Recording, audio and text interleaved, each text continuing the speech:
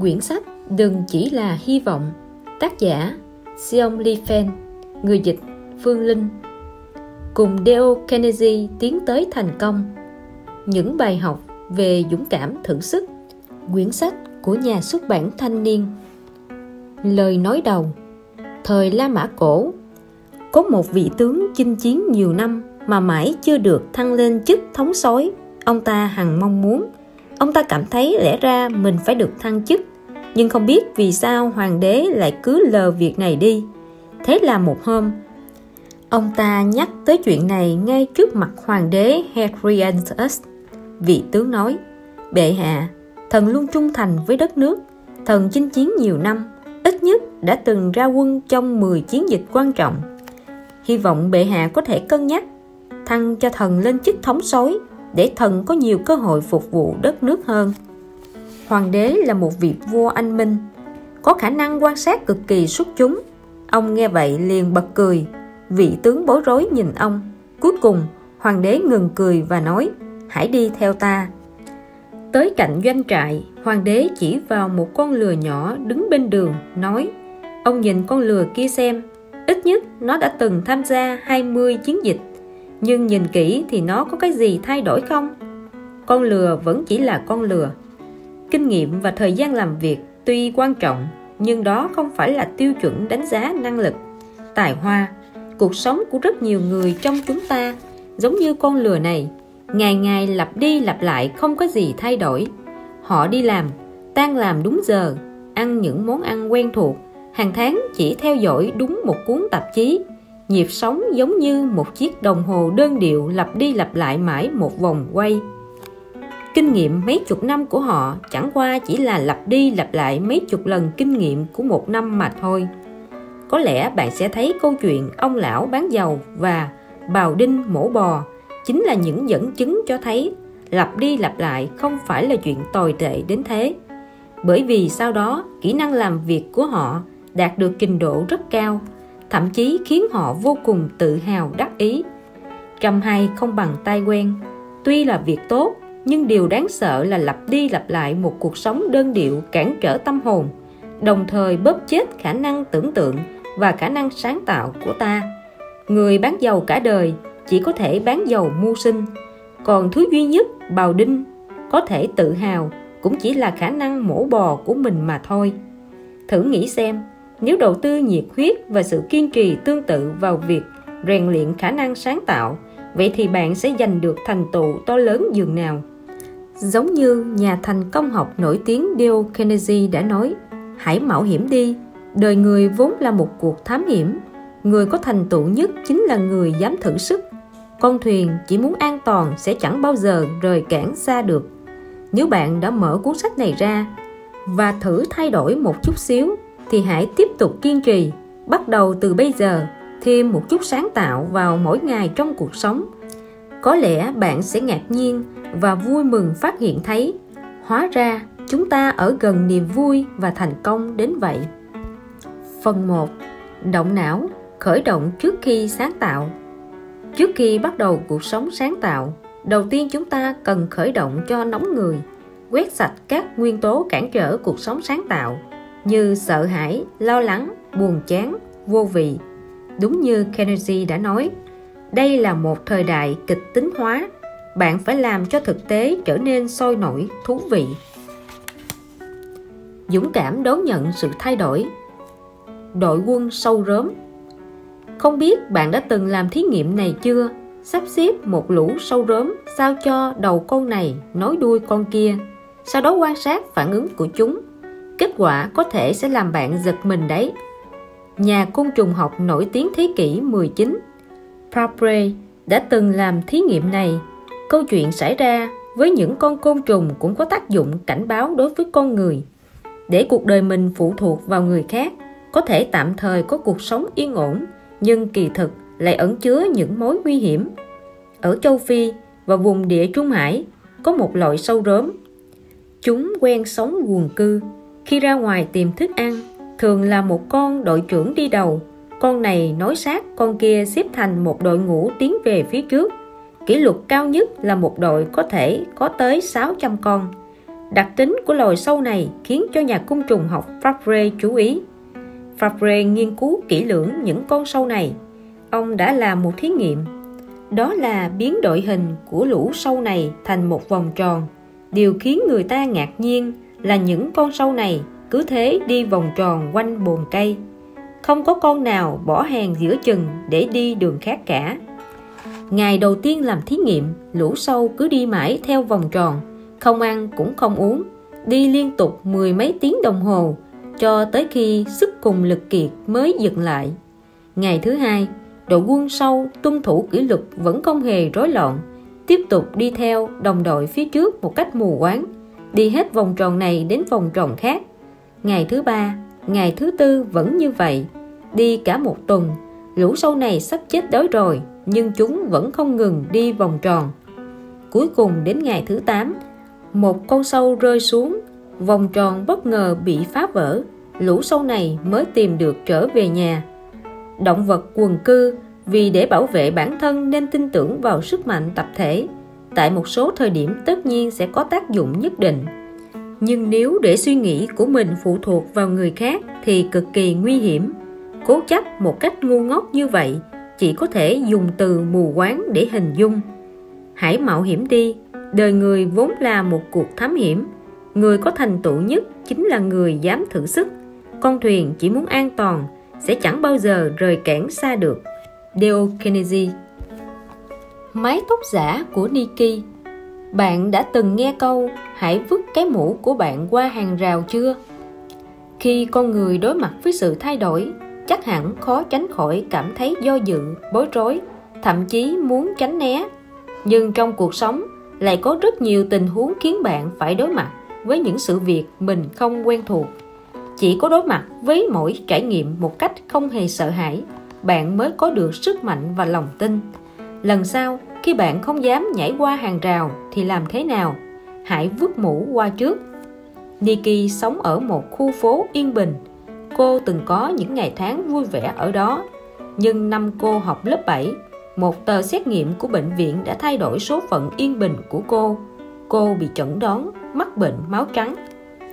Đối với một cô bé 10 mấy tuổi, điều đó quả thật là một trò đùa của số phận. Cô phải thường xuyên tới bệnh viện kiểm tra định kỳ, tiêm, điều trị rất nhiều lần. Thế nhưng, điều khiến Nikki khó mà chịu đựng được nhất chính là hóa trị. Hóa trị sẽ khiến cô bé bị rụng tóc. Nhìn mái tóc của mình từ từ rụng sạch, không biết Nikki đã âm thầm khóc bao nhiêu lần. Nhưng hóa trị là cơ hội duy nhất có thể cứu mạng cô. Khi tóc gần như rụng hết, mẹ Nikki mua cho cô một bộ tóc giả rất đẹp. Tuy cảm giác đội tóc giả không dễ chịu lắm, thậm chí còn ngứa ngáy nữa, nhưng cô vẫn đội. Trước khi bị bệnh, Nikki là một đội trưởng đội cổ vũ của trường, rất được mến mộ. Rất nhiều bạn học thích cô, nhưng bây giờ tất cả đều thay đổi. Cái đầu lơ thơ tóc khiến cô trông thật kỳ quái. Một số người cười giễu sau lưng cô, có lúc thậm chí còn trêu chọc, cười cợt cô. Khi cô tới trường, mái tóc giả của cô luôn bị một số học sinh ác ý kéo xuống. Sau đó bùng lên một tràng cười đáng sợ. Mỗi lần như vậy, Nikki lại dừng bước, cúi nhặt tóc giả của mình, đội lên đầu rồi gạt nước mắt về lớp học. Trên đường đi, cô run rẩy vì sợ hãi và xấu hổ. Cô oán trách tại sao không có ai đứng ra giúp cô. Điều này gây tổn thương rất lớn đối với cô. 2 tuần sau, cô nói với cha mẹ, cô không thể chịu nổi việc đi học nữa. Bắt đầu từ hôm nay, cô muốn ở nhà. Cha mẹ của Nikki đã cố gắng hết sức để níu kéo sự sống của con gái, nhưng tình hình dường như không khả quan. Mẹ cô nói, con gái đáng thương của tôi, ai biết được con bé có thể bình yên vượt qua năm học này hay không. Bây giờ, điều duy nhất chúng ta có thể làm cho con bé niềm vui, để nó được sống những ngày tháng bình yên cuối cùng trong đời. Thực ra, đối với Nikki mà nói, không có tóc vẫn chưa phải là chuyện tồi tệ nhất. Điều cô sợ nhất là cảm giác không có bạn bè.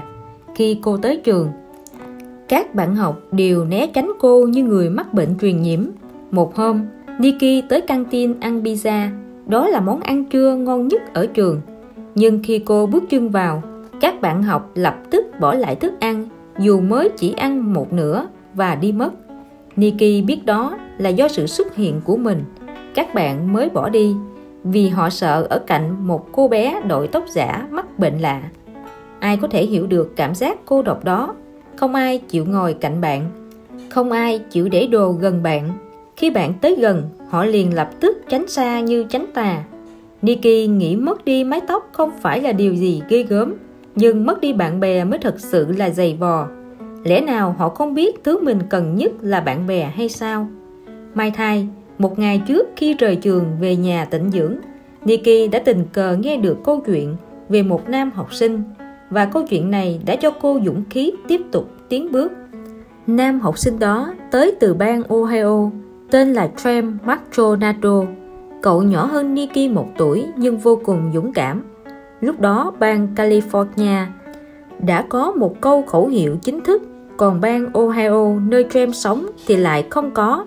Thế là cậu quyết chí phải mang lại một câu khẩu hiệu sáng tạo cho Ohio. Cậu viết một bức thỉnh nguyện thư, sau đó một mình đến từng nhà lấy đủ chữ ký. Cuối cùng cậu nộp thỉnh nguyện thư cho tòa án của bang. Và với sự cố gắng của cậu học sinh lớp 6 dũng cảm này, bang Ohio đã có câu khẩu hiệu của riêng mình: với Chúa mọi thứ đều có thể. Nikki được câu chuyện này khích lệ. Cô tiếp tục đội tóc giả và đi học. Hơn nữa, cô còn cố gắng làm cho mình xinh đẹp hơn. Cô nói với cha mẹ: con muốn đi học, con phải làm rất nhiều việc, phải tìm ra một số thứ mới mẻ. Tuy họ rất lo lắng sẽ có chuyện không hay xảy ra, nhưng vẫn đưa cô đến trường. Trước khi xuống xe, cô ôm hôn cha mẹ rồi nói: ba mẹ đón hôm nay con sẽ làm gì? Đôi mắt cô đong đầy nước mắt, nhưng đó là nước mắt của niềm vui và sự kiên cường. Đúng vậy, còn cả nỗi sợ những thứ chưa biết nữa, nhưng toàn thân cô tràn đầy một động lực thôi thúc. Họ hỏi: gì vậy con yêu? Cô đáp: hôm nay con phải tìm ra ai là người bạn tốt nhất của con, ai là bạn bè thật sự của con. Cô rửa tóc giả ra, đặt nó sang một bên. Cô nói: người có thể chấp nhận dáng vẻ thật sự của con mới là bạn bè đích thực. Con không còn nhiều thời gian nữa, hôm nay con phải tìm ra người bạn đích thực của mình. Cô bắt đầu đi được 2 bước, cô quay đầu lại nói: hãy cầu nguyện cho con. Họ nói: chắc chắn rồi con yêu. Khi cô đi về phía trường học rộng lớn, cô nghe thấy cha mình nói: thế mới là con gái yêu của ba. Kỳ tích xảy ra vào ngày hôm đó. Cô đi qua sân vận động, không có tiếng giễu cợt, cũng không có ai dám chiêu chọc cô. Họ bị chấn động trước cô bé đầy dũng khí này. Hơn 10 năm đã trôi qua, bây giờ cô đã lấy chồng sinh con. Mỗi lần khi phải đối mặt với những trở ngại dường như không thể vượt qua, Nikki lại nhớ tới ngày mà lần đầu tiên cô để đầu trọc đi qua sân trường, và sức mạnh trong cô lại tăng lên gấp bội. Bởi vì từ trong khổ nạn, cô đã tìm ra được chân lý. Cho dù gặp phải sự thay đổi và trở ngại như thế nào, hãy cứ lấy hết dũng khí để kiên trì với điều bạn cho là đúng. Đó mới là con đường chân thật duy nhất của cuộc sống. Hãy luôn giữ thái độ cởi mở đối với sự thay đổi. Hãy chào đón nó và đối đãi lịch sự với nó. Dale Carnegie. Nhiệt huyết đồng hành với thành công. Vận động viên bóng chày giỏi nhất nước Anh. Một người có nhiệt huyết, cho dù làm nông hay kinh doanh lớn, đều sẽ cho rằng công việc của mình là một thiên chức thần thánh, đồng thời có một niềm hứng thú sâu sắc với công việc đó. Người tràn đầy nhiệt huyết sẽ luôn làm việc với thái độ bình tĩnh, có trình tự, tỉ mỉ và kiên định. Cho dù công việc có khó khăn đến mấy hoặc cần trui rèn nhiều như thế nào, chỉ cần có thái độ này, chắc chắn bất cứ ai cũng sẽ thành công, chắc chắn có thể đạt được mục tiêu. Frank vừa gia nhập giới bóng chày chuyên nghiệp không lâu đã gặp phải sự đả kích lớn nhất trong đời. Anh bị đuổi khỏi đội bóng. Đả kích còn nghiêm trọng hơn thế là trước khi anh rời đi, quản lý đội bóng nói với anh lúc nào cũng lờ đờ thiếu sức sống, như là một cầu thủ già nua đã lăn lộn trên sân bóng 20 năm rồi ấy. Frank bất kể anh tới đâu, làm gì, nếu không có nhiệt huyết thì anh vĩnh viễn sẽ không có tương lai. Những lời này giống như một cú đấm chí mạng giáng vào trái tim Frank. Sau khi rời khỏi đội bóng, qua sự giới thiệu của bạn bè, Frank nhanh chóng chuyển sang một đội bóng khác, nhưng lương của anh từ 175 đô la Mỹ ban đầu giảm xuống còn 25 đô la Mỹ. Trump an ủi bản thân, tuy trước mắt lương cực kỳ thấp, nhưng có một điểm lợi rõ ràng là ở đội bóng mới, không ai biết sự nhục nhã trong quá khứ của anh. Mình phải trở thành cầu thủ nhiệt huyết nhất nước Anh, Trump thầm đưa ra lời thề. Tuy nhiên, để thực hiện điều này phải có hành động hữu hiệu mới được. Thế là mỗi sáng sớm, anh đều nói với bản thân, tôi yêu công việc của mình, tôi sẽ phát huy hết toàn bộ khả năng của mình. Tôi rất vui vì được sống như vậy. Hôm nay tôi sẽ làm hết 100% khả năng của bản thân. 20 ngày sau là tới trận đấu đầu tiên sau khi anh chuyển đội bóng. Trump sớm đã dồn nén một cục tức trong người. Vừa ra sân là toàn thân tràn đầy sinh lực như mang điện, khiến cho người đỡ bóng tê dại cả hai tay. Lúc đó, nhiệt độ trên sân lên đến 31 độ C, nhưng Trump chạy qua chạy lại trên sân như không biết mệt mỏi. Anh lao về phía goal 3 với một khí thế mạnh mẽ không thể chống đỡ, gây áp lực lớn cho cầu thủ chốt goal 3 của đội đối thủ. Kết quả đối phương bắt trượt quả bóng, Trump chiếm goal thành công. Ngày hôm sau, anh được ca ngợi trên trang nhất các báo là cầu thủ nhanh như tia chớp, tinh lực vô cùng sung mãn. Cả đội đều bị anh ảnh hưởng. Họ không những thắng trận mà còn thể hiện một màn thi đấu xuất sắc nhất mùa giải. Không lâu sau, lương của Trump từ 25 đô la Mỹ được nâng lên thành 185 đô la Mỹ, nhiều gấp 7 lần. Trong 2 năm sau đó, anh luôn đảm nhiệm vị trí chốt goal 3. Lương cũng tăng lên theo, cao hơn gấp 30 lần lúc đầu. Nhiều năm sau, Trump nhớ lại chuyện vị quản lý lúc đầu đã phê bình ông, trong lòng vẫn đầy cảm kích. Nếu không có những câu nói nặng lời lúc đầu, có lẽ bây giờ ông vẫn không làm nên trò trống gì. Trump khuyên bảo cháu nội, ông đã từng gặp rất nhiều người do có nhiệt huyết với công việc nên thành công. Ông cũng gặp một số người khác vì thiếu nhiệt huyết mà đi vào ngõ cụt. Ông tin chắc rằng nhiệt huyết chính là nhân tố quan trọng nhất để thành công. Vậy thì rốt cuộc nhiệt huyết là gì mà có sức mạnh to lớn như thế? Nhiệt huyết chính là thể hiện cảm giác hưng phấn trong lòng ra ngoài, khiến cho cảm giác hưng phấn phát tiết ra từ đôi mắt, gương mặt, linh hồn và toàn bộ hành động của người đó, toát ra sức sống mãnh liệt. Trên bàn làm việc của Kennedy đặt một tấm biển, tình cờ là trong phòng làm việc ở Nam Thái Bình Dương của tướng MacArthur cũng treo một tấm biển, trên đó viết cùng một câu châm ngôn: bạn có lòng tin thì trẻ trung, hoài nghi thì già nua, có tự tin thì trẻ trung, cảm thấy sợ hãi thì già nua, có hy vọng thì trẻ trung, rơi vào tuyệt vọng thì già nua. Tháng năm có thể để lại nếp nhăn lên gương mặt bạn, nhưng chẳng thể lão hóa được tâm hồn. Nhiệt huyết không phải chỉ là biểu hiện bề ngoài, nó xuất phát từ nội tâm. Khi bạn dốc hết tâm sức thì đó cũng chính là lúc nhiệt huyết sinh ra. D.O. Kennedy. Bản năng sáng tạo của thời đại kịch tính hóa. Sự hài hước thường phải xuất hiện vào thời cơ thích hợp nhất mới có thể khiến người ta mỉm cười. Cho nên, cần nắm bắt được thời điểm. Sự hài hước cần rất kín đáo, bởi vì hài hước ít nhiều có phần trêu đùa. Nếu nói quá thẳng thì rất dễ gây phản cảm và làm cho người nghe tổn thương. Vì vậy, phải biết ẩn ý mới cho thấy khả năng nói chuyện hài hước. Và điều quan trọng chính là thấy được sự thông minh ở những chỗ ẩn ý đó. Sự hài hước là vô cùng quan trọng trong xã hội hiện đại. Nếu người khác nói bạn hài hước thì đó là một lời khen. Bởi vì chỉ có người thông minh cơ trí mới có thể tỏ ra hài hước. Sự hài hước thậm chí là một trong những điều kiện chọn người yêu của nhiều cô gái. Hài hước là gì? Chỉ là nói chuyện cười, làm mặt quỷ sao? Có một ví dụ rất nổi tiếng như sau. Đại văn hào người Pháp Voltaire luôn khen ngợi một nhà văn khác, nhưng đối phương lại một mực phê bình Voltaire. Khi nghe được chuyện đó, Voltaire chỉ mỉm cười. Thế à, tôi tin là chúng tôi đều sai rồi. Còn việc dùng sự hài hước làm vũ khí phản kích thì lại càng không đơn giản. Một nhà báo ảnh có lần bị hỏng máy trong khi đang làm việc, buộc phải dùng loại máy ảnh bình dân cỡ nhỏ để tác nghiệp. Không ngờ, người nhà của người được phỏng vấn lại nói với giọng chế giễu: sớm biết anh dùng loại máy nhỏ này thì tôi đã tự chụp rồi gửi ảnh cho anh. Nhà báo ảnh quay đầu cười nói, đó chính là lý do tại sao tôi phải tới chụp. Câu nói này thật sự có thể nói là vừa hài hước, lại vừa đáp trả một cách kín đáo. Ý của nó là, tuy cùng loại máy ảnh nhưng tay nghề chụp ảnh của anh và tôi khác xa nhau. Lớp ý nghĩa sâu sắc hơn là, chính vì tôi không dám dùng những bức ảnh xấu tệ mà anh chụp, cho nên vẫn phải để chuyên gia là tôi ra tay. Nhưng nếu anh ta nói thẳng suy nghĩ trong lòng ra, khó tránh sẽ trở thành sự xung đột trực diện. Cho nên đưa ra một câu nói ngắn gọn như thế là cực kỳ thông minh.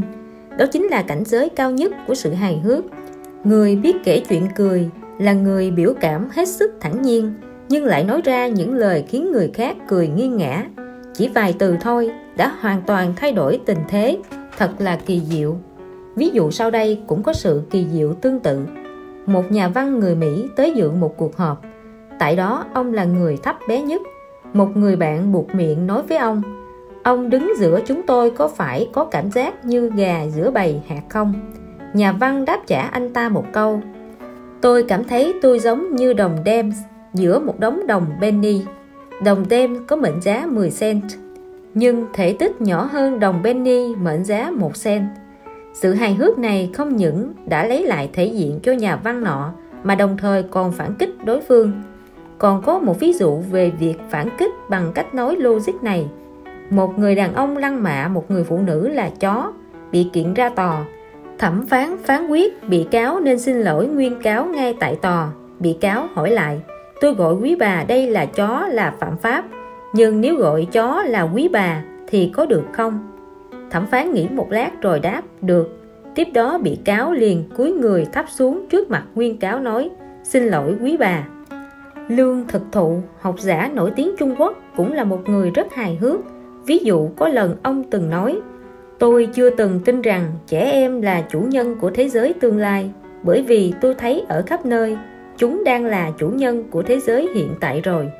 Cái hay của câu nói này không chỉ là ở sự đảo ngược, mà còn là ở chỗ ngắt nghỉ, gợi lên tâm lý chờ đợi của người nghe, sau đó đột ngột đảo ngược, nói ra những lời khiến người ta kinh ngạc, đạt được hiệu quả hài hước. Nhưng cũng có những vấn đề rất cấm kỵ sự hài hước, chẳng hạn như chủng tộc, giới tính, tàn tật, bởi vì đó là những thứ bẩm sinh không thể thay đổi. Lời nói hài hước không phù hợp sẽ gây cảm giác đó là lời kỳ thị. Từ đó có thể thấy, hài hước tuy kỳ diệu, nhưng làm thế nào để có thể nắm được chừng mực, biết hài hước đúng chỗ thì càng cần học hỏi rất nhiều. Đây là thời đại kịch tính hóa, tả thực không ai thích nghe, bạn phải làm cho sự thật trở nên sôi nổi thú vị. Dale Carnegie. Sở thích là chất men của sáng tạo. Chiếc mô tô của Tom. Trên đời này có hàng trăm nghìn sở thích. Có người thích sưu tầm đồ vật, có người thích đua xe, có người thích đọc sách. Cho dù thế nào, trong đời người nên có ít nhất một sở thích ý nghĩa, bởi vì sở thích có thể khiến nhiệt tình trong ta bùng cháy, thậm chí giải phóng ra sức mạnh tiềm tàng mà chính bản thân chúng ta chưa từng ý thức được. Tom là một đứa trẻ làm việc gì cũng rất cố gắng. Cậu lớn lên ở một vùng ven biển của California, yêu thích lướt sóng và thể thao. Ở vào độ tuổi mà trẻ con bình thường đều thích xem TV và chơi đùa, Tom đã bắt đầu lên kế hoạch cho tương lai của mình. Cậu mong muốn tự lập, tự chủ đi khắp đất nước này. 10 tuổi, Tom đã bắt đầu làm việc kiếm tiền. Năm 15 tuổi, sau giờ học, Tom luôn có từ 1 đến 3 việc làm thêm. Cậu để dành tất cả số tiền kiếm được, mục tiêu là mua một chiếc mô tô. Lúc đó, Tom hoàn toàn không biết lái mô tô. Thế là cậu bắt đầu học, và nửa năm sau thì thi đỗ bằng lái, đồng thời mua được một chiếc mô tô. Điều này đã thay đổi số phận của Tom. Hàng ngày, chỉ cần có cơ hội là Tom sẽ lái xe đi. Bình quân mỗi ngày vượt 100 cây số. Đối với cậu mà nói, niềm vui lái xe trên những con đường núi nhiều gió, ngắm mặt trời mọc, mặt trời lặn là điều khiến lòng cậu rung động. Cho tới bây giờ, mỗi khi nhắm mắt lại, Tom vẫn có thể cảm thấy mình lái xe còn tự nhiên hơn đi bộ. Khi Tom điều khiển xe, gió lạnh thổi vào mặt khiến cậu cảm thấy cơ thể và tâm hồn mình được thả lỏng hoàn toàn. Trong vòng 2 năm, Tom đã đi hết các con đường của bang California. Có một buổi tối, Quảng cáo xe mô tô BMW đã thu hút Tom.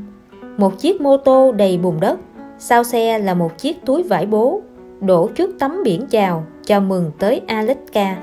Một năm sau, Tom một mình lái xe tới Alaska, chinh phục 1.000 cây số quốc lộ đầy bụi bặm, chụp một bức ảnh trước chính tấm biển chào đó. Khao khát chinh phục các miền đất với chiếc mô tô lại dâng trào. Tom bắt đầu lên kế hoạch cho một cuộc mạo hiểm dài 7 tuần, vượt quãng đường 17.000 cây số xuyên nước Mỹ. Các bạn của Tom đều cảm thấy đó là một ý tưởng điên rồ. Cha mẹ cậu cũng khuyên con đợi mấy năm nữa lớn hơn rồi tính. Ngay từ khi còn nhỏ, Tom đã mơ được lái mô tô đi xuyên nước Mỹ. Lúc này trong lòng cậu vang lên một giọng nói mãnh liệt: nếu bây giờ không bước lên chuyến hành trình này, sau này sẽ không bao giờ có cơ hội thực hiện được nữa. Sau khi tốt nghiệp cấp 3, cậu sẽ vào đại học, tiếp đó là đi làm, tương lai sẽ lập gia đình. Bây giờ chính là thời cơ thích hợp nhất trong cuộc đời để thực hiện ước mơ đó. Tom không rõ mình làm như vậy chỉ vì muốn thỏa mãn sở thích của bản thân, hay là vì để được cảm nhận sự trưởng thành từ một cậu bé lên một người đàn ông. Nhưng cậu chắc chắn là mùa hè này cậu sẽ bắt đầu chuyến mạo hiểm của cuộc đời. Cuối cùng, với trái tim đầy nhiệt huyết, cậu mang theo 1.400 đô la cùng 2 chiếc túi vải bố, một chiếc đựng đầy bản đồ, một chiếc để các vật dụng cần thiết, lên đường tiến tới Alaska và bờ đông. Trên đường, Tom ăn gió nằm sương. Cậu đã gặp rất nhiều người, trải qua rất nhiều cuộc sống khác nhau. Có lúc phải đến 2-3 ngày cậu không gặp bất kỳ ai, chỉ lái mô tô trong im lặng tiến về phía trước. Sau khi tốt nghiệp đại học, Tom trở thành một cảnh sát, và mỗi khi đi làm, cậu vẫn lái mô tô. Cho dù sau này Tom còn có nhiều chuyến đi, nhưng trong cuộc đời cậu không có lần nào sánh được với mùa hè đó. Cậu biết mình không thể nào thăm lại đúng những con đường đó, những ngọn núi đó, những cánh rừng đó. Khi hồi tưởng lại tất cả các chuyến đi, Tom thực lòng cảm thấy mình vô cùng may mắn. Mỗi lần lái xe, cậu luôn nói với bản thân: ngay bây giờ, hãy hưởng thụ mọi thứ quanh ta. Cho dù đang ở ngã tư của một thành phố đầy khói bụi, ta cũng nên hưởng thụ cuộc sống, bởi vì ta không thể trông đợi giây phút tiếp sau đây lại có thể đi qua một nơi giống như bây giờ, làm một việc giống như bây giờ. Tôi chính là người các bạn cần. Người thành công có bí quyết gì mà người khác không biết không? Qua nhiều câu chuyện về người thành công, có thể thấy ở họ đều có một đặc điểm chung, đó chính là say mê công việc của mình. Trong lòng họ, công việc không chỉ là một công cụ kiếm tiền, mà là một sự nghiệp vĩ đại.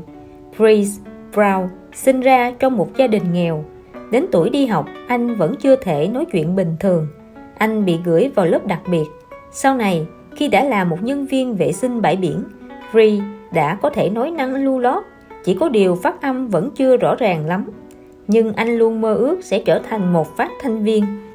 Mỗi tối, Chris đều ôm một chiếc đài cũ kỹ, nghe chương trình phát thanh địa phương. Anh tập giới thiệu đĩa hát cho các thính giả trong tưởng tượng, lấy lượt làm metro. Anh dệt nên giấc mơ của mình. Một hôm, Chris lấy hết dũng khí đi tới đài phát thanh địa phương. Anh vào phòng làm việc của giám đốc, nói với ông rằng mình muốn trở thành phát thanh viên của chương trình âm nhạc. Giám đốc hỏi: anh đã từng được đào tạo về nghề phát thanh chưa? Chris đáp: chưa thưa ngài. Vậy thì e là chúng tôi không có công việc phù hợp với anh.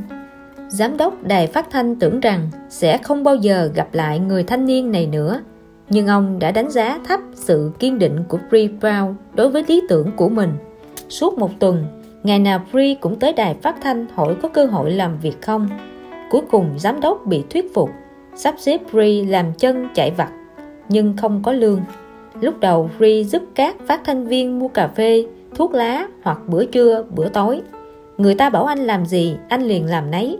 Thậm chí anh còn làm nhiều hơn. Cuối cùng, lòng nhiệt tình với công việc của Chris giành được sự tin cậy của các phát thanh viên.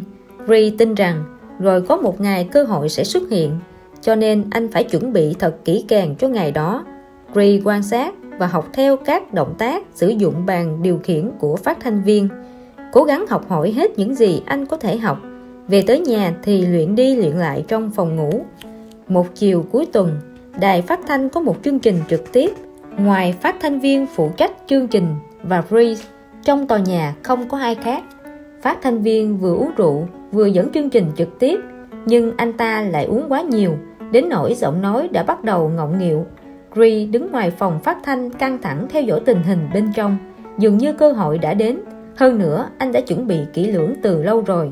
Cho nên, khi tiếng chuông điện thoại vừa vang lên, Bree lập tức nhào tới nhắc máy. Đúng như anh đoán, là giám đốc đài phát thanh gọi tới. Bree, tôi nghĩ Rocco không thể dẫn hết chương trình. Cậu khẩn trương gọi điện cho phát thanh viên khác, bảo họ tới giúp một tay. 15 phút sau, Bree gọi lại cho giám đốc. Thưa ngài, tôi không tìm được ai cả. Sau một hồi im lặng, giám đốc hỏi, chàng trai trẻ, cậu có biết cách thao tác bàn phím điều khiển trong phòng thu âm không? Bree liền vào phòng thu âm, nhẹ nhàng kéo phát thanh viên nọ sang bên cạnh, sau đó ngồi vào bàn phát thanh. Anh đã chuẩn bị xong, hơn nữa còn rất phấn khích, muốn mau chóng được thử sức. Anh bật công tắc micro và nói, cảm ơn các bạn đã ngóng chờ. Tôi là Bree Brown, người phát nhạc tuyệt vời của các bạn. Khả năng của tôi tuyệt đối có thể làm cho các bạn hài lòng, khiến các bạn phải lắc lư theo điệu nhạc. Nghe này, bạn nghe thân mến, tôi chính là người các bạn cần. Biểu hiện không chút rụt rè sợ hãi, thậm chí còn có phần lạ kỳ, khiến người nghe và giám đốc của anh đều bất ngờ.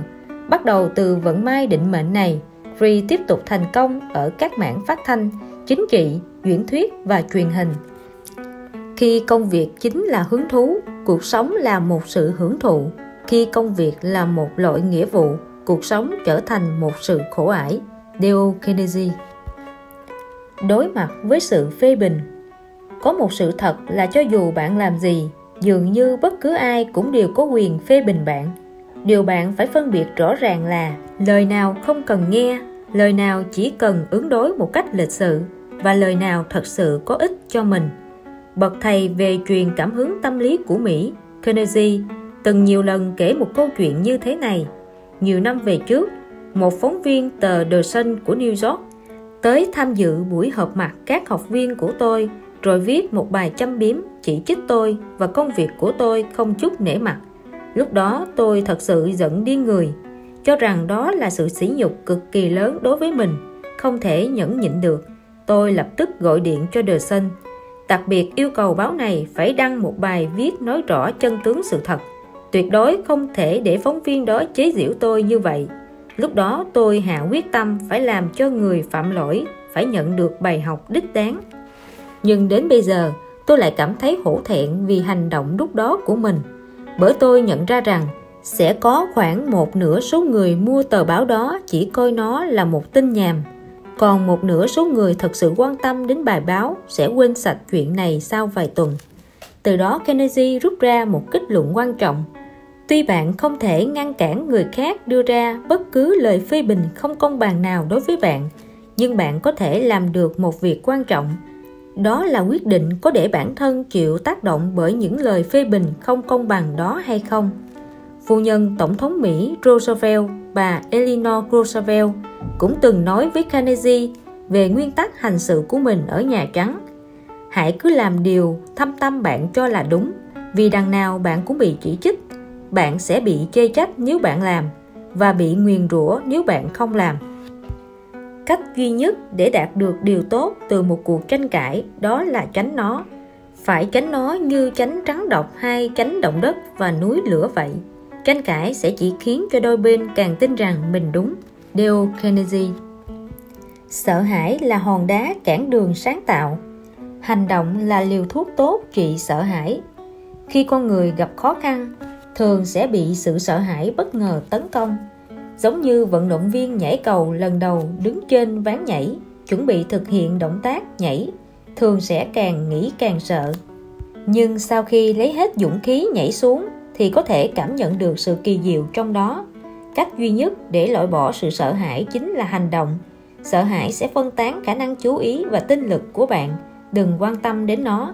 Hãy tập trung tinh lực làm việc bạn nên làm. Ông Brown, hơn 40 tuổi, làm nên từ 2 bàn tay trắng, từ một nhân viên bán hàng dần dần thăng tiến đến vị trí quản lý bộ phận. Cuối năm đó là tháng thứ 5 ông lên làm quản lý. Tư liệu thống kê của công ty cho thấy thành tích bán hàng của bộ phận giảm 7% so với năm ngoái. Ông Brown thậm chí không thể lấy cớ là thị trường ảm đạm, bởi vì tư liệu cho thấy rõ ràng rằng tổng doanh thu bán hàng của cả công ty tăng 65%. Rõ ràng là bộ phận của ông Brown đang kéo lùi cả công ty. Tổng giám đốc gọi ông Brown lên nói chuyện. Khi bước ra khỏi cửa văn phòng của tổng giám đốc, ông Brown cảm thấy vô cùng tồi tệ. Ông chưa bao giờ bất lực như vậy. Thậm chí cảm thấy mình đã mất đi tất cả khả năng điều khiển, dường như đang đứng bên bờ vực, chỉ có thể trơ mắt nhìn cả bộ phận rơi xuống. Còn bên cạnh ông là một đám người bàng hoàng đang chế nhạo ông vô dụng. Thời gian đó, ông Brown thường giật mình tỉnh giấc từ những cơn ác mộng. Trong mơ, ông mất việc do không trả được khoản mua trả góp. Căn nhà và chiếc xe của ông bị ngân hàng tịch thu. Vợ và hai con trai ông lang thang ngoài đường, sống cuộc sống đối rách. Ông Brown đặt cược ván cuối cùng vào Kennedy, nhà thành công học nổi tiếng. Ông nói với Kennedy: "Tôi nghĩ tôi không thể làm được gì nữa. Tôi vô cùng sợ hãi, nhưng tôi vẫn hy vọng cơ hội xoay chuyển tình thế sẽ đột nhiên xuất hiện." Kennedy hỏi lại: "Chỉ hy vọng sẽ có được thứ ông muốn sao?" Không đợi ông Brown trả lời, ông nói tiếp: "Tại sao không hành động, thực hiện điều ông hy vọng? Bây giờ ông cần lập tức hành động, làm hai việc." Ông Brown nhìn Kennedy với vẻ ngập tràn hy vọng, nói: "Hãy cho tôi biết là hai việc gì." Thứ nhất, bắt đầu từ hôm nay nghĩ cách nâng cao doanh số bán hàng. Tuy rất khó, nhưng ông phải làm được. Doanh số bán hàng giảm chắc chắn có nguyên nhân. Hãy cố gắng tìm ra nó. Tỏ ra phấn chấn trước mặt cấp dưới của ông. Phải khiến họ tin rằng ông vẫn vững vàng. Còn nữa, tốt nhất nên nói chuyện với tổng giám đốc của ông. Có thể ông ta đang định đuổi việc ông. Nhưng nếu ông nói cho ông ta biết suy nghĩ của mình, đồng thời xin ý kiến của ông ta nhất định sẽ cho ông một thời gian để tiến hành. Chỉ cần ông có thể tranh thủ được khoảng thời gian này, ông ta sẽ không đuổi việc ông đâu. Ông Brown từ từ ngẩng đầu lên với ánh mắt đầy nhiệt huyết. Kennedy hài lòng nói tiếp: "Thứ hai, để an toàn, hãy chú ý các cơ hội làm việc khác. Tất nhiên, nếu ông có biện pháp tích cực, đồng thời nâng cao được doanh số bán hàng, lời khuyên này sẽ có vẻ thừa thãi. Nhưng cưỡi lừa tìm ngựa dễ hơn thất nghiệp rồi mới tìm việc nhiều." Một thời gian sau, Kennedy nhận được điện thoại của ông Brown. Trong điện thoại là một giọng nói tràn trề sức sống: "Ông Kennedy, sau cuộc gặp lần trước của chúng ta, tôi đã làm theo lời ông nói. Trước kia mỗi tuần chúng tôi họp một lần, nhưng bây giờ mỗi ngày tôi đều tổ chức họp vào đầu giờ sáng. Tôi khiến cho các nhân viên kinh doanh trở nên tràn đầy nhiệt huyết. Kết quả đương nhiên là vô cùng tốt đẹp. Tuần trước, doanh số bán hàng của chúng tôi đã tăng rất mạnh, hơn nữa còn vượt các bộ phận khác.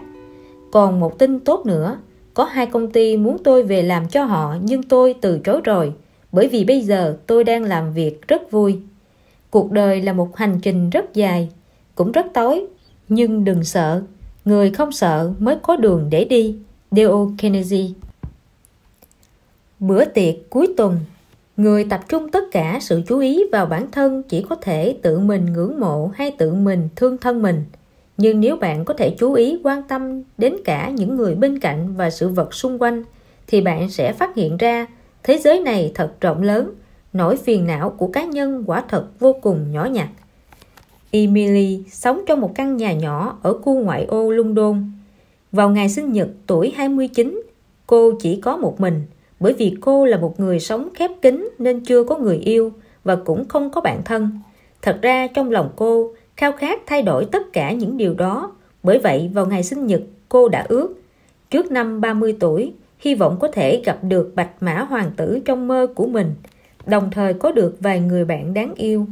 Để thực hiện điều ước này, Emily lấy hết dũng khí tới gặp một vị bác sĩ tâm lý sống cùng khu phố để được giúp đỡ.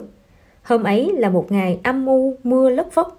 Emily mặc bộ đồ màu đen như thường lệ, bước vào văn phòng của bác sĩ tâm lý. Sắc mặt cô xanh xao tiều tụy, ánh mắt u buồn. Còn bộ đồ tối màu này thì khiến cô trông già đi hết mười mấy tuổi. Sự kết hợp không chút sức sống dường như cho thấy sự cô đơn và bất lực trong trái tim cô gái.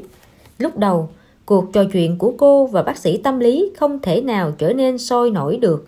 Cho dù Emily vô cùng hy vọng có thể cải thiện khả năng giao tiếp xã hội của mình, nhưng cô luôn không thể tin mình có thể thực sự hoàn thành quá trình lột xác này.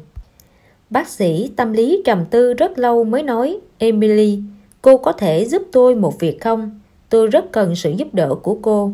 Emily bẽn lẽn gật đầu. Cuối tuần này, hy vọng cô tới nhà tôi một chuyến. Nhà chúng tôi phải tổ chức một bữa tiệc vào tối hôm đó, nhưng một mình vợ tôi làm không xuể. Hy vọng cô có thể giúp cô ấy. Emily vô thức định mở miệng từ chối, nhưng bác sĩ tâm lý giơ tay ngăn cô lại, nói tiếp, chúng tôi sẽ không nhờ cô làm quá nhiều việc, chỉ cần giúp cô ấy chào hỏi các vị khách, đồng thời nói chuyện với những vị khách đến một mình thôi, để họ có một buổi tối vui vẻ, như vậy là được.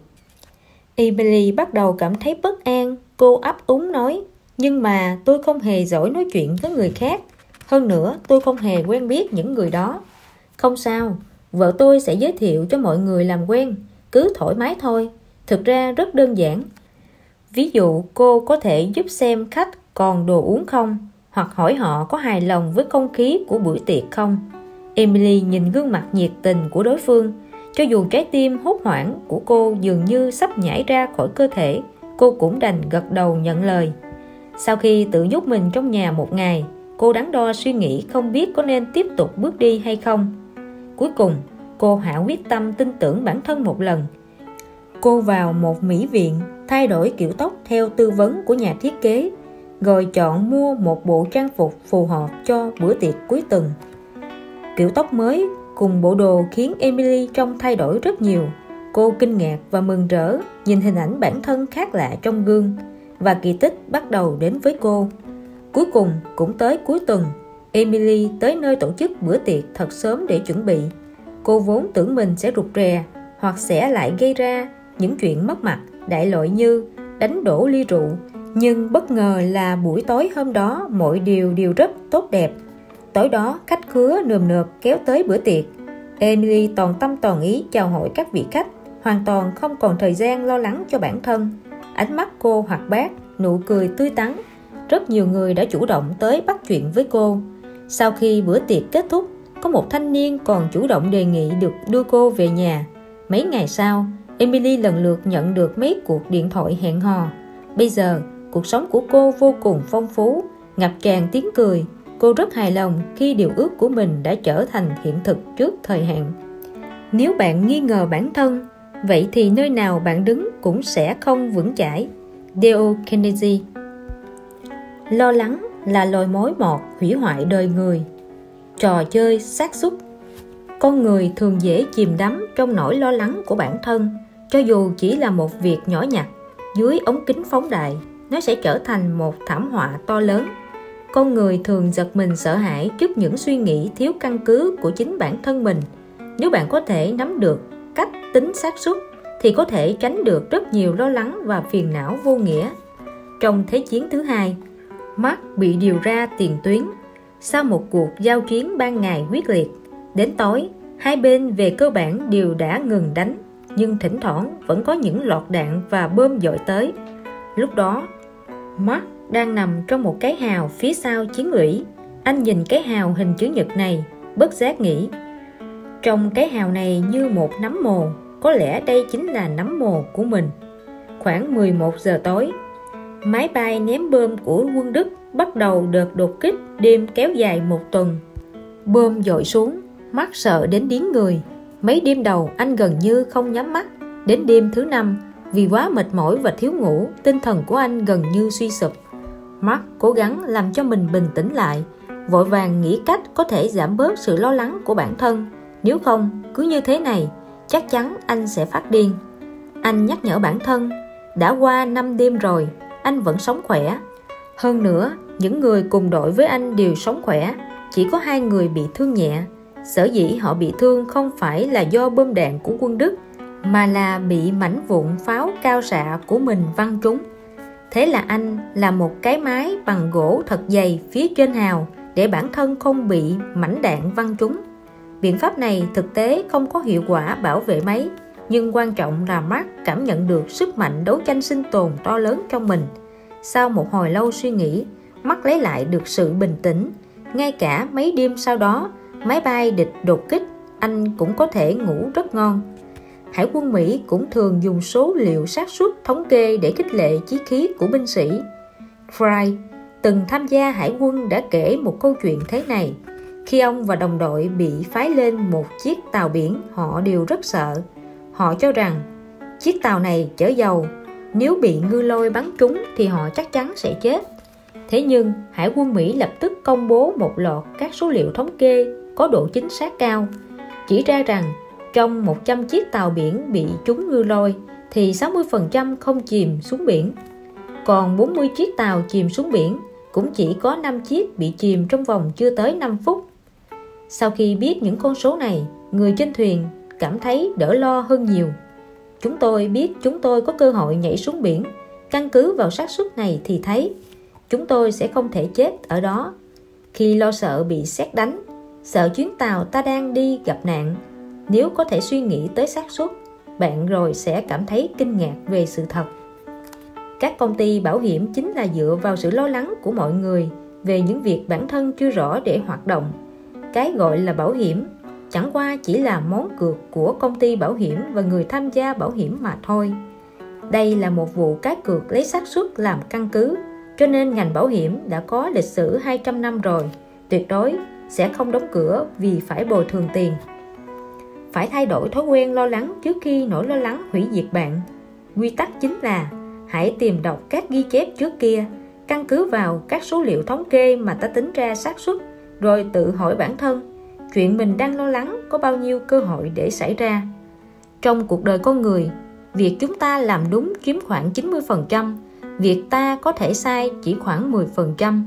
Muốn vui vẻ, chỉ cần tập trung chú ý vào 90%, quên đi 10%. Nếu muốn tự tìm phiền não khiến bản thân u uất, chỉ cần làm ngược lại là được.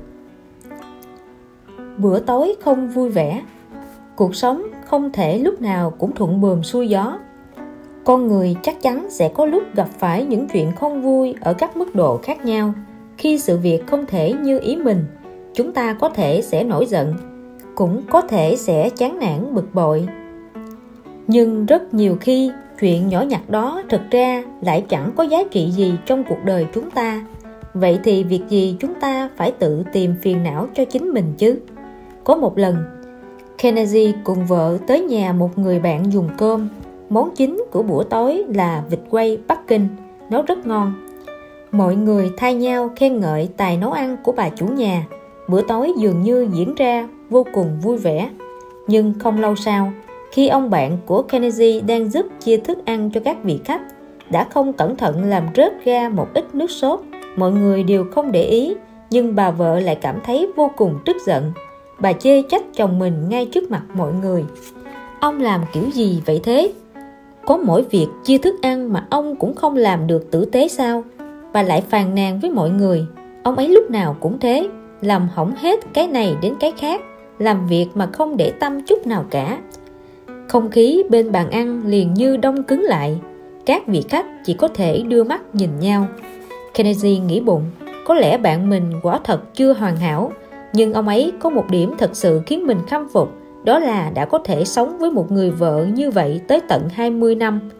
Nói thật, mình thà ăn 1-2 cái xúc xích rưới mù tạt trong bầu không khí yên bình, còn hơn là ăn vịt quay Bắc Kinh mà phải nghe những lời cào nhào đó. Thế là Kennedy nói với bà vợ của mình, bà có biết nữ hoàng Ekaterina nổi tiếng độc đáo của nước Nga có một đầu bếp rất tồi, thường nấu ăn rất dở, nhưng bà hoàn toàn không bận tâm, chỉ mỉm cười cho qua không? Và cả phu nhân Eleanor Roosevelt khi mới kết hôn, bà ấy rất lo lắng vì đầu bếp mới của bà ấy nấu ăn rất chán. Theo như bà ấy nói, nếu bây giờ chuyện đó lại xảy ra, tôi sẽ nhún vai và quên nó đi. Đó mới là cách xử lý của người trưởng thành. Bạn tôi, nhà văn Homer Croy, từng nói với tôi trước kia, khi ông ấy sáng tác thường bị tiếng động từ máy sưởi điện làm nhức đầu đến muốn điên. Sau này có một lần ông ấy và mấy người bạn đi cắm trại ngoài trời, nghe thấy tiếng củi cháy. Ông chợt nghĩ ra, những tiếng động này giống hệt tiếng máy sưởi điện, nhưng tại sao mình lại thích tiếng động này nhưng lại ghét tiếng động kia nhỉ? Sau khi trở về, ông thuyết phục bản thân tiếng nổ của củi khô trong đống lửa và tiếng máy sưởi điện đều thú vị như nhau. Sau đó ông ấy chẳng còn cảm thấy tiếng máy sưởi ấy khó chịu nữa. Rất nhiều nỗi lo nhỏ cũng vậy, chúng khiến bản thân ta cảm thấy chán chường. Kỳ thực, chúng ta đều đã phóng đại tầm quan trọng của những việc nhỏ đó rồi. Bà Kennedy tiếp lời, không sai. Trước kia tôi thường cảm thấy phiền não vì việc chuẩn bị bữa tối. Có một lần, chúng tôi mời mấy người bạn tới ăn tối. Khi khách sắp đến, tôi mới phát hiện có 3 chiếc khăn ăn màu không hợp với khăn trải bàn. Lúc đó tôi cuốn đến nỗi suýt khóc. Tôi một mực trách móc bản thân, tại sao lại để xảy ra chuyện sai lầm này? Điều đó sẽ làm hỏng cả buổi tối mất. Nhưng tôi chợt nghĩ mấy cái khăn ăn sao có thể làm hỏng bữa tối của chúng tôi được. Thế là tôi quyết định thả lỏng, thưởng thức bữa tối một cách vui vẻ. Tôi thà để bạn bè cho rằng mình là một bà nội trợ đểnh đoảng, cũng không muốn họ nghĩ tôi là một người phụ nữ khó chịu hay cáu kỉnh. Trên thực tế, tối hôm đó chúng tôi đã rất vui. Hơn nữa từ đầu đến cuối, không ai chú ý tới màu sắc của chiếc khăn ăn đó cả. Mọi người đều biết luật pháp không quản những chuyện nhỏ đó.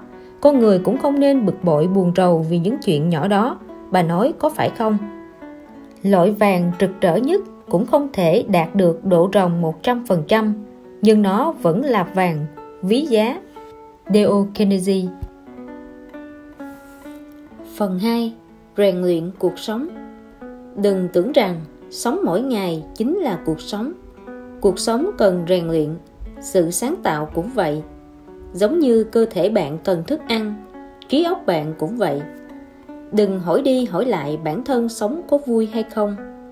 Người ngày nào cũng truy hỏi bản thân câu hỏi này, chắc chắn đang có một cuộc sống không hài lòng lắm. Cuộc sống cần một chút sáng tạo, chi bằng bắt đầu từ bây giờ, học cách có được niềm vui và tình bạn. Sáng tạo nhỏ, niềm vui lớn. Thẩm phán ôm.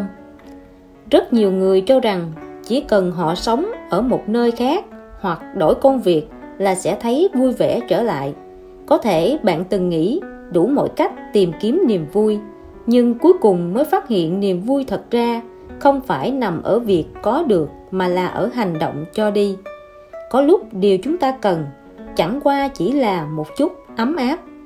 Khi chúng ta chịu cho đi một chút quan tâm và tình cảm chân thật, cuối cùng thứ bạn có được chính là sự thỏa mãn và niềm vui. Shapiro là một thẩm phán đã về hưu. Bạn bè của ông đặt cho ông biệt hiệu thẩm phán ôm, bởi vì ông thích ôm người khác. Ông luôn chia sẻ với mọi người khái niệm tình yêu vô điều kiện. Shapiro bẩm sinh đã rất giàu lòng yêu thương, bởi vì ông hiểu rằng tình yêu là sức mạnh vĩ đại nhất.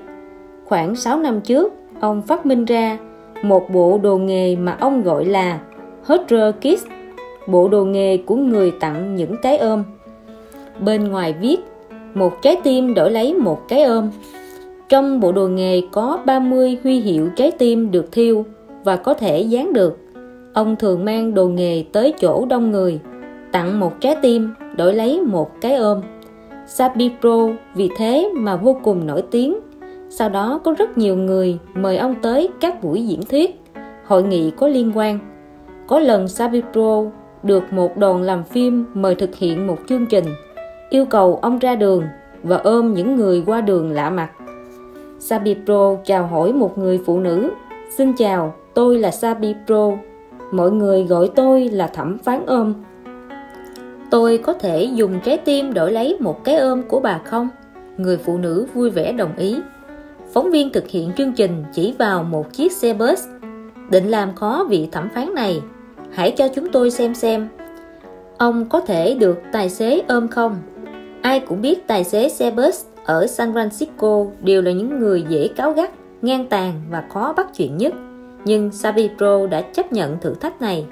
Khi xe bus dừng bên đường, ông bắt chuyện với tài xế trên xe: "Xin chào, tôi là thẩm phán Shapiro. Mọi người gọi tôi là thẩm phán ôm. Lái xe là một công việc cực kỳ áp lực. Hôm nay tôi muốn ôm một số người để những người đó có thể đặt gánh nặng xuống rồi tiếp tục làm việc. Ông có cần một cái ôm không?" Người tài xế xe bus cao lớn liền rời khỏi ghế lái xuống xe, vui vẻ nói: "Được chứ." Sabipro ôm ông ta và tặng cho ông ta một trái tim. Khi chuyến xe chuyển bánh còn liên tục nói tạm biệt, cảnh tượng này khiến đoàn quay phim ai nấy đều tròn mắt vì ngạc nhiên. Cuối cùng, phóng viên nọ buộc phải thừa nhận một cách thật lòng là anh ta đã rất ấn tượng. Từ đó trở đi, câu chuyện về những cái ôm của Sabipro ngày càng vang xa. Cùng với nhiệt tình truyền đi tình yêu thương, ông đã tham gia rất nhiều hoạt động từ thiện, bao gồm cả việc tới thăm bệnh nhân ở các trung tâm người khuyết tật. Tới trung tâm người khuyết tật, Sabipro bắt đầu phân phát bóng bay, mũ, huy hiệu hình trái tim, sau đó ôm những người bệnh ở đó. Ông làm cho căn phòng bệnh vốn không chút sức sống trở nên ngập tràn sắc màu của hạnh phúc, bởi vì không ai từ chối cái ôm chân thật đầy thành ý như thế. Mấy tiếng sau, họ tới căn phòng cuối cùng. Trong đó, Sabipro nhìn thấy 34 bệnh nhân có tình trạng tồi tệ nhất mà ông thấy trong đời. Lúc này cả phòng chật cứng các nhân viên y tế. Cổ áo họ đều dán một huy hiệu hình trái tim. Trên đầu đội mũ có gắn bóng bay đáng yêu. Họ đều đang nín thở, chăm chú quan sát nhất cử nhất động tiếp theo của Sabipro. Sabipro tới trước mặt một cậu bé tên là Leonardo. Leonardo là một đứa trẻ thiểu năng trí tuệ. Ánh mắt cậu đờ đẫn, khóe miệng không thể kiểm soát được, liên tục chảy nước dãi. Sabipro đã nhẹ nhàng dán một huy hiệu hình trái tim lên yếm của cậu, sau đó cúi xuống ôm Leonardo. Đột nhiên, Leonardo bắt đầu phá ra cười. Sabipro quay đầu lại, chỉ thấy tất cả bác sĩ, y tá đều bật khóc vì vui mừng. Y tá trưởng cảm động nói: 23 năm qua, đây là lần đầu tiên chúng tôi thấy Leonardo cười đấy. Đối xử tốt với mọi người xung quanh không chỉ có thể mang lại hạnh phúc cho người khác, mà cũng có thể khiến bản thân cảm thấy vui vẻ. Dale Carnegie. Thất hẹn. Trong đời sẽ có lúc gặp phải chuyện thế này. Lời hứa tốt đẹp không thành sự thật. Cuộc hẹn định trước không được thực hiện. Bởi vì đủ loại nguyên nhân, người khác thất hẹn khiến cho tất cả giấc mơ đẹp đẽ của bạn đều tan thành mây khói. Khi bạn phát hiện chỉ có một mình bạn đối diện với tàn cuộc, bạn sẽ làm thế nào? Về nhà than thở phàn nàn, hay là một mình kiên trì tiếp tục? Vào Thế chiến thứ hai, Lục Quân Anh đóng quân ở một ngôi làng nhỏ. Trong làng có một cậu bé hoạt bát, đáng yêu tên là Richter. Cậu mang lại rất nhiều niềm vui cho cuộc sống doanh trại hiu quạnh.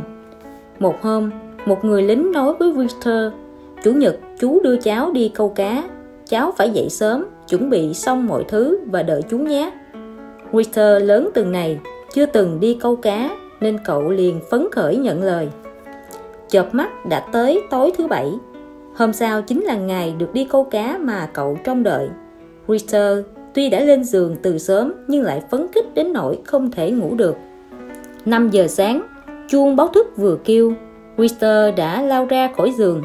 Trong ánh nắng mơ màng, Richter ngồi bên ngoài doanh trại đợi người lính, nhưng người lính đã thất hẹn. Bây giờ Richter có hai lựa chọn. Một là nổi giận, vứt đồ câu đi, sau đó về nhà lên giường đi ngủ. Cậu còn có thể kể khổ với cha mẹ, nói chú ấy thất hẹn rồi. Lựa chọn còn lại chính là một mình đi câu cá. Richter nhanh chóng đưa ra quyết định.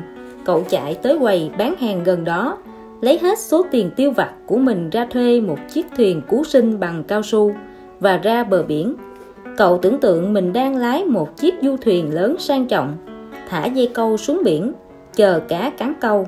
Sự thất hẹn của người lính khiến Richter hiểu rằng bất cứ ai cũng đều có thể thất hẹn với mình. Khi người khác thất hẹn, bản thân không được thất hẹn với chính mình. Dù chỉ có một mình, nhưng ta vẫn có thể thực hiện điều mình muốn. Khéo léo ứng dụng sáng kiến, giành được tình bạn. Sự hấp dẫn của Roosevelt. Tại sao có những người ai cũng quý mến? Là vì họ có sức hấp dẫn đặc biệt ư? Không phải, chẳng qua là bởi họ biết một nụ cười, một lời khen ngợi có sức mạnh làm ấm áp lòng người. Tổng thống Theodore Roosevelt được mọi người yêu quý, ngay cả người làm cũng kính yêu ông. Người phục vụ của ông, James Amos, từng viết một cuốn sách về ông, tên là Theodore Roosevelt, anh hùng trong trái tim người làm. Trong đó có một câu chuyện rất cảm động. Có lần vợ tôi hỏi Tổng thống: Jim Cook, Virginia trông như thế nào? Tổng thống Roosevelt đã tả cho cô ấy nghe cực kỳ tỉ mỉ. Mấy ngày sau, vợ tôi nhận được một cú điện thoại do Tổng thống gọi. Tổng thống Roosevelt nói với cô ấy qua điện thoại là bây giờ ngoài cửa sổ đang có một con chim cút Virginia. Nếu cô nhìn ra ngoài cửa sổ thì sẽ thấy được. Quan tâm tới từng chuyện nhỏ như vậy chính là một trong những đặc điểm của Tổng thống Roosevelt. Ông chân thành yêu quý những người làm của mình. Ông có thể gọi được tên tất cả mọi người làm trong Nhà Trắng, thậm chí cả cô tạp vụ. Sau này, khi ông trở lại Nhà Trắng thăm tân Tổng thống, khi đi qua phòng của người làm, nhìn thấy bà giúp việc trong bếp Alice, liền thân mật hỏi bây giờ bà còn làm bánh mì ngô không? Alice nói với ông: bây giờ ít làm loại đó vì Tổng thống không thích ăn. Tôi rất buồn vì đó là món bánh sở trường của tôi. Tổng thống Roosevelt lớn tiếng nói: đó là ông ta không biết thưởng thức. Đợi lát nữa tôi gặp Tổng thống, nhất định tôi sẽ nói với ông ấy. Alice vô cùng cảm động. Bà cầm một miếng bánh mì ngô đưa cho Tổng thống Roosevelt. Ông nhận và vừa ăn vừa đi về phía phòng làm việc. Khi đi qua người làm nào, ông cũng đều chào hỏi, trò chuyện thân mật như trước kia. Một người làm đã nhiều tuổi mắt rớm lệ nói: ngài Roosevelt, hôm nay là ngày chúng tôi vui nhất trong mấy năm nay. Không tiền bạc nào có thể đánh đổi được những tình cảm như vậy. Nếu có thể thật lòng khen ngợi ai đó trong công việc thì người ấy nhất định sẽ vui sướng rất lâu. Sức mạnh của lời nói. Có nhiều người không hay nói cảm ơn, cho rằng như vậy quá khách sáo, càng ít khi khen ngợi người khác, vì làm thế giống như đang nịnh nọt vậy. Hơn nữa, thay vì yêu cầu người khác làm tốt, chi bằng tự mình làm tốt việc của mình. Cho nên lâu dần, không khí lạnh nhạt đã lan tỏa một cách vô hình. Kỳ thực, muốn thay đổi không khí này không hề khó. Chỉ cần một lời khen xuất phát từ đáy lòng của bạn, uy lực của nó có thể làm tan chảy băng tuyết. Khi bạn đọc hết câu chuyện nhỏ này, bạn sẽ hiểu. Vương và một người bạn cùng đi xe taxi. Lúc xuống xe, người bạn nói với tài xế: cảm ơn anh, đi xe của anh vô cùng dễ chịu. Người tài xế này ngẩn ra rồi nói với giọng giận dữ: anh đang giễu cợt tôi đấy à? Không, anh tài xế, không phải tôi đang cười cợt anh đâu. Tôi rất khâm phục anh có thể bình tĩnh như thế khi giao thông hỗn loạn. Người tài xế lập tức cười ngượng nghịu rồi lái xe đi. Sao anh lại nói vậy? Vương không hiểu hỏi. Vì tôi muốn làm cho thế giới giàu tình người hơn, bạn anh đáp. Nhưng dựa vào sức của một mình anh thì sao có thể làm được? Thế chẳng qua chỉ như muối bỏ bể. Vương nói vẻ không đồng tình. Tôi tin rằng một lời khen nho nhỏ có thể khiến người tài xế đó tâm trạng vui vẻ cả ngày. Nếu hôm nay anh ta chở 20 vị khách, anh ta sẽ có thái độ hòa nhã thân thiện với 20 vị khách. Và những vị khách này chịu ảnh hưởng từ anh tài xế cũng sẽ vui vẻ thân thiện với những người xung quanh. Tính như vậy, ý tốt của tôi coi như có thể gián tiếp truyền tới 1.000 người. Không tồi, phải không? Điều đó quá hoang đường. Sao anh biết những điều tài xế taxi làm sẽ giống như suy nghĩ của anh? Người bạn đáp: tôi biết cách làm này không mấy chắc chắn, cho nên tôi cố gắng đối xử hòa nhã với người khác, thường xuyên khen ngợi người khác hơn. Dù tỷ lệ thành công một ngày chỉ 30%, nhưng vẫn có thể ảnh hưởng gián tiếp tới hơn 300 người. Lý thuyết này nghe có vẻ hay, nhưng có thể có bao nhiêu hiệu quả thực tế chứ? Vương vẫn chưa bị thuyết phục. Cho dù không có hiệu quả thì tôi cũng không tổn thất gì mà. Nói lời khen ngợi tài xế đó không tốn của tôi mấy phút. Nếu người tài xế đó vô cảm, vậy thì cũng không sao. Tôi có thể khen ngợi một tài xế khác. Anh đang suy nghĩ viển vông có phải không? Vương ngạc nhiên hỏi. Người bạn hỏi lại: tối qua, sau khi ăn cơm xong, anh có bày tỏ lòng biết ơn đối với mẹ anh không? Tất nhiên là không rồi, chỉ là ăn cơm thôi mà. Người một nhà cần khách sáo thế sao? Anh thật sự cần nói lời cảm ơn đến mẹ mình. Người làm mẹ rất vất vả và cũng rất vĩ đại. Trong số họ có người vừa đi làm, vừa phải làm việc nhà. Tất cả mọi việc đều phải gánh vác. Làm việc tốt còn được cấp trên khen ngợi, hoặc được tăng lương thăng chức. nhưng làm tốt việc nhà thì lại bị coi là điều đương nhiên, chưa từng có người khen ngợi họ, anh biết không? Điều dễ khiến người ta nản lòng nhất không phải là vất vả mà là không được công nhận. Những lời đó khiến Vương không biết phải nói gì. Lúc này hai người vừa đi qua một công trường xây dựng. Có 5 công nhân đang ngồi cạnh cầu thang xi măng ăn trưa. Người bạn dừng bước, nói với các công nhân: "Tòa nhà này xây đẹp thật, công việc của các anh nhất định là rất vất vả và nguy hiểm đúng không?" Những công nhân đó nhìn họ với vẻ mặt đầy ngạc nhiên. Kết quả công việc tốt như vậy nhất định là các anh rất lấy làm tự hào. Người bạn nói tiếp: "Các công nhân không giỏi ăn nói nhưng ai cũng đều rất tươi cười với vẻ hơi xấu hổ." Người bạn nói với Vương: "Họ có thể sẽ vì câu nói đó của tôi mà càng làm việc hăng say hơn, tỉ mỉ hơn. Người dân sống ở đây cũng sẽ thoải mái hơn. Đó là việc tốt cho tất cả mọi người." Khen ngợi và phê bình. Lời phê bình hiệu quả thấp. Phê bình không có tác dụng vì nó khiến người khác phòng ngự nhiều hơn, đồng thời cố gắng hết sức biện hộ cho bản thân. Phê bình cũng có lúc giống như một con dao, nó sẽ làm tổn thương lòng tự tôn và tự trọng của một người, đồng thời khơi dậy sự chống đối của anh ta. Mùa thu năm 1842, Lincoln viết một bài đăng báo chế giễu James Shields, một chính khách Ireland tự cao háo thắng. Shields vô cùng nhạy cảm, sĩ diện. Bị những lời chế giễu chọc giận, ông ta liền đi tìm Lincoln, đòi quyết đấu tay đôi với ông. Lincoln lúc này không thích đánh nhau, nhưng để bảo toàn danh dự của mình, ông quyết định không rút lui trên sàn quyết đấu, đồng thời bắt đầu học đấu kiếm ở chỗ một người bạn tốt nghiệp Học viện Quân sự West Point. Tới ngày hẹn, ông và Shields tới bên bờ sông Mississippi chuẩn bị cho cuộc quyết đấu sinh tử. Đúng vào lúc cấp bách này, chính phủ phái người tới ngăn cản, nhờ vậy mà cuộc giao đấu được hủy bỏ. Trải nghiệm quyết đấu này đối với Lincoln mà nói là một trải nghiệm quý giá. Từ đó về sau, ông đã sửa đổi thói châm biếm sâu cay và gần như không phê bình bất cứ ai bởi bất cứ chuyện gì nữa. Sau này, Lincoln trở thành tổng thống Mỹ. Thời kỳ nội chiến Mỹ, quân đội chính phủ liên tục thất bại. Gần như một nửa dân số cả nước chỉ trích các tướng lĩnh quân đội vô dụng. Nhưng Lincoln luôn giữ thái độ ôn hòa, không hề phê bình họ. Khi ông nổi nóng, ông sẽ đọc câu cách ngôn mình thích nhất: "Nếu bạn không xét đoán người khác thì cũng chẳng ai xét đoán lại bạn." Khi bạn của Lincoln nói về quân miền Nam với giọng cay nghiệt, ông cũng luôn nói đừng chỉ trích họ, vì nếu ở trong tình thế tương tự, chúng ta rất có thể cũng sẽ hành xử giống như họ. Cuối cuộc chiến, thế cuộc bắt đầu xoay chuyển, quân miền Nam bắt đầu rút lui về phía Nam. Lúc đó trên cả nước xảy ra mưa lũ. Khi quân miền Nam tới bờ sông Potomac thì bị nước sông dâng cao vây khốn. Cả quân đội tiến thối lưỡng nan, bốn bề đã bị quân chính phủ bao vây. Lincoln nhận được chiến báo từ tiền tuyến. Ông biết đây chính là cơ hội cực kỳ tốt, có thể tiêu diệt toàn bộ quân địch, kết thúc cuộc chiến này. Thế là lòng ngập tràn hy vọng, ông ra lệnh cho tướng Meade lập tức dẫn quân tiến lên.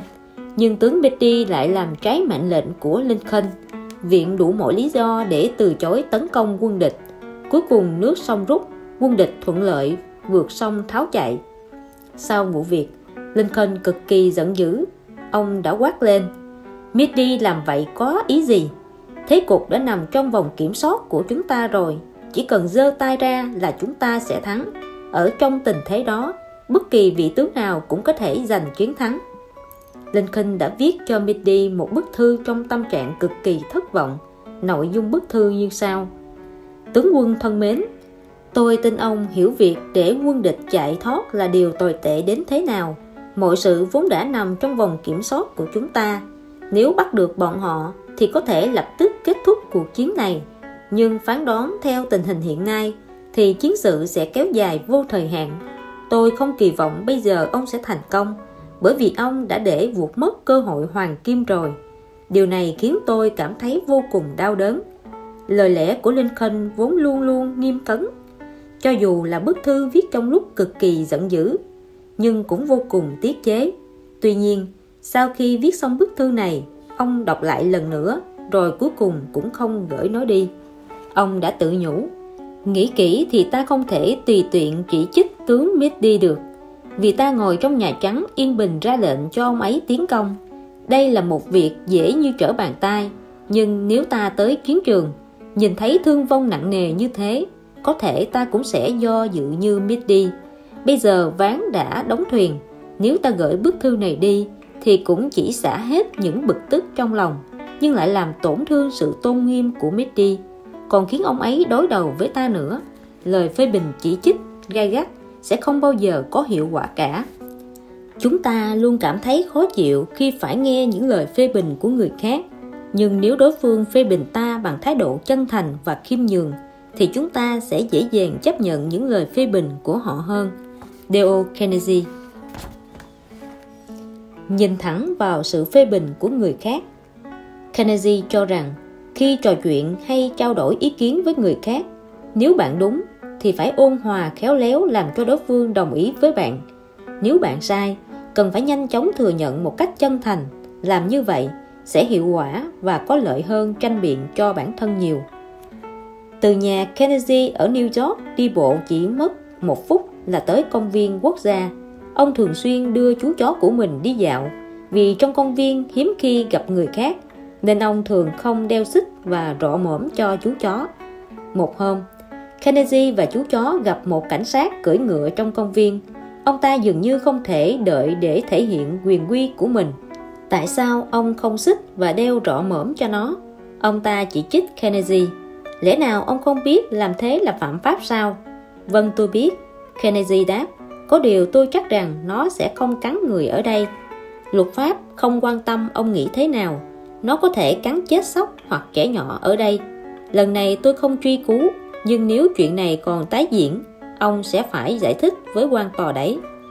Carnegie lịch sự đồng ý là sẽ làm theo. Mấy hôm sau họ lại ra ngoài, nhưng con chó nhất quyết không chịu đeo rọ. Carnegie lại đành không đeo rọ cho nó. Tình cờ là khi đang đi họ lại gặp phải viên cảnh sát nọ. Carnegie quyết định không đợi ông ta mở miệng, liền nói trước: Ông cảnh sát, lần này ông đã bắt tôi tại trận, tôi phạm pháp. Tuần trước ông đã cảnh báo tôi rồi. Nhưng không ngờ viên cảnh sát lại nói với vẻ hòa nhã: Tôi biết khi không có người, ai cũng không kìm được muốn cho chó được thoải mái khi ra ngoài chơi. Đúng là không kìm được, Carnegie trả lời, nhưng làm vậy là phạm pháp. Chắc là ông đã nghiêm trọng hóa vấn đề lên rồi, ông ta nói với Carnegie. Chỉ cần ông cho nó chạy qua ngọn đồi kia, đến chỗ tôi không nhìn thấy thì việc này coi như xong. Phương pháp Carnegie xử lý việc này là không đối đầu với viên cảnh sát, mà rất thẳng thắn, dứt khoát và thành thật thừa nhận đối phương đúng, còn mình đã sai. Cách ứng xử tốt nhất khi bản thân mắc sai lầm nên là thẳng thắn thừa nhận, người khác sẽ dễ dàng chấp nhận hơn. Danh sách lợi và hại. Một vấn đề có thể được giải quyết bởi nhiều cách, trong đó phương thức đôi bên cùng có lợi luôn là con đường tốt nhất. Carnegie từng thuê phòng khiêu vũ lớn của một khách sạn ở New York. Mỗi quý dùng 20 buổi tối tổ chức một loạt khóa học. Có lần khi đã thuê hết một quý, ông đột nhiên nhận được thông báo của khách sạn nói ông phải trả số tiền thuê cao gấp 3 lần trước kia. Mà lúc Carnegie nhận được thông báo này, tất cả thẻ học đã được in xong và gửi đi. Hơn nữa thông tin về khóa học đã được công bố rộng rãi. Tất nhiên là Carnegie không muốn trả khoản tiền tăng thêm này. Nhưng nói với người của khách sạn mình không muốn trả tiền thì chắc chắn không có tác dụng gì, bởi đối phương chỉ một mực tập trung vào thứ mà họ muốn. Vì thế mấy hôm sau, ông mới tới khách sạn gặp giám đốc. Nhận được thư của ông, tôi hơi ngạc nhiên, Carnegie nói. Nhưng tôi hoàn toàn không trách ông. Nếu tôi là ông, tôi cũng có thể gửi đi một bức thư tương tự như vậy. Ông thân là giám đốc khách sạn, có trách nhiệm tìm mọi cách làm tăng thu nhập. Bởi vì không làm vậy thì ông có thể sẽ bị mất chức vụ hiện nay. Nhưng bây giờ nếu ông kiên quyết muốn tăng tiền thuê, thì chúng ta hãy lấy một tờ giấy ra, liệt kê các điểm lợi và hại mà ông có thể gặp phải sau đó. Rồi ông hẳn quyết định có thu số tiền thuê tăng thêm này không. Sau đó Carnegie lấy ra một tờ giấy, vẽ một đường kẻ chính giữa, viết một bên là lợi, bên kia viết là hại. Ông viết phía dưới bên lợi: phòng khiêu vũ để trống, rồi nói tiếp: Ông được lợi là cho người khác thuê phòng khiêu vũ, mở vũ hội hoặc mở các hội nghị lớn hơn. Đây là một cái lợi rất lớn, bởi vì các hoạt động như vậy có thể gia tăng không ít thu nhập so với việc cho người như tôi thuê làm dạy học. Nếu tôi chiếm dụng phòng khiêu vũ của ông 20 buổi tối mỗi quý để dạy học, thì đó đương nhiên là một sự tổn thất không nhỏ đối với ông. Bây giờ, chúng ta cân nhắc mặt hại. Thứ nhất, ông không những không thể gia tăng thu nhập từ chỗ tôi, mà còn làm giảm thu nhập của ông. Trên thực tế, ông sẽ không có chút thu nhập nào từ tôi cả, bởi vì tôi không thể chi trả số tiền thuê mà ông yêu cầu. Tôi đành tìm thuê địa điểm khác để tổ chức các khóa học. Ngoài ra, các khóa học của tôi thu hút không ít những người có giáo dục và tu dưỡng cao tới khách sạn của ông. Điều này là một sự quảng cáo tuyệt vời cho khách sạn của ông, không phải sao? Trên thực tế, nếu ông tốn 5.000 đô la Mỹ để đăng quảng cáo trên báo, cũng không thể thu hút nhiều người tới thăm khách sạn của ông như các khóa học của tôi. Cái lợi này chẳng phải là rất lớn đối với ông sao? Carnegie viết hai điều này ra phía dưới chữ hại, nói: tôi hy vọng ông sẽ cân nhắc kỹ lợi hại, sau đó cho tôi biết quyết định cuối cùng của ông. Ngày hôm sau, Carnegie nhận được một bức thư thông báo với ông tiền thuê của ông quý này chỉ tăng 50%. Ở đây, Carnegie không nói câu nào về thứ mà ông muốn, nhưng lại có kết quả tốt đẹp và thuyết phục được giám đốc khách sạn giảm tiền thuê địa điểm. Và khi Carnegie xử lý tình huống như vậy, ông chỉ thảo luận thứ mà đối phương muốn và giúp đối phương cân nhắc xem làm thế nào để có thể có được thứ mà ông ta muốn. Giả sử Carnegie nổi giận đùng đùng xông vào phòng làm việc của giám đốc, nói: ý ông là sao? Ông biết rõ thông tin khóa học, thẻ học của tôi đã được công bố và gửi đi khắp nơi, thế mà lại đòi tăng gấp 3 tiền thuê địa điểm của tôi. Sao lại có cái lý như vậy được? Một cuộc tranh luận sẽ bắt đầu một cách gay gắt, mà hậu quả của nó sẽ là gì? Cho dù Carnegie có thể khiến vị giám đốc này tin rằng ông ta sai, thì lòng tự tôn cũng sẽ khiến ông ta khó mà khuất phục và nhượng bộ. Về đạo lý đối nhân xử thế, nếu thành công có bất cứ bí quyết gì, Henry Ford nói, đó chính là tài năng hiểu được quan điểm của đối phương, đồng thời quan sát sự việc từ góc độ của anh ta và góc độ của bạn. Khi làm việc, nếu biết nghĩ cho lợi ích của người khác nữa, bạn sẽ có thu hoạch rất lớn. Dale Carnegie. Kỹ năng sáng tạo cơ bản, xây dựng nền móng cuộc đời vững chắc. Đường tiếp tế của cuộc đời. Người không lo xa tất bị ưu phiền bủa vây, mà kỹ xảo xua đi phiền não chính là giữ đường tiếp tế của cuộc đời. Khi còn sống, G. Autry từng là ca sĩ nhạc đồng quê được yêu thích nhất nước Mỹ. Ông từng viết một cuốn hồi ký kể về câu chuyện phấn đấu cả đời của mình. Trong cuốn sách có đoạn viết thế này: tôi nghĩ phần lớn nỗi lo của con người đều liên quan tới việc gia đình và tiền bạc. Tôi rất may mắn cưới một cô gái vùng quê Oklahoma. Gia thế của cô ấy và tôi tương tự nhau, hứng thú và sở thích của chúng tôi cũng tương đồng, cho nên nỗi lo về gia đình của chúng tôi cũng giảm thiểu tới mức thấp nhất. Đồng thời tôi cũng áp dụng hai phương pháp khiến cho nỗi lo tiền bạc của tôi cũng giảm thiểu tới mức thấp nhất. Thứ nhất, tôi luôn thành thật 100% đối với bất cứ việc gì. Nếu tôi vay tiền người khác thì nhất định sẽ trả hết. Thành thật có thể khiến người ta tránh được rất nhiều phiền não. Thứ hai, mỗi khi tôi bắt đầu sự nghiệp mới, tôi luôn dự phòng đường lùi. Chuyên gia quân sự nói, nguyên tắc đầu tiên khi tác chiến chính là giữ cho đường tiếp tế thông suốt. Nguyên tắc này cũng có thể ứng dụng vào trận chiến của cá nhân. Tôi lớn lên ở Texas và Oklahoma. Thời điểm xảy ra nạn hạn hán, tôi nếm trải được mùi vị thực sự của nghèo đói. Làm việc chăm chỉ cực khổ đến mấy cũng chỉ có thể duy trì cuộc sống cơ bản nhất. Tôi hy vọng có được một công việc tốt, cho nên đã tới một nhà ga xe lửa để tìm việc. Những lúc rảnh rỗi thì học đánh điện báo. Sau này, tôi làm việc cho công ty đường sắt Louis San Francisco. Là một nhân viên luân phiên, tôi thường xuyên bị phái tới các nơi làm thay các nhân viên trạm gác đường sắt bị ốm hoặc được nghỉ phép, hoặc tới giúp đỡ khi họ quá bận rộn. Tiền lương hàng tháng là 150 đô la Mỹ. Sau đó, tôi cũng nghĩ tới việc ra ngoài tìm hướng đi tốt hơn. Nhưng vì công việc của công ty đường sắt có thu nhập ổn định, nên tôi vẫn làm công việc này. Nó giống như là đường tiếp tế của tôi.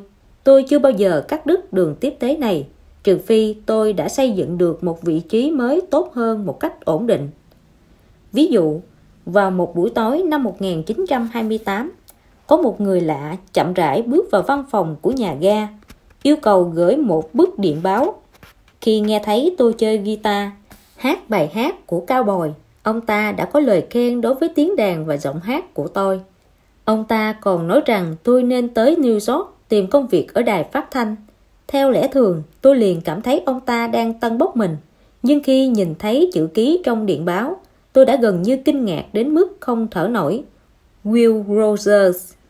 Tôi không lập tức tới New York mà tiếp tục suy nghĩ việc này cho thật cẩn thận. Phải mất đến 9 tháng, cuối cùng tôi mới rút ra kết luận. Tới New York, tôi không bị thiệt hại gì, nhất định sẽ có thu hoạch. Tôi có giấy tờ của công ty đường sắt, có thể đi tàu miễn phí. Tôi có thể ngồi ngủ trên tàu. Tôi có thể mang theo một ít bánh kẹp, hoa quả, điểm tâm và thức ăn 3 bữa, bắt đầu mở ra con đường mới trên nguyên tắc không tiêu tốn tiền. Tới New York, tôi tìm một căn phòng trọ, có đầy đủ đồ đạc, giá thuê mỗi tuần $5, ăn cơm ở quán, lang thang trên đường 10 tuần nhưng không làm được việc gì. Nếu tôi không có việc làm, có thể về công ty đường sắt làm việc. Tôi đã phục vụ ở công ty đường sắt 5 năm, cho nên tôi được hưởng chế độ nghỉ phép không lương, nhưng theo quy định không thể nghỉ quá 90 ngày. Lúc đó, tôi đã ở New York 70 ngày.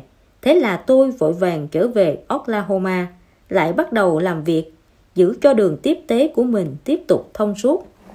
Tôi làm việc mấy tháng, dành dụm một chút tiền, sau đó lại tới New York thử lần nữa. Lần này tình hình đã có tiến triển. Một hôm, khi đang đợi thi ở phòng thu âm, tôi chơi guitar, hát bài Dream Night, Anh Mơ Thấy Tử Đinh Hương cho các tiếp tân nghe.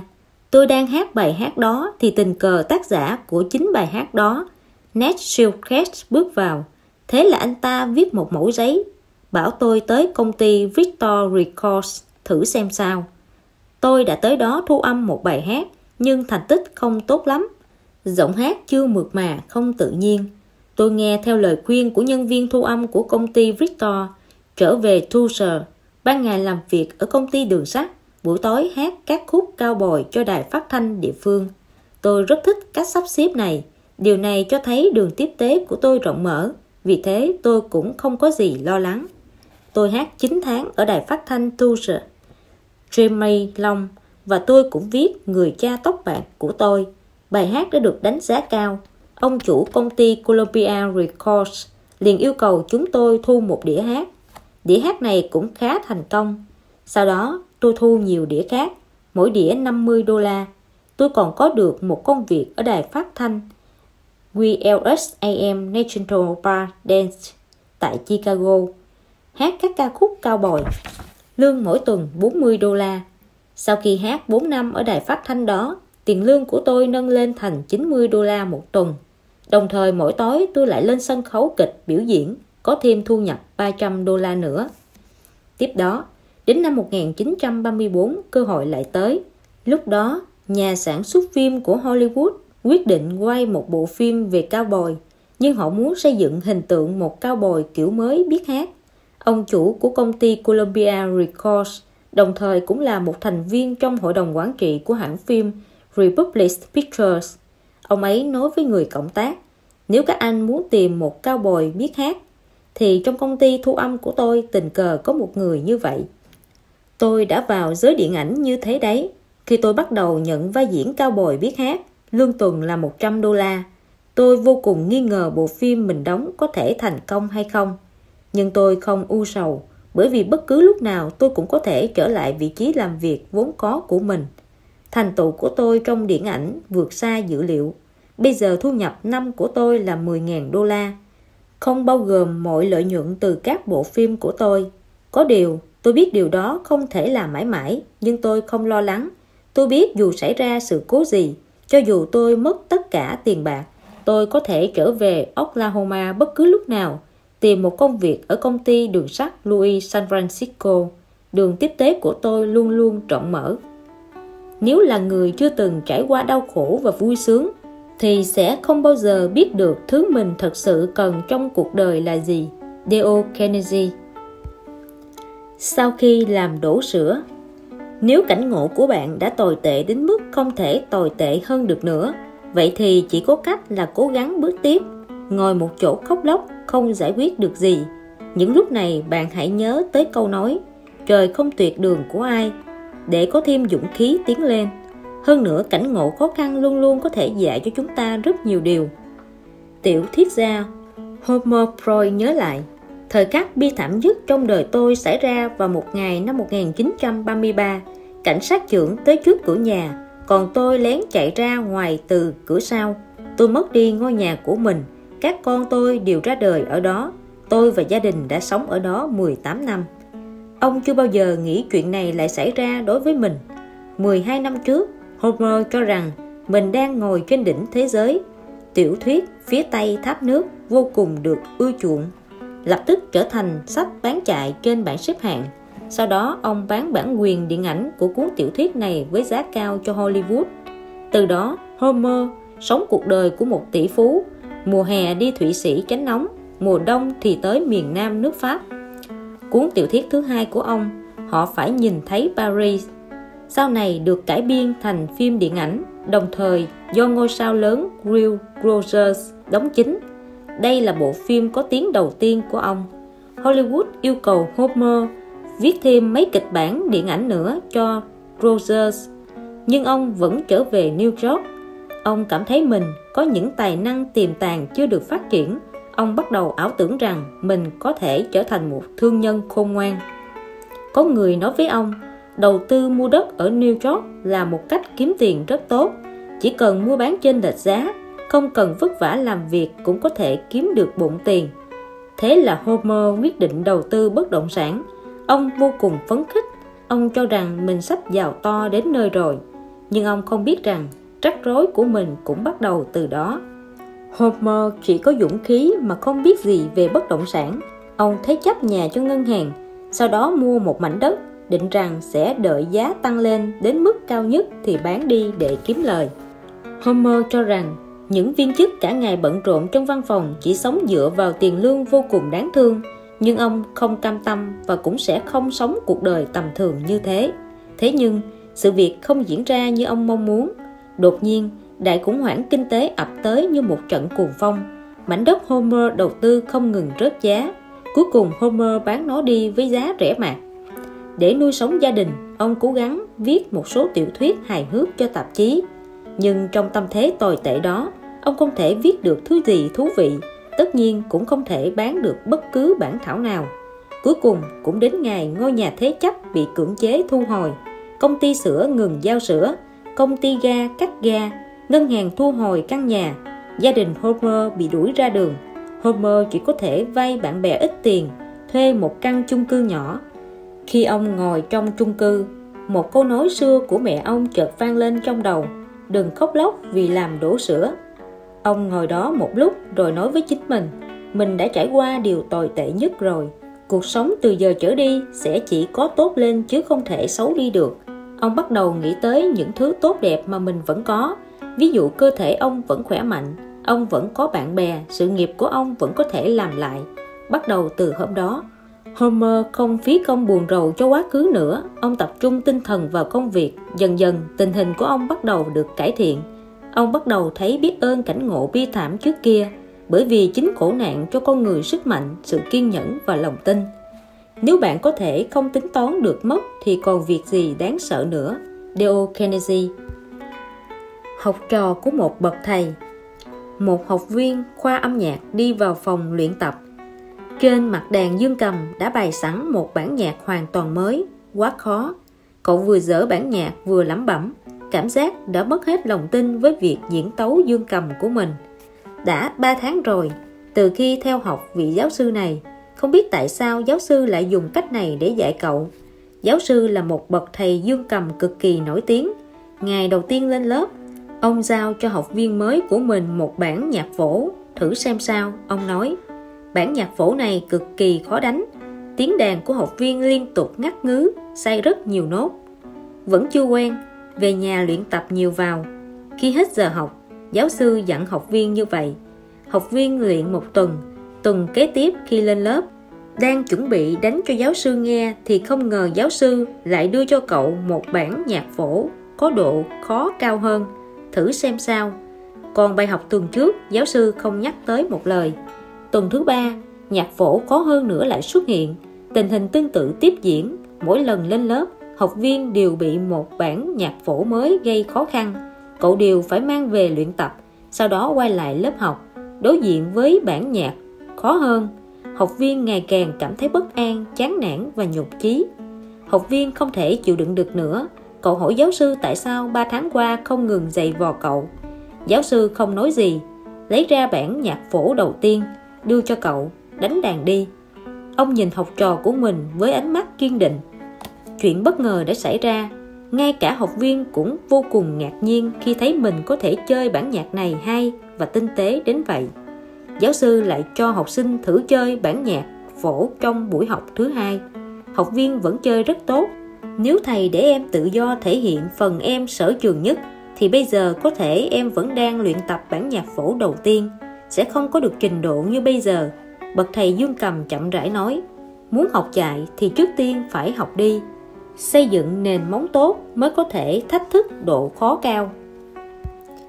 Đừng chỉ biết hy vọng. Jim đợi bạn ở sảnh chờ sân bay. Lúc này một người đàn ông kéo vali đi về phía anh, dừng lại ngay trước mặt anh không xa. Người thân của anh ta đang chờ đón. Người đàn ông ôm lấy một cậu bé và nói, có thể gặp được con thật là tốt quá, con trai. Cha nhớ con quá. Cậu bé cười bẽn lẽn khẽ đáp, con cũng thế cha ạ. Jim bị cảnh tượng này thu hút. Anh chăm chú dõi theo gia đình người đàn ông. Người đàn ông đứng thẳng lên, hai tay ôm mặt con trai và nói, con đã là một chàng trai rồi, cha rất yêu con. Họ lại trao cho nhau một cái ôm vừa ấm áp vừa dịu dàng. Lúc này, một bé gái bắt đầu phấn khích vung tay múa chân trong lòng mẹ mình. Người đàn ông dịu dàng đón cô bé từ tay mẹ, hôn lên má cô bé. Cô bé vui vẻ tựa đầu vào vai anh ta. Cuối cùng, anh ta buông bọn trẻ ra, trao cho người vợ một nụ hôn nồng nàn nhất. Sau đó nhìn vợ say đắm và nói, anh yêu em rất nhiều. Nụ hôn nồng nhiệt đó khiến Jim cảm thấy có lẽ họ là cặp vợ chồng mới cưới. Nhưng căn cứ vào độ tuổi của các con họ thì không thể là như vậy. Jim hơi bối rối về điều này. Jim không kìm được nên đã hỏi người đàn ông, xin hỏi hai người kết hôn bao lâu rồi ạ? Ở bên nhau 14 năm, kết hôn 12 năm rồi. Người đàn ông tiện miệng đáp lại. Mắt vẫn bệnh rịnh nhìn cô vợ đáng yêu của anh ta. Vậy anh đã đi xa bao lâu rồi? Jim lại hỏi. Người đàn ông mỉm cười vui vẻ, tròn 2 ngày. 2 ngày? Jim vô cùng ngạc nhiên. Nhìn sự chào đón nồng nhiệt vừa nãy, anh vốn tưởng gia đình này đã xa cách mấy năm rồi. Jim nói với người đàn ông, tôi hy vọng hôn nhân của tôi có thể giữ được tình yêu nồng nhiệt bền lâu như của hai người vậy. Người đàn ông mỉm cười tươi rói nói với Jim, đừng chỉ hy vọng, phải hạ quyết tâm và thực hiện. Bất kỳ tình cảm nào cũng đều có thể khô cằn nếu ta chỉ dùng thói quen để vun sới nó. Phải ngày ngày truyền cho nó sức sống tươi mới, như vậy tình cảm mới có thể lâu bền. Nên thỏa thuận ngay từ đầu. Lý vừa cưới vợ và chuyển tới căn hộ ở tầng 19 của một tòa nhà. Đứng ở ban công nhìn ra xa sẽ thấy được toàn cảnh thành phố. Chỉ có điều thời gian này bận chuyển nhà, Lý đã quên chưa đóng thêm một cái giá để chậu hoa bên ngoài cửa sổ. Thế là anh ta liên hệ với ông Trương để thỏa thuận đóng một cái giá chất lượng cao. Ngày thi công, Lý xin nghỉ làm ở nhà giám sát. Ông Trương quả nhiên là người có tay nghề. Nhà trên tầng 19 mà ông ấy một chân trong một chân ngoài, ngồi trên cửa sổ vững như bàn thạch, rồi bảo thợ phụ đưa giá ra ngoài cửa sổ để ông ấy đóng đinh cố định giá lên tường. Xong rồi, anh có thể để chậu hoa rồi. Nhanh vậy à, có chắc chắn không? Chậu hoa nặng lắm đấy. Lý không yên tâm hỏi. Buồn cười, 3 người chúng ta cùng đứng lên đó nhảy cũng không sập được. Đảm bảo bền vững đến 20 năm. Có vấn đề gì thì cứ tìm tôi. Ông Trương hào sảng vỗ ngực. Lý lập tức tìm một tờ giấy, đưa bút cho ông Trương. Phiền ông viết ra đây rồi ký tên. Cái gì? Ông Trương dường như không tin điều mình vừa nghe thấy. Nếu ông không dám viết thì chứng tỏ không chắc chắn. Cái giá này mà rơi xuống là chuyện liên quan đến tính mạng con người. Thứ không chắc chắn tôi không dám nhận. Thế là ông Trương miễn cưỡng viết giấy bảo đảm, đặt bút xuống, trợn mắt nhìn thợ phụ, lấy đồ nghề ra, đóng thêm mấy cái đinh dài nữa. Xảy ra chuyện thì chúng ta tiêu đời. Hai thầy trò lại bận rộn đúng nửa tiếng đồng hồ, thở hồng hộc kiểm tra đi kiểm tra lại cho chắc chắn, rồi mới rời khỏi nhà Lý. Lý cứ thắc mắc, liệu lúc đầu có phải ông Trương chỉ đóng bừa cho xong, tới khi bị anh bắt ký giấy bảo đảm mới đóng cẩn thận hay không? Anh nói với vợ, nếu trước khi ông ấy đóng giá, anh nói rõ ông ấy sẽ phải viết giấy bảo đảm, sự việc chắc sẽ tốt đẹp hơn nhiều. Tiền tiếp, nguyên tắc và hình phạt đều nói rõ ràng ngay từ đầu, giống như câu người ta hay nói, có gì phải giao hẹn trước.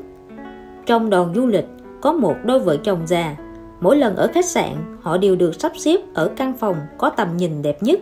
Khi chuyến du lịch mười mấy ngày kết thúc, có người hỏi đùa, chắc chắn là ông bà nói với người dẫn đoàn là sẽ cho rất nhiều tiền tiếp đúng không, cho nên mới được đối xử đặc biệt. Ai ngờ ông lão lại cười đáp, chúng tôi không nói, nhưng chúng tôi khiến cho anh ta cảm nhận được điều đó. Cảm nhận được? Ông lão nói với vẻ thần bí. Dạy anh một chiêu, vào mấy ngày đầu của chuyến du lịch, anh có thể cho nhân viên phục vụ quán ăn hoặc lái xe tiền tiếp trước mặt người dẫn đoàn hoặc hướng dẫn viên. Những người đó rõ ràng không cần cho tiền tiếp, nhưng anh lại cho, hơn nữa còn cho rất hào phóng.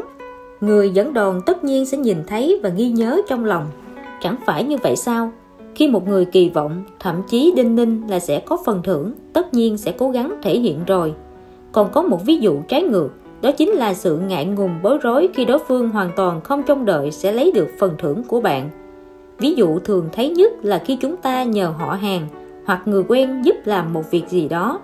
Vì mọi người đều là bạn bè thân thích nên họ ngại không nhận tiền thù lao. Thường xảy ra tình huống thế này, một người nhờ họ hàng giúp làm một việc. Sau khi công việc được hoàn thành một cách lề mề, qua lo đại khái, người đó rất khách sáo, trả tiền đầy đủ. Đầu tiên người họ hàng từ chối, anh ta lại khăng khăng đòi trả, nói sao có thể để anh làm không công được, anh nhất định phải nhận. Cuối cùng, người họ hàng nhận tiền, anh ta lại chỉ trích sau lưng. Họ hàng cái kiểu gì vậy? Công thì đắt mà chất lượng lại kém, nói không chừng người họ hàng kia cũng đang hối hận. Sớm biết anh ta sẽ đưa tiền, lại còn không thiếu một đồng thì lúc đầu mình đã làm cho tử tế rồi. Tình huống này rất thường xuyên xảy ra. Chúng ta phải tự xem xét lại nguyên tắc thù lao, thưởng phạt có phải là nên tách rời với chuyện tình cảm hay không. Đó chính là tình là tình, lý là lý. Có chuyện gì cũng nên nói rõ ngay từ đầu. Phần 3.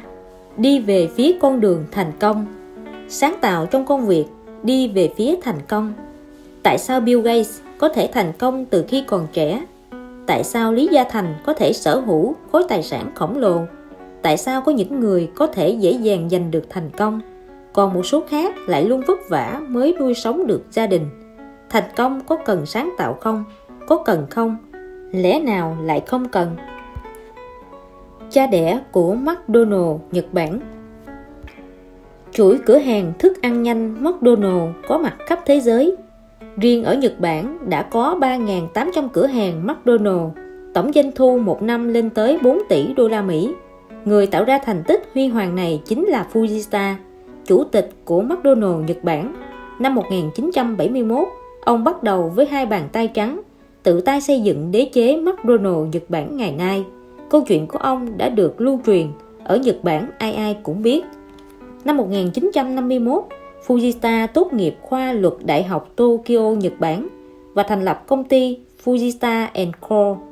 Đến năm 1971, Fujita nhìn thấy tiềm lực phát triển to lớn của văn hóa thức ăn nhanh theo chuỗi cửa hàng của Mỹ ở Nhật Bản. Ông quyết định bất chấp mọi giá để sáng lập McDonald's Nhật Bản. McDonald's là một tập đoàn kinh doanh hệ thống nhà hàng thức ăn nhanh nổi tiếng toàn cầu, áp dụng mô hình kinh doanh chuyển nhượng theo chuỗi. Mà muốn giành được quyền chuyển nhượng kinh doanh thì cần có số vốn vô cùng lớn và hỗ trợ tín dụng của một ngân hàng quy mô tầm trung trở lên. Lúc đó số tiền Fujita có trong tay quá ít ỏi, hoàn toàn không thể đáp ứng được điều kiện của tổng công ty McDonald's. Có câu, lên núi đánh hổ thì dễ, mở miệng vay tiền thì có. Trong vòng 5 tháng, ông đã vay mượn tất cả bạn bè họ hàng, nhưng chỉ được vài chục nghìn đô la Mỹ. Số tiền vốn còn lại vẫn không biết xoay sở thế nào. Thế là ông bước vào văn phòng của tổng giám đốc ngân hàng, trình bày kế hoạch khởi nghiệp và mong muốn được giúp đỡ bằng một thái độ vô cùng chân thành. Sau khi kiên nhẫn nghe hết những điều ông trình bày, tổng giám đốc ngân hàng nói: "Tôi biết rồi, thế này đi, anh cứ về trước, để tôi cân nhắc thêm." Fujita nghe thấy câu nói khách sáo này, cảm thấy hơi thất vọng, nhưng ông lập tức bình tĩnh lại, khẩn thiết nói với tổng giám đốc một câu: "Thưa ngài, có thể để tôi nói cho ngài biết số tiền tiết kiệm của tôi từ đâu mà có không?" Tổng giám đốc gật đầu. "Đó là tổng số tiền mà nhiều năm qua tôi gửi vào tài khoản mỗi tháng." Fujita nói: "Nhiều năm qua, mỗi tháng tôi đều kiên trì tiết kiệm 1/3 tiền lương, chưa bao giờ gián đoạn. Trong nhiều năm, vô số lần đối diện với áp lực cuộc sống hoặc tình thế xấu hổ là trong túi không còn một xu, tôi đều cắn răng vượt qua. Có lúc gặp phải sự cố ngoài ý muốn hoặc cần dùng tiền, tôi cũng vẫn để dành, thậm chí không tiếc mặt dày đi mượn khắp nơi để gửi đúng kỳ hạn vào tài khoản tiết kiệm. Ngày tôi bước ra khỏi cánh cổng trường đại học, tôi đã lập lời thề là trong vòng 10 năm phải để đủ dành tiền để tự mình khởi nghiệp, làm nên thành công. Nhưng bây giờ cơ hội đã đến, nên buộc tôi phải khởi nghiệp sớm hơn dự định." Fujita nói một mạch 10 phút. Tổng giám đốc nghe rất chăm chú, đồng thời hỏi Fujita ngân hàng ông đã gửi tiền. Sau đó nói với Fujita: "Được rồi, anh bạn trẻ, buổi chiều tôi sẽ trả lời anh." Sau khi tiễn Fujita ra về, tổng giám đốc lập tức lái xe tới ngân hàng kia, đích thân tìm hiểu tình hình gửi tiền của Fujita. Nhân viên quầy giao dịch sau khi biết được ý định của tổng giám đốc đã nói: "Fujita là người có nghị lực nhất mà tôi từng tiếp xúc. Trong nhiều năm qua, bất kể thế nào, tiền tiết kiệm của ông ấy luôn được gửi tới ngân hàng đúng định kỳ. Nói thật lòng, người có nghị lực như vậy khiến tôi rất khâm phục." Nghe xong, tổng giám đốc lập tức gọi điện cho Fujita nói sẽ hỗ trợ ông. Fujita ngạc nhiên hỏi thêm: "Xin hỏi tại sao ngài lại quyết định giúp tôi?" Tổng giám đốc nói với vẻ đầy cảm khái: "Tôi nhiều tuổi hơn anh, thu nhập của tôi cao hơn anh rất nhiều, nhưng tôi tiêu xài vung tay quen rồi, cũng không có nghị lực gửi tiền tiết kiệm đúng định kỳ như anh, nên tài khoản cá nhân của tôi cũng không nhiều bằng anh. Chỉ nói riêng điểm này, tôi đã tự thấy xấu hổ rồi. Tôi tin rằng anh sẽ thành công, tôi không nhìn nhầm người đâu." Từ đó, Fujita bắt đầu xây dựng một đế chế McDonald's khổng lồ ở Nhật Bản. Sức mạnh nhân cách là một sức mạnh tinh thần to lớn, có thể tạo ra một sức mạnh vật chất to lớn. Trong điều kiện nhất định, sức hấp dẫn của nhân cách hoàn toàn có thể chuyển hóa thành một yếu tố đột phá trong tình hình khó khăn. Thám tử nhí của thư viện. Hạt xương tuy nhỏ nhưng có thể khúc xạ ánh mặt trời. Sự việc tuy nhỏ nhưng có thể phản ánh bản chất của một người. Bản chất của bạn có chứa đựng yếu tố nào dẫn tới thành công không? Trước tiên hãy làm tốt mỗi việc nhỏ. Ngày nọ, thủ thư của trường tiểu học Wilfrid ở Seattle nói với mọi người rằng mình cần một trợ lý để hỗ trợ xử lý công việc. Mấy hôm sau, người thủ thư được đồng nghiệp giới thiệu cho một học sinh cực kỳ thông minh và hiếu học. Rồi cậu bé gầy gò ấy đã tới. Đầu tiên, người thủ thư nói rõ cách phân loại sách, sau đó bảo cậu bé đặt các cuốn sách đang sai vị trí về chỗ cũ. Cậu bé phấn khích nói: "Tuyệt quá, cứ như làm thám tử ấy." Tiếp đó, cậu bé dùng hết sức mình chạy qua chạy lại giữa mê cung các giá sách. Đến giờ nghỉ trưa, cậu đã tìm ra 3-4 cuốn sách đặt sai chỗ. Ngày hôm sau, cậu đến sớm hơn và càng nỗ lực hơn nữa. 2 tuần sau, người thủ thư chính thức để cậu bé đảm nhiệm công việc ở thư viện. Nhưng có một hôm, cậu bé buồn rầu nói: "Mẹ bảo không lâu sau nhà em sẽ chuyển đi, em phải chuyển trường, vậy thì ai sẽ sắp xếp những cuốn sách để sai chỗ đây?" Nhưng rồi một hôm, cậu bé lại đột nhiên xuất hiện ở thư viện, mừng rỡ nói với người thủ thư: "Mẹ đồng ý cho em về đây học rồi. Hàng ngày cha sẽ lái xe đưa đón em." Người thủ thư cười nói: "Nếu cha không đưa em tới thì sao?" Cậu bé trả lời một cách kiên định: "Cha không đưa em tới, em sẽ tự đi bộ tới." Người thủ thư thầm nghĩ, cậu bé này có ý chí kiên cường như vậy, tương lai nhất định sẽ làm nên nghiệp lớn. Và thật không ngờ rằng anh bạn trợ lý nhí này sau này lại trở thành thiên tài của giới công nghệ thông tin, tổng giám đốc của công ty máy tính Microsoft Bill Gates. Đừng vì chê việc nhỏ nhặt mà không làm hết khả năng mình. Có thể làm tốt việc nhỏ thì mới có thể làm nên việc lớn. Dale Carnegie. Hai đứa trẻ thích vẽ tranh. Việc vội vàng thể hiện sẽ dễ trở thành nóng vội và hời hợt khi luôn bị bao vây bởi hoa tươi và tiếng vỗ tay. Thứ có trong tay dù tốt đẹp đến mấy, cuối cùng cũng sẽ dần trở nên tầm thường. Câu chuyện này kể về hai đứa trẻ thích vẽ tranh. Đứa trẻ thứ nhất được mẹ đưa cho một tập giấy, một hộp bút. Sau đó người mẹ nói, mỗi bức tranh của con, mẹ đều sẽ giữ lại, dán lên tường cho khách đến nhà mình xem. Quả nhiên, mỗi bức tranh của cậu bé đều được mẹ cậu trân trọng giữ lại. Hơn nữa, mỗi khi có khách tới nhà, người mẹ đều đem tranh ra khoe. Khách tất nhiên đều khen ngợi không tiếc lời. Cậu bé và người mẹ cảm thấy rất vui.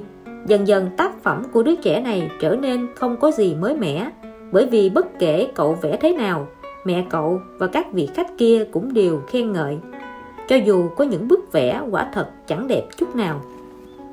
Đứa trẻ thứ hai cũng được mẹ đưa cho một tập giấy, một hộp bút. Người mẹ nói, mỗi bức tranh của con, mẹ đều giữ cẩn thận và xem cẩn thận. Thế là cậu bé mỗi lần vẽ xong, người mẹ đều góp ý rất khách quan, khen và chê hợp lý. Cho dù là tác phẩm mà bản thân cậu bé vô cùng đắc ý, thì mẹ vẫn tìm ra được những điểm chưa đạt. Ban đầu cậu bé có chút không vui vì những điểm bị mẹ phê bình, nhưng sau đó cậu bé thật sự nhận ra những bức tranh mà trước kia cậu cảm thấy tự mãn thật sự còn rất nhiều khiếm khuyết, và cậu đã không ngừng theo đuổi sự sáng tạo với một tâm niệm bức tranh kế tiếp sẽ đẹp hơn nữa. 10 năm sau, đứa trẻ thứ nhất vì không có chút thành tựu nào trên con đường nghệ thuật nên đã chuyển nghề làm chuyên gia phân tích cổ phiếu. Các tác phẩm năm xưa của anh ta chẳng có chút giá trị nào. Còn khả năng sáng tác của đứa trẻ thứ hai thì phát triển rực rỡ. Tác phẩm của anh ta vô cùng nổi bật trong giới nghệ thuật, làm chấn động cả giới họa sĩ. Rất nhiều người mong muốn có được một bức tranh anh ta sáng tác. Thậm chí các bức tranh bản thân anh ta không đánh giá cao cũng được giới họa sĩ cực kỳ công nhận. Động lực thành công lớn nhất của thiên tài chính là không bao giờ hài lòng với bản thân. Câu chuyện chia táo. Sự giáo dục đầu tiên mà một người tiếp nhận chính là sự giáo dục từ gia đình, cũng tức là sự dạy bảo của cha mẹ đối với con cái. Cha mẹ là người thầy đầu tiên của con. Bạn có thể dạy trẻ câu nói dối đầu tiên, cũng có thể dạy trẻ là một người luôn luôn nỗ lực giành vị trí số 1. Nghề nghiệp cũng như cuộc đời của một con người phụ thuộc rất nhiều vào những bước đi ban đầu. Có hai người nọ, thời thơ ấu của họ cũng trải qua một sự việc, đó là một lần được mẹ chia táo, nhưng câu chuyện sau khi họ trưởng thành thì lại khác nhau. Một người là nhân vật có tiếng nói trong chính phủ, người kia lại là phạm nhân bị giam giữ tại nhà tù. Người phạm nhân trong tù nhớ lại, hồi nhỏ tôi rất thích ăn táo. Một hôm mẹ mang về mấy quả táo, có to có nhỏ. Tôi vừa nhìn thấy đã chấm ngay một quả vừa đỏ vừa to. Lúc này mẹ hỏi tôi và em trai, các con muốn lấy quả nào? Em tôi giành phần, nói muốn quả to. Mẹ nghe xong dạy em phải học cách nhường đồ tốt cho người khác, không thể chỉ biết nghĩ đến mình. Thế là tôi nói, con muốn quả nhỏ nhất kia ạ, để dành quả to cho em trai. Mẹ nghe xong rất vui, thưởng quả táo vừa đỏ vừa to đó cho tôi. Từ đó, để có được thứ mình muốn, tôi học được cách nói dối. Sau khi lớn lên, để giành được thứ mình muốn, tôi bất chấp thủ đoạn, cho tới khi tôi bị đưa vào tù. Còn người nổi tiếng trong giới chính trị kia thì nhớ lại, hồi nhỏ có một lần mẹ mang về mấy quả táo đỏ tươi, có to có nhỏ. Tôi và em trai đều tranh nhau quả to. Mẹ cầm quả to nhất, đỏ nhất trong tay, nói với chúng tôi, bây giờ mẹ chia thảm cỏ ở trước cửa thành 2 phần. 2 con mỗi đứa phụ trách cắt tỉa một phần, ai làm nhanh nhất, tốt nhất thì có quyền giành được nó. Tôi và em trai bắt đầu thi nhau nhổ cỏ. Cuối cùng tôi thắng, cũng giành được quả táo to nhất đó. Mẹ khiến tôi hiểu một đạo lý đơn giản nhất và cũng quan trọng nhất là muốn có được thứ tốt nhất thì phải cố gắng giành vị trí số 1. Bà cũng luôn dạy bảo chúng tôi như vậy. Bạn muốn có thứ gì thì phải nỗ lực và chấp nhận trả giá. Sự khác biệt. Cùng một sự việc do những người khác nhau làm sẽ có kết quả khác nhau.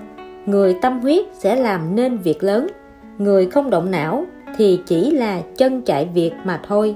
Sự khác biệt nhỏ bé trong đó chính là nguyên nhân tạo thành sự khác biệt của cuộc đời. Hai thanh niên cùng tuổi đồng thời được một cửa hàng nhận vào làm việc với mức lương như nhau, nhưng sau một thời gian, Arnold được thăng chức, còn Bruno lại giẫm chân tại chỗ. Bruno bất mãn với sự đối đãi không công bằng của ông chủ. Ông chủ vừa kiên nhẫn nghe anh ta kêu ca, vừa thầm nghĩ nên giải thích rõ với anh ta sự khác biệt giữa anh ta và Arnold như thế nào. Anh Bruno, anh hãy ra chợ xem sáng hôm nay ở chợ bán những gì. Bruno trở về báo cáo với ông chủ, sáng nay ở chợ chỉ có một nông dân kéo một xe khoai tây tới bán. Lượng khoai thế nào? Ông chủ hỏi. Bruno lại vội vàng chạy ra chợ, sau đó về nói với ông chủ tổng cộng có 40 bao khoai tây, giá bao nhiêu? Bruno lại chạy ra chợ lần thứ 3 để hỏi giá. Sau đó ông chủ bảo anh ta hãy xem người khác làm thế nào. Ông chủ gọi Arnold tới, cũng bảo anh ta ra chợ xem sáng nay người ta bán những gì.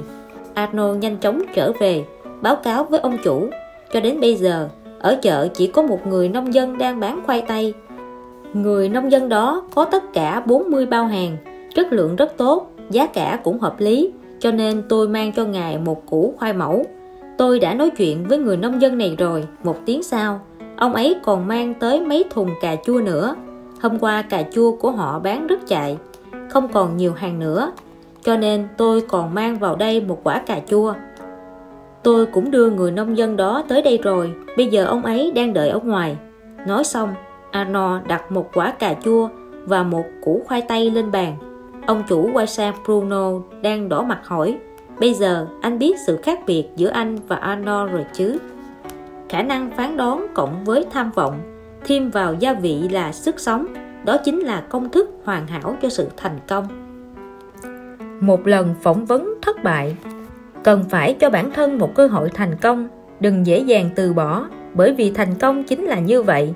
Nếu bạn không cố gắng tranh đấu thì không thể có được nó. Đó là lần đầu anh ta đi phỏng vấn xin việc, cũng là lần phỏng vấn có ý nghĩa sâu sắc nhất trong ký ức của anh ta. Hôm đó, anh ta cầm tờ giấy hẹn phỏng vấn tại một công ty quảng cáo nổi tiếng.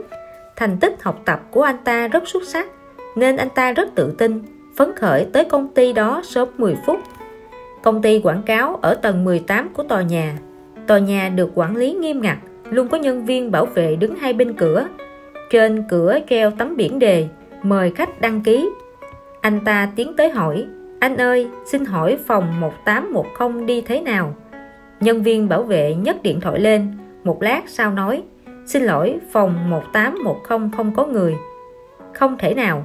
Anh ta vội vàng giải thích, hôm nay là ngày họ hẹn phỏng vấn, tôi có giấy hẹn phỏng vấn đây. Nhân viên bảo vệ đó lại gọi điện lần nữa, xin lỗi anh, vẫn không có người nghe máy, chúng tôi không thể để anh lên được, đây là quy định. Thời gian dần trôi, trong lòng anh ta tuy sốt ruột nhưng cũng đành kiên nhẫn chờ đợi, đồng thời cầu nguyện cho cái điện thoại chết tiệt đó có người nhắc máy. Đã quá giờ hẹn 10 phút rồi, nhân viên bảo vệ lại lịch sự nói với anh ta rằng điện thoại ở phòng đó vẫn không có người nghe. Giấy hẹn phỏng vấn quy định rõ, đến muộn 10 phút, hủy tư cách phỏng vấn. Anh ta hoàn toàn không ngờ lần đầu tiên đi phỏng vấn đã bị chặn ngay ngoài cửa như vậy. Do dự một lúc lâu, rồi cũng đành tự nhận mình xui xẻo và quay về trường. Buổi tối, anh ta nhận được một bức thư điện tử. Chào anh, có lẽ anh không biết chiều nay chúng tôi đã tiến hành phỏng vấn anh ở ngay đại sảnh. Rất tiếc anh không vượt qua. Nếu anh để ý, sẽ thấy nhân viên bảo vệ đó hoàn toàn không bấm số gọi đi. Hơn nữa ở đại sảnh vẫn còn các điện thoại công cộng khác. Anh hoàn toàn có thể tự mình gọi lên văn phòng. Tuy chúng tôi quy định đến trễ 10 phút sẽ hủy tư cách phỏng vấn, nhưng tại sao anh lại lập tức từ bỏ mà không cố gắng thêm? Chúc anh thành công lần sau. Tài năng đặc biệt. Ông vua ngành thép Andrew Carnegie là một doanh nhân vô cùng sáng suốt. Ông từng giao việc quản lý công ty cho Charles Michael Schwartz với mức lương cao ngất ngưỡng. Rất nhiều người cảm thấy khó hiểu bởi vì Schwartz không có thành tích gì đặc biệt về ngành chế tạo thép. Trong số các nhân viên cấp dưới, rất nhiều người nắm vững lĩnh vực này hơn ông. Dĩ nhiên, Schwartz có được mức lương cao như vậy là vì ông có khả năng quản lý nhân sự đặc biệt. Schwartz từng nói thế này: trên đời này, việc dễ hủy hoại chí hướng của một con người nhất chính là sự phê bình của cấp trên. Tôi không bao giờ phê bình bất cứ ai. Tôi chỉ khích lệ mọi người làm việc. Đầu tiên khen ngợi trước, rồi mới xét đến đúng sai. Điều tôi quý trọng chính là sự khen ngợi một cách chân thành, đánh giá một cách khoan dung. Đó cũng là tài nguyên lớn nhất mà tôi có. Phương pháp để khai phá tối đa tài năng của mỗi người chính là khen thưởng và khích lệ. Khen thưởng một cách chân thành chính là một trong những bí quyết thành công của ông. Từng có một chuyện về Schwartz thế này: do sai lầm của một trợ lý mà vụ làm ăn của công ty ở Nam Mỹ bị thua lỗ. Khi đối diện với người trợ lý đó, ông đã không phê bình hay chỉ trích bất cứ lời nào, mà ngược lại cố gắng tìm những điểm đáng khen ngợi của anh ta. Tôi biết anh đã cố gắng hết sức rồi. Đây không phải là lỗi của anh. Chuyện này đã kết thúc. Chúc mừng anh. Anh bảo toàn được 60% số vốn đầu tư. Đây chính là điều may mắn lớn nhất trong cái không may rồi. Như vậy đã tốt rồi.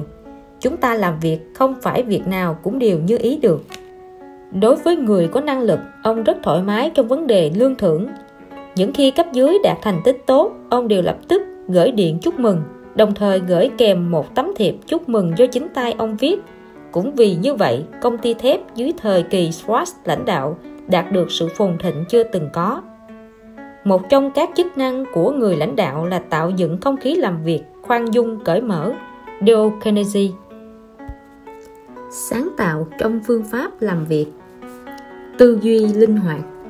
Khi gặp vấn đề khó, nếu chỉ biết vận dụng tư duy tuyến tính để tìm cách giải quyết thì sẽ đi vào lối mòn và không thoát ra được. Bởi vậy, để đạt được thành công, cần phải biết vận dụng lối tư duy linh hoạt khi giải quyết vấn đề.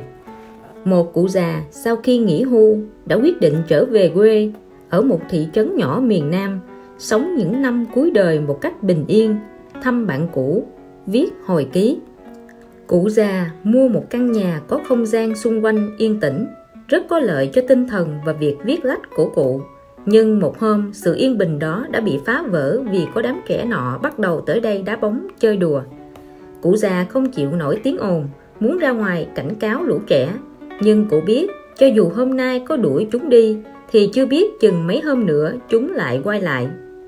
Cụ già quyết định không xử sự theo cách thông thường. Các cháu chơi vui thật đấy, cụ nói với lũ trẻ. Ông rất thích xem các cháu đá bóng. Nếu ngày nào các cháu cũng tới chơi, ông sẽ cho mỗi đứa mỗi ngày 10 đồng. Ba cậu bé vui vẻ nhận lời. Để có được 10 đồng mỗi ngày, chúng đều cố gắng hết sức để biểu diễn kỹ thuật chơi bóng. Chỉ một lúc là mệt đến nỗi thở hổn hển. Sau 3 ngày, ông cụ nói, bắt đầu từ ngày mai, ông chỉ có thể cho mỗi cháu 5 đồng mỗi ngày.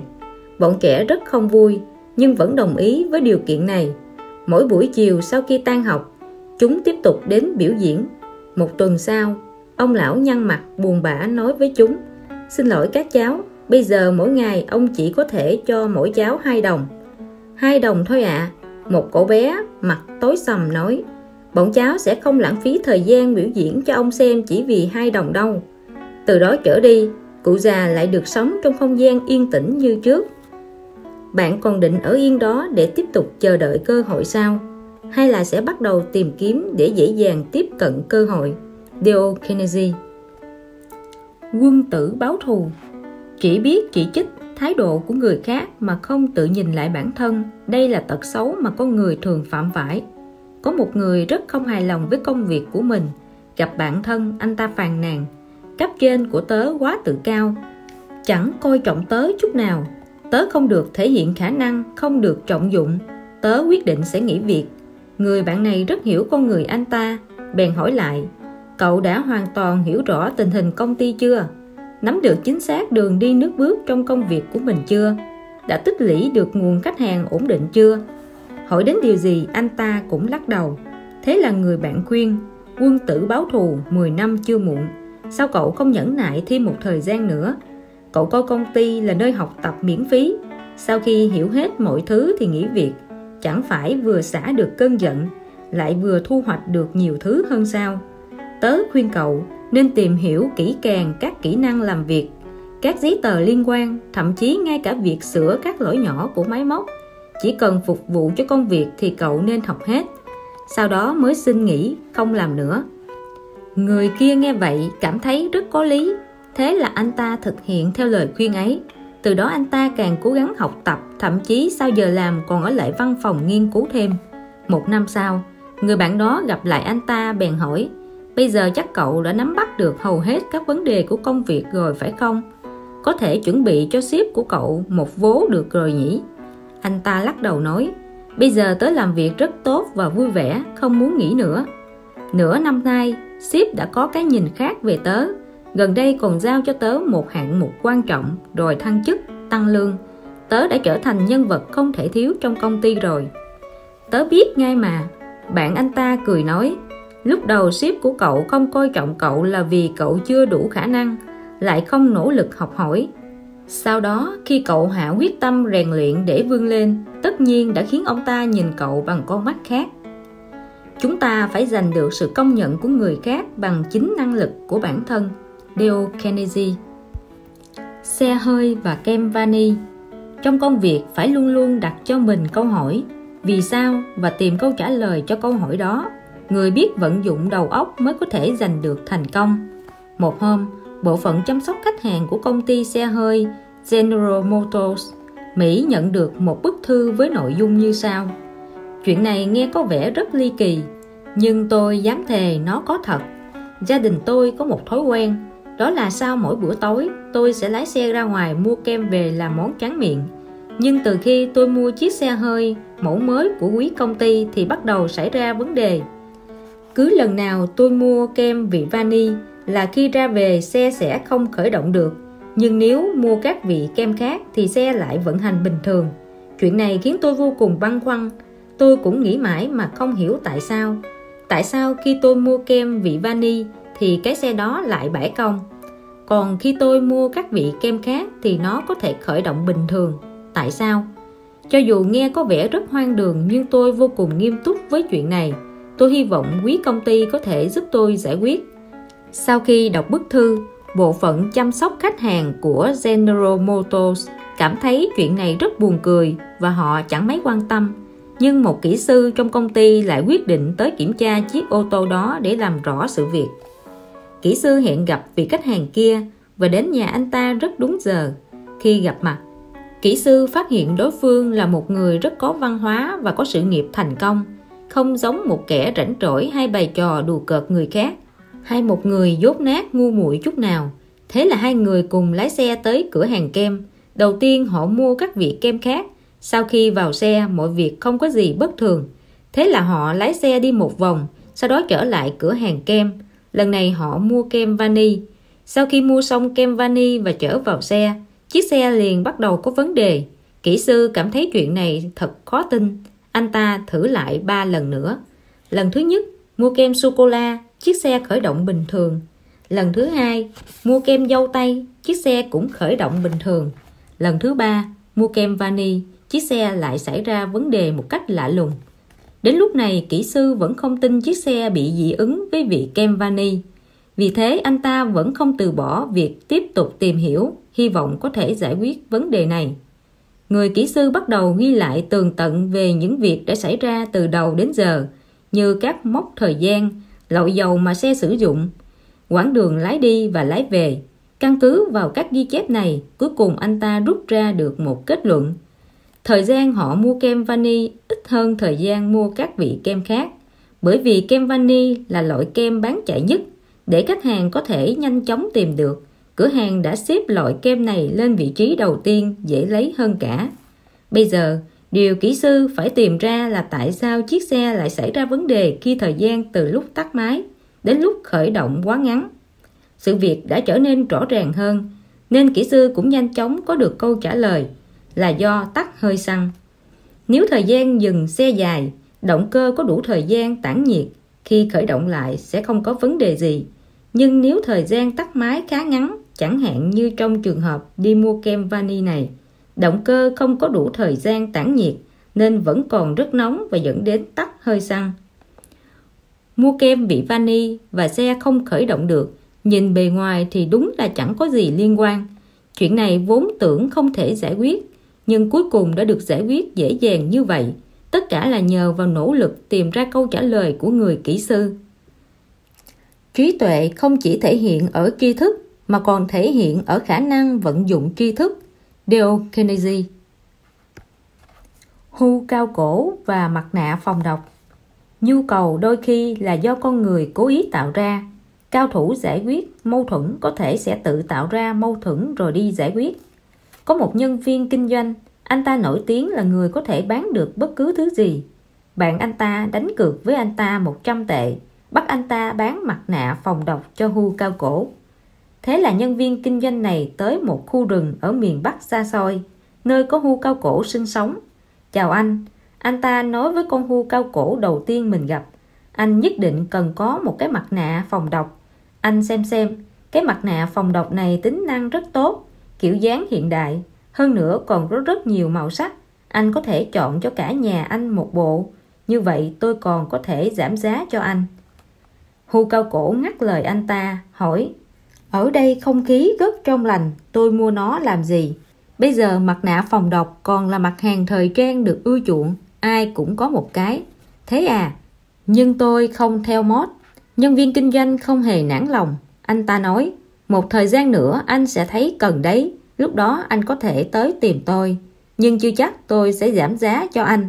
Hu cao cổ mất kiên nhẫn, đuổi nhân viên kinh doanh đi. Không lâu sau, nhân viên kinh doanh bắt đầu xây dựng xưởng ở chính giữa khu rừng.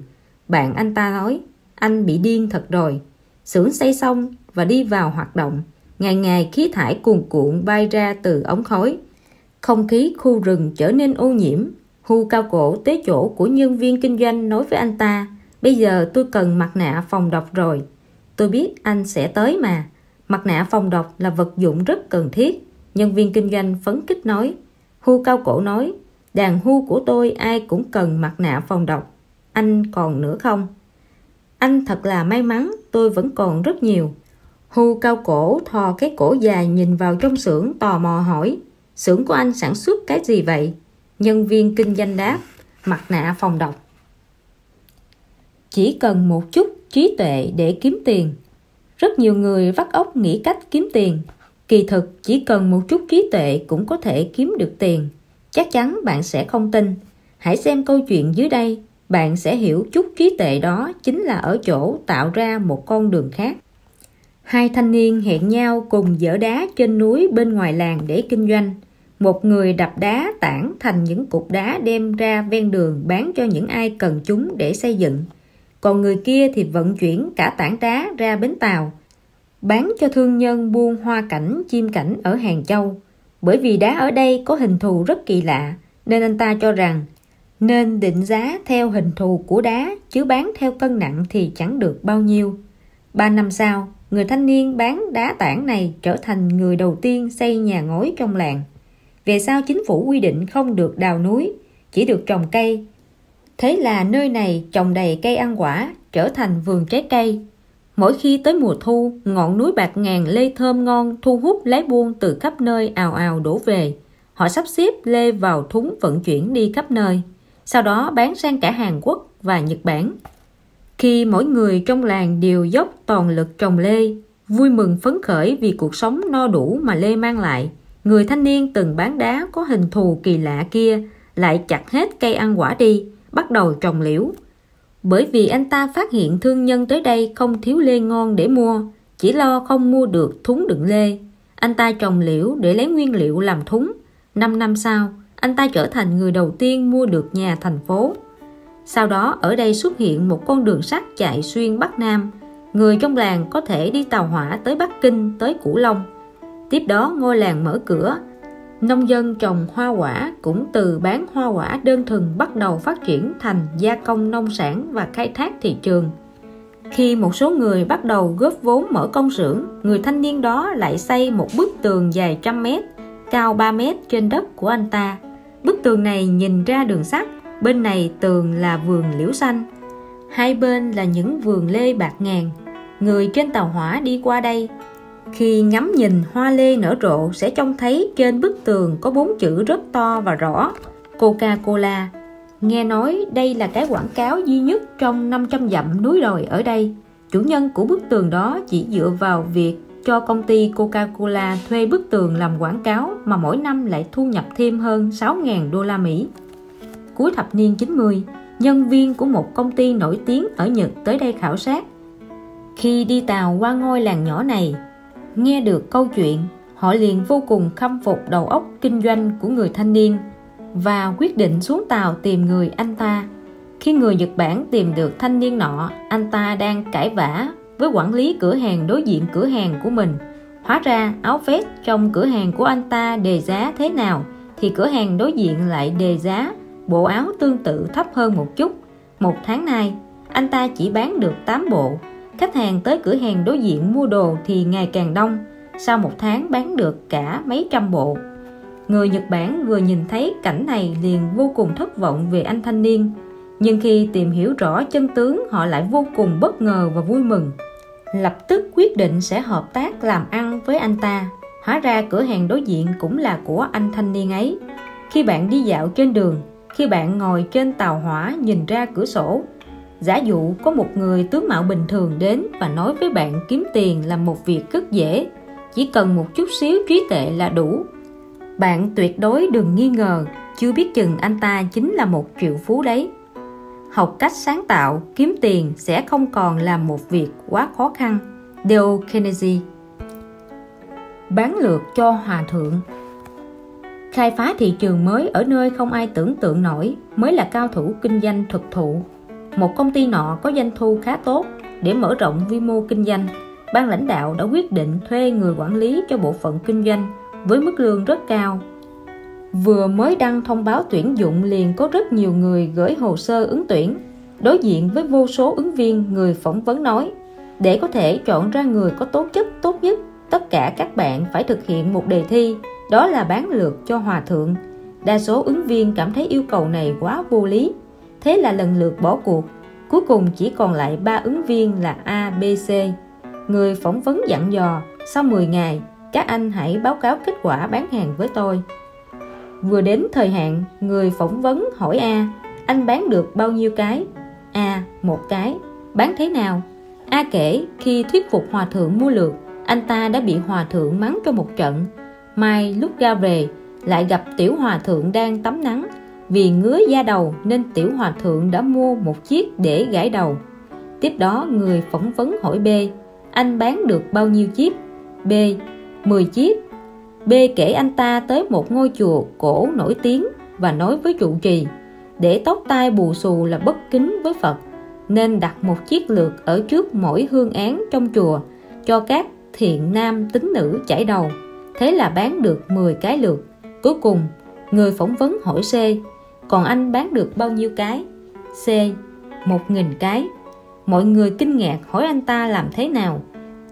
C kể anh ta tới một ngôi chùa trong núi sâu cực kỳ nổi tiếng, hương hỏa cực thịnh, rồi nói với trụ trì: bảo điện hương hỏa cực thịnh, tín đồ thành tâm, bảo điện nên tặng vật gì đó làm kỷ niệm để chúc cho tín đồ được bình an may mắn, khích lệ hành thiện. Tôi có một lô lược đẹp, bảo điện có thể viết lên đó 3 chữ lược tích thiện để làm quà tặng. Trụ trì cả mừng, lập tức mua 1.000 cái lược. Các thí chủ và hương khách có được lược tích thiện cũng rất vui mừng. 1 đồn 10, 10 đồn 100, người tới cúng bái càng nhiều, hương hỏa càng vượng. Sáng tạo thói quen làm việc. Thói quen làm việc tốt. Điều khiến chúng ta mệt mỏi có lẽ không phải khối lượng công việc đồ sộ, mà là các công việc không kịp xử lý chất cao như núi, rối rắm, chồng chéo, khiến chúng ta không nắm được mình còn bao nhiêu việc chưa làm. Khi văn kiện giấy tờ chất đầy trên bàn, nếu ta có thể dọn dẹp lại chúng, để riêng các giấy tờ liên quan đến những công việc đang chờ xử lý ra, thì sẽ thấy công việc trở nên dễ kiểm soát hơn, hiệu quả làm việc cũng cao hơn. Động tác dọn dẹp chính là bước đầu tiên để sắp xếp công việc, nâng cao hiệu suất. Một bệnh nhân tâm lý đã được điều trị thành công bằng phương pháp rất đơn giản. Bệnh nhân Hank là quản lý cao cấp của một công ty lớn. Lần đầu tiên tới phòng khám của bác sĩ trị liệu tâm lý, ông ta đã tỏ ra vô cùng căng thẳng và bất an. Sự thật là lúc đó ông ta đang ở bên bờ vực của sự sụp đổ tinh thần. Khối lượng công việc của Hans vô cùng nặng nề. Văn phòng của ông ta cần tới 3 chiếc bàn lớn để bày tài liệu và giấy tờ. Hàng ngày ông ta làm việc hơn 10 tiếng đồng hồ, nhưng dường như làm mãi mà không xong. Năm này qua năm khác, ông ta bắt đầu cảm thấy khó thở. Ông ta đã không còn có thể thức xuyên đêm, mà hôm sau vẫn làm việc tỉnh táo như thời trẻ được nữa. Hơn nữa, ông ta dần cảm thấy tinh thần mình đang phải chịu một áp lực to lớn, thấy mình như đang đi trên dây, mỗi ngày sống trong run rẩy sợ hãi. Sau khi lắng nghe triệu chứng của bệnh nhân, bác sĩ thấy rằng ở bệnh nhân của mình đang tồn tại một loại cảm giác cưỡng ép, khiến bệnh nhân luôn cảm thấy mình cần phải hoặc bắt buộc phải làm những việc này, làm mãi cũng không hết việc. Những thứ bày ngập trên bàn như thư từ, báo cáo, sổ ghi chú có thể khiến cho con người nảy sinh cảm giác hỗn loạn, căng thẳng và lo lắng. Tồi tệ hơn là nó khiến bạn cảm thấy mình có đến cả triệu việc phải làm, nhưng hoàn toàn không có đủ thời gian làm, không thể hoàn thành tất cả. Cảm xúc này khiến bạn dễ mắc chứng cao huyết áp, bệnh tim và loét dạ dày.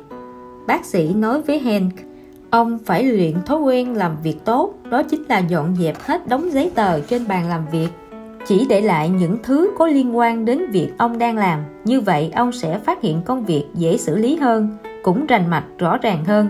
Ngoài ra nên học cách tổ chức, phân tầng trách nhiệm và giám sát. Rất nhiều người quản lý đã tự đào mồ cho mình bởi vì không biết cách phân chia trách nhiệm cho người khác, lại kiên quyết việc gì cũng đích thân làm. Kết quả là họ bị bận rộn luống cuống bởi rất nhiều việc nhỏ, lúc nào cũng lo lắng và căng thẳng. Một người quản lý nếu không học được cách tổ chức, phân tầng trách nhiệm và giám sát thì rất có khả năng sẽ bị bệnh tim. Việc đầu tiên Hen làm sau khi về văn phòng chính là dọn dẹp tất cả bảng biểu và các tài liệu cũ theo lời dặn dò của bác sĩ. Khi ông ta gặp phải vấn đề, nếu phải đưa ra quyết định thì lập tức giải quyết tại chỗ, không kéo dài nữa. Trước kia, mỗi cuộc họp ở công ty luôn tốn rất nhiều thời gian vì phải thảo luận rất nhiều vấn đề, nhưng ít khi có kết quả. Hen thuyết phục hội đồng quản trị, mỗi lần họp chỉ thảo luận một vấn đề, sau đó đưa ra kết luận, không để lại, không kéo dài. Mấy tuần sau, Hen vui mừng nói với bác sĩ, tình trạng tâm lý của ông ta đã được cải thiện rất nhiều, công việc cũng thuận lợi hơn. Tất cả những công việc cũ đều đã được giải quyết, lịch làm việc không còn ghi chú công việc chi chít. Ông ta cũng không cần mang túi tài liệu dày cộm về nhà nữa, và cơ thể ông ta cũng dần khỏe mạnh hơn. Hiệu suất công việc và cường độ không phải lúc nào cũng tỷ lệ thuận với nhau. Thử thay đổi phương thức làm việc, có thể kết quả sẽ nằm ngoài tưởng tượng của bạn đấy. Dale Carnegie. Sáng tạo thói quen làm việc. Làm thế nào để hạn chế nảy sinh sự buồn chán? Bạn có cảm thấy chán ghét công việc không? Trên thực tế, sự buồn chán làm tiêu hao nhiều thể lực hơn leo núi. Tại sao không chơi trò chơi giả bộ với chính mình? Có thể bạn sẽ có được một kết quả bất ngờ đấy. Chỉ khi bạn yêu thích mới có thể thực sự phát huy hết khả năng của bạn. Một công ty có 2 nhân viên văn phòng là Alice và Elizabeth. Họ phụ trách xử lý thư điện tử và công văn. Do lượng công việc quá lớn, hai người thường xuyên phải làm thêm giờ. Chiều tối hôm đó, sắp tan ca mà họ vẫn chưa hoàn thành hết công việc, đành phải ở lại làm thêm. Alice đã cảm thấy đau lưng mỏi gáy, mệt mỏi lắm rồi. Cô thấy không thể nào chịu đựng được nữa, chỉ muốn đi ngủ sớm. Đúng lúc này, bạn trai cô gọi điện tới mời cô đi khiêu vũ. Mắt cô liền sáng lên, tinh thần trở nên phấn chấn. Cô chỉ muốn lập tức thay quần áo, lao ra cửa, khiêu vũ một mạch đến 3 giờ sáng mới về nhà.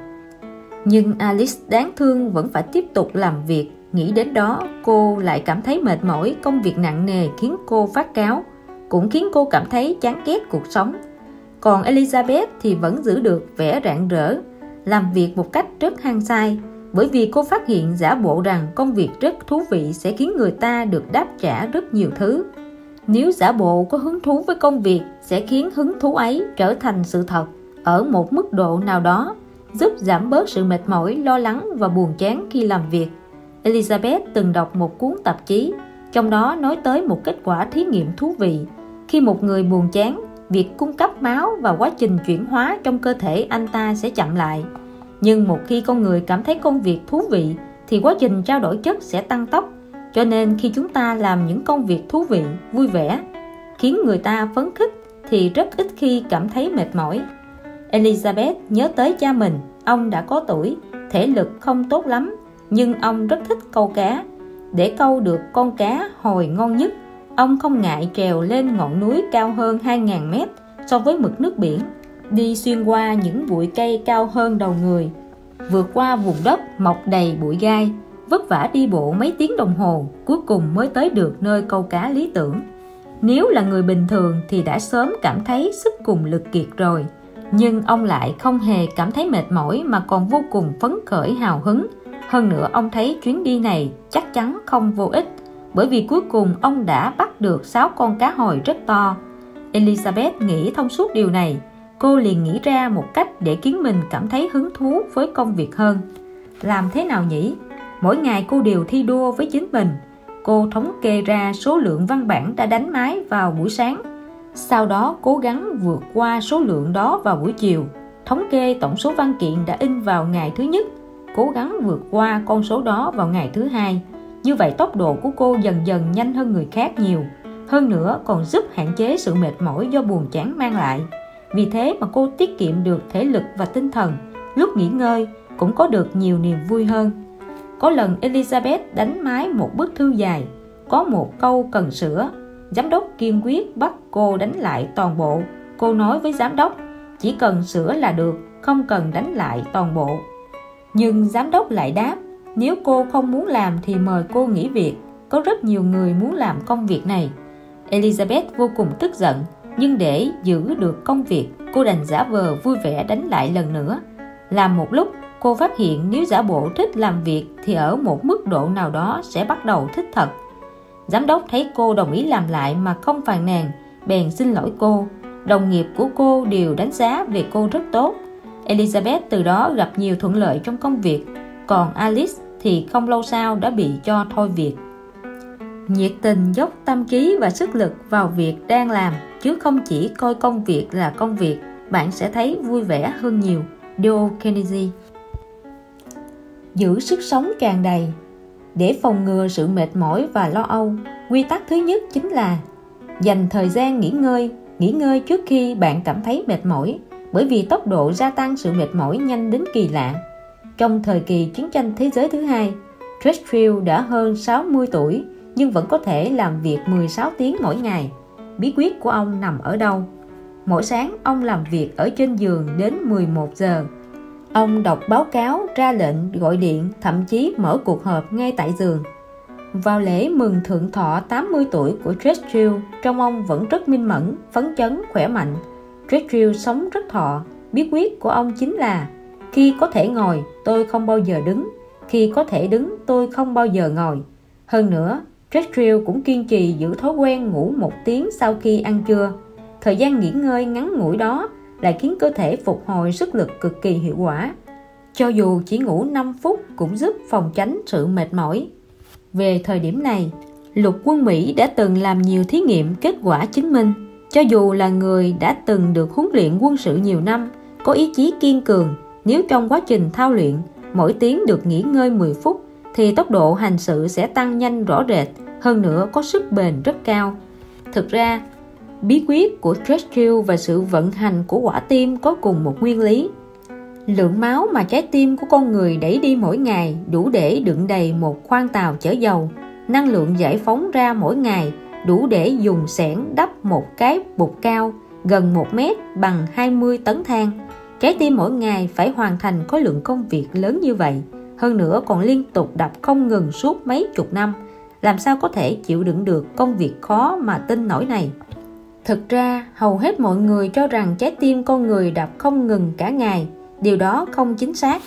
Sự thật là trái tim cũng như con người, cũng thường xuyên nghỉ ngơi, hơn nữa còn chia thời gian nghỉ ngơi thành nhiều khoảng xen kẽ với thời gian làm việc. Sau mỗi lần co bóp, nó đều có khoảng thời gian hoàn toàn đứng yên. Trên thực tế, thời gian làm việc một ngày của nó chỉ có 9 tiếng, cũng có nghĩa là thực tế nó nghỉ 15 tiếng một ngày. Nếu con người cũng có thể chú trọng việc nghỉ ngơi hợp lý như quy luật vận hành của quả tim, vậy thì sẽ luôn giàu năng lượng để làm việc. 4 câu hỏi của cuộc đời. Đôi khi chúng ta có thể bỏ ra 1-2 giờ đồng hồ để thảo luận về một vấn đề gì đó, nhưng lại không ai hiểu vấn đề thật sự là gì.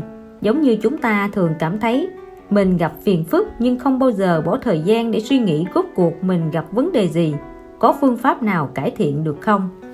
Nhiều năm qua, Leon Schimkin luôn là một trong các quản lý cao cấp của nhà xuất bản Simon, hiện tại là chủ tịch của công ty Pocket Books, có trụ sở chính đặt tại thành phố New York.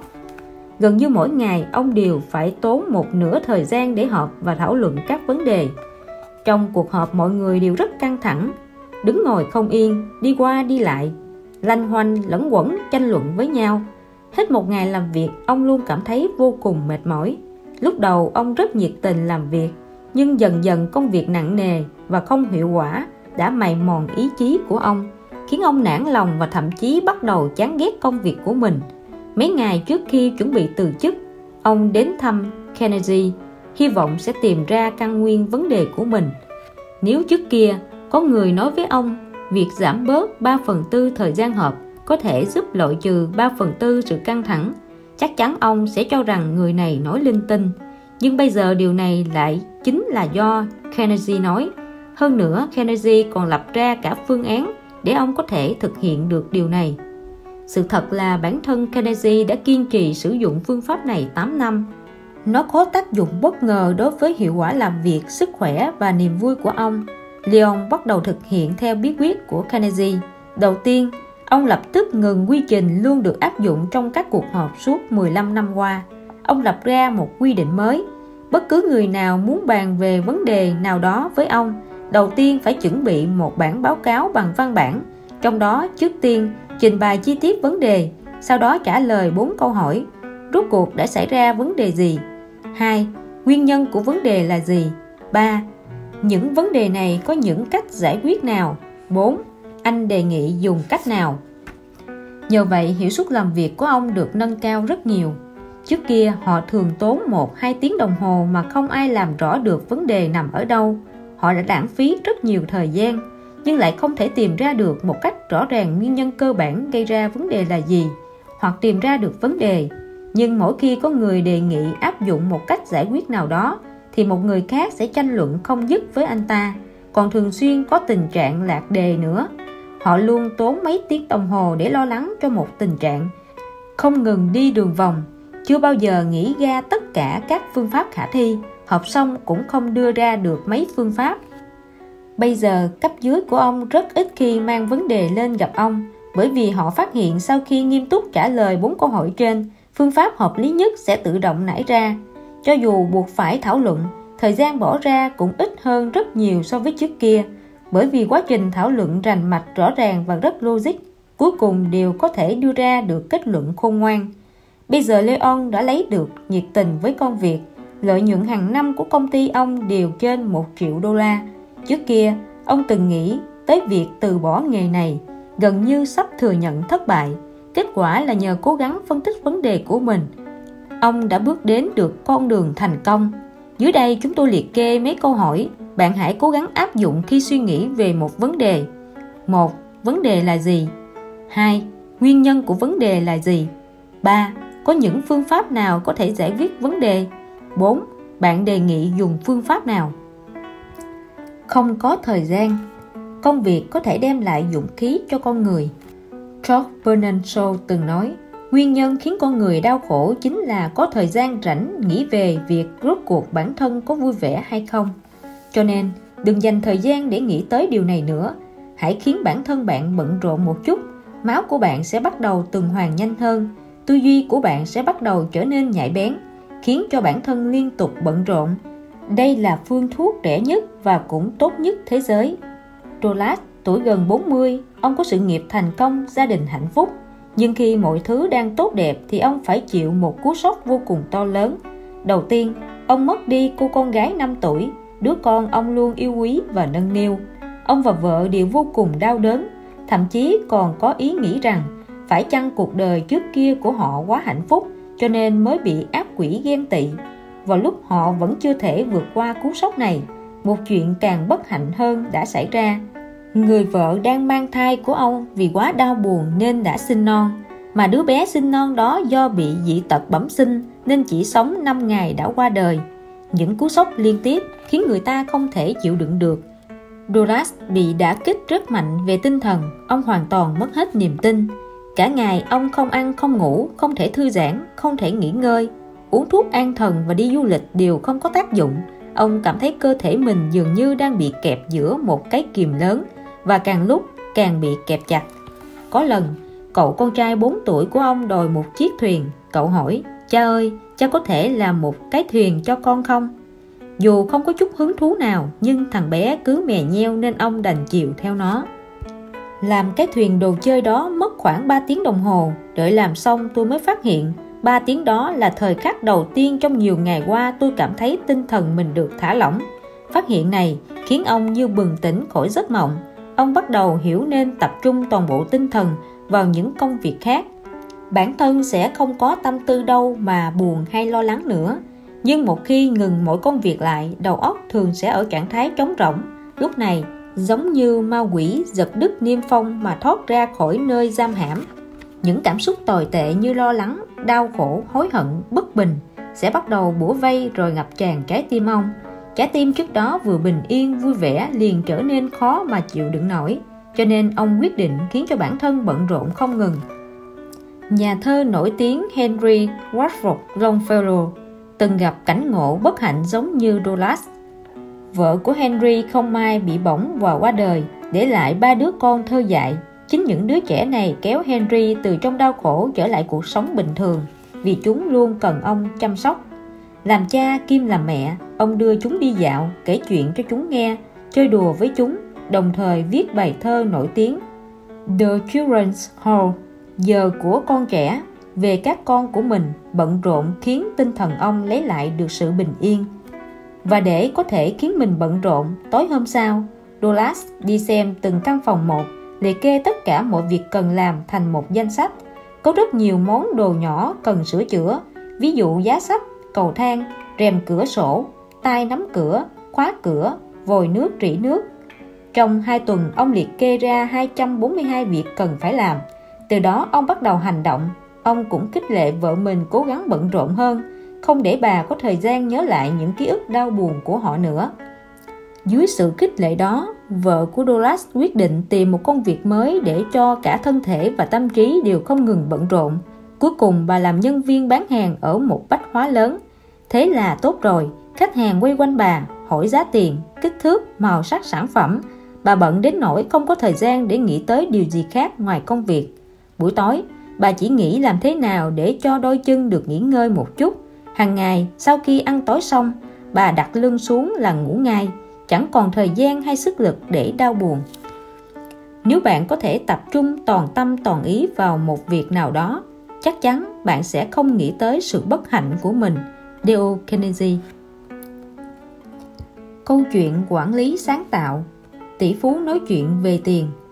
Yêu tiền bạc là điều kiện tiên đề để có được tiền bạc, nhưng không chỉ nghĩ tới tiền bạc là điều kiện tiền đề để có được hạnh phúc. Các tỷ phú nhìn nhận về tiền bạc như thế nào? Dưới đây là 2 câu chuyện nhỏ. Từ những câu chuyện này có thể thấy được phần nào thái độ của họ đối với tiền bạc. Bill Gates là tỷ phú thế giới. Tài sản của ông tất nhiên là rất lớn. Nhưng theo lời một người bạn của Bill Gates kể lại thì có lần ông ta và Bill Gates lái xe tới khách sạn Houston thì phát hiện khu vực đậu xe bình thường còn rất ít chỗ trống. Còn khu vực đậu xe dành cho khách VIP thì đang trống rất nhiều. Thế là ông ta đề nghị đổ xe ở khu vực dành cho khách VIP. Ồ, chỗ này 1 giờ phải mất $12, đắt quá, Bill Gates thốt lên. Người bạn nghĩ thầm, giàu có như vậy mà chỉ $12 cũng tính toán, thật là quá keo kiệt. Ông ta liền nói, để tôi trả. Nhưng Bill Gates lại phản đối, đây là thu phí vượt giá trị. Tôi ghét nhất là giá tiền không tương đương với giá trị, tôi sẽ không đậu xe ở đây. Thế là dưới sự kiên quyết của Bill Gates, cuối cùng họ tìm được một chỗ đậu xe bình thường. Bill Gates xem ra thì có vẻ keo kiệt, nhưng kỳ thực ông không bao giờ bủn xỉn với những khoản tiền cần tiêu. Những năm qua, số tiền mà ông quyên góp cho các tổ chức từ thiện đã là một con số khổng lồ.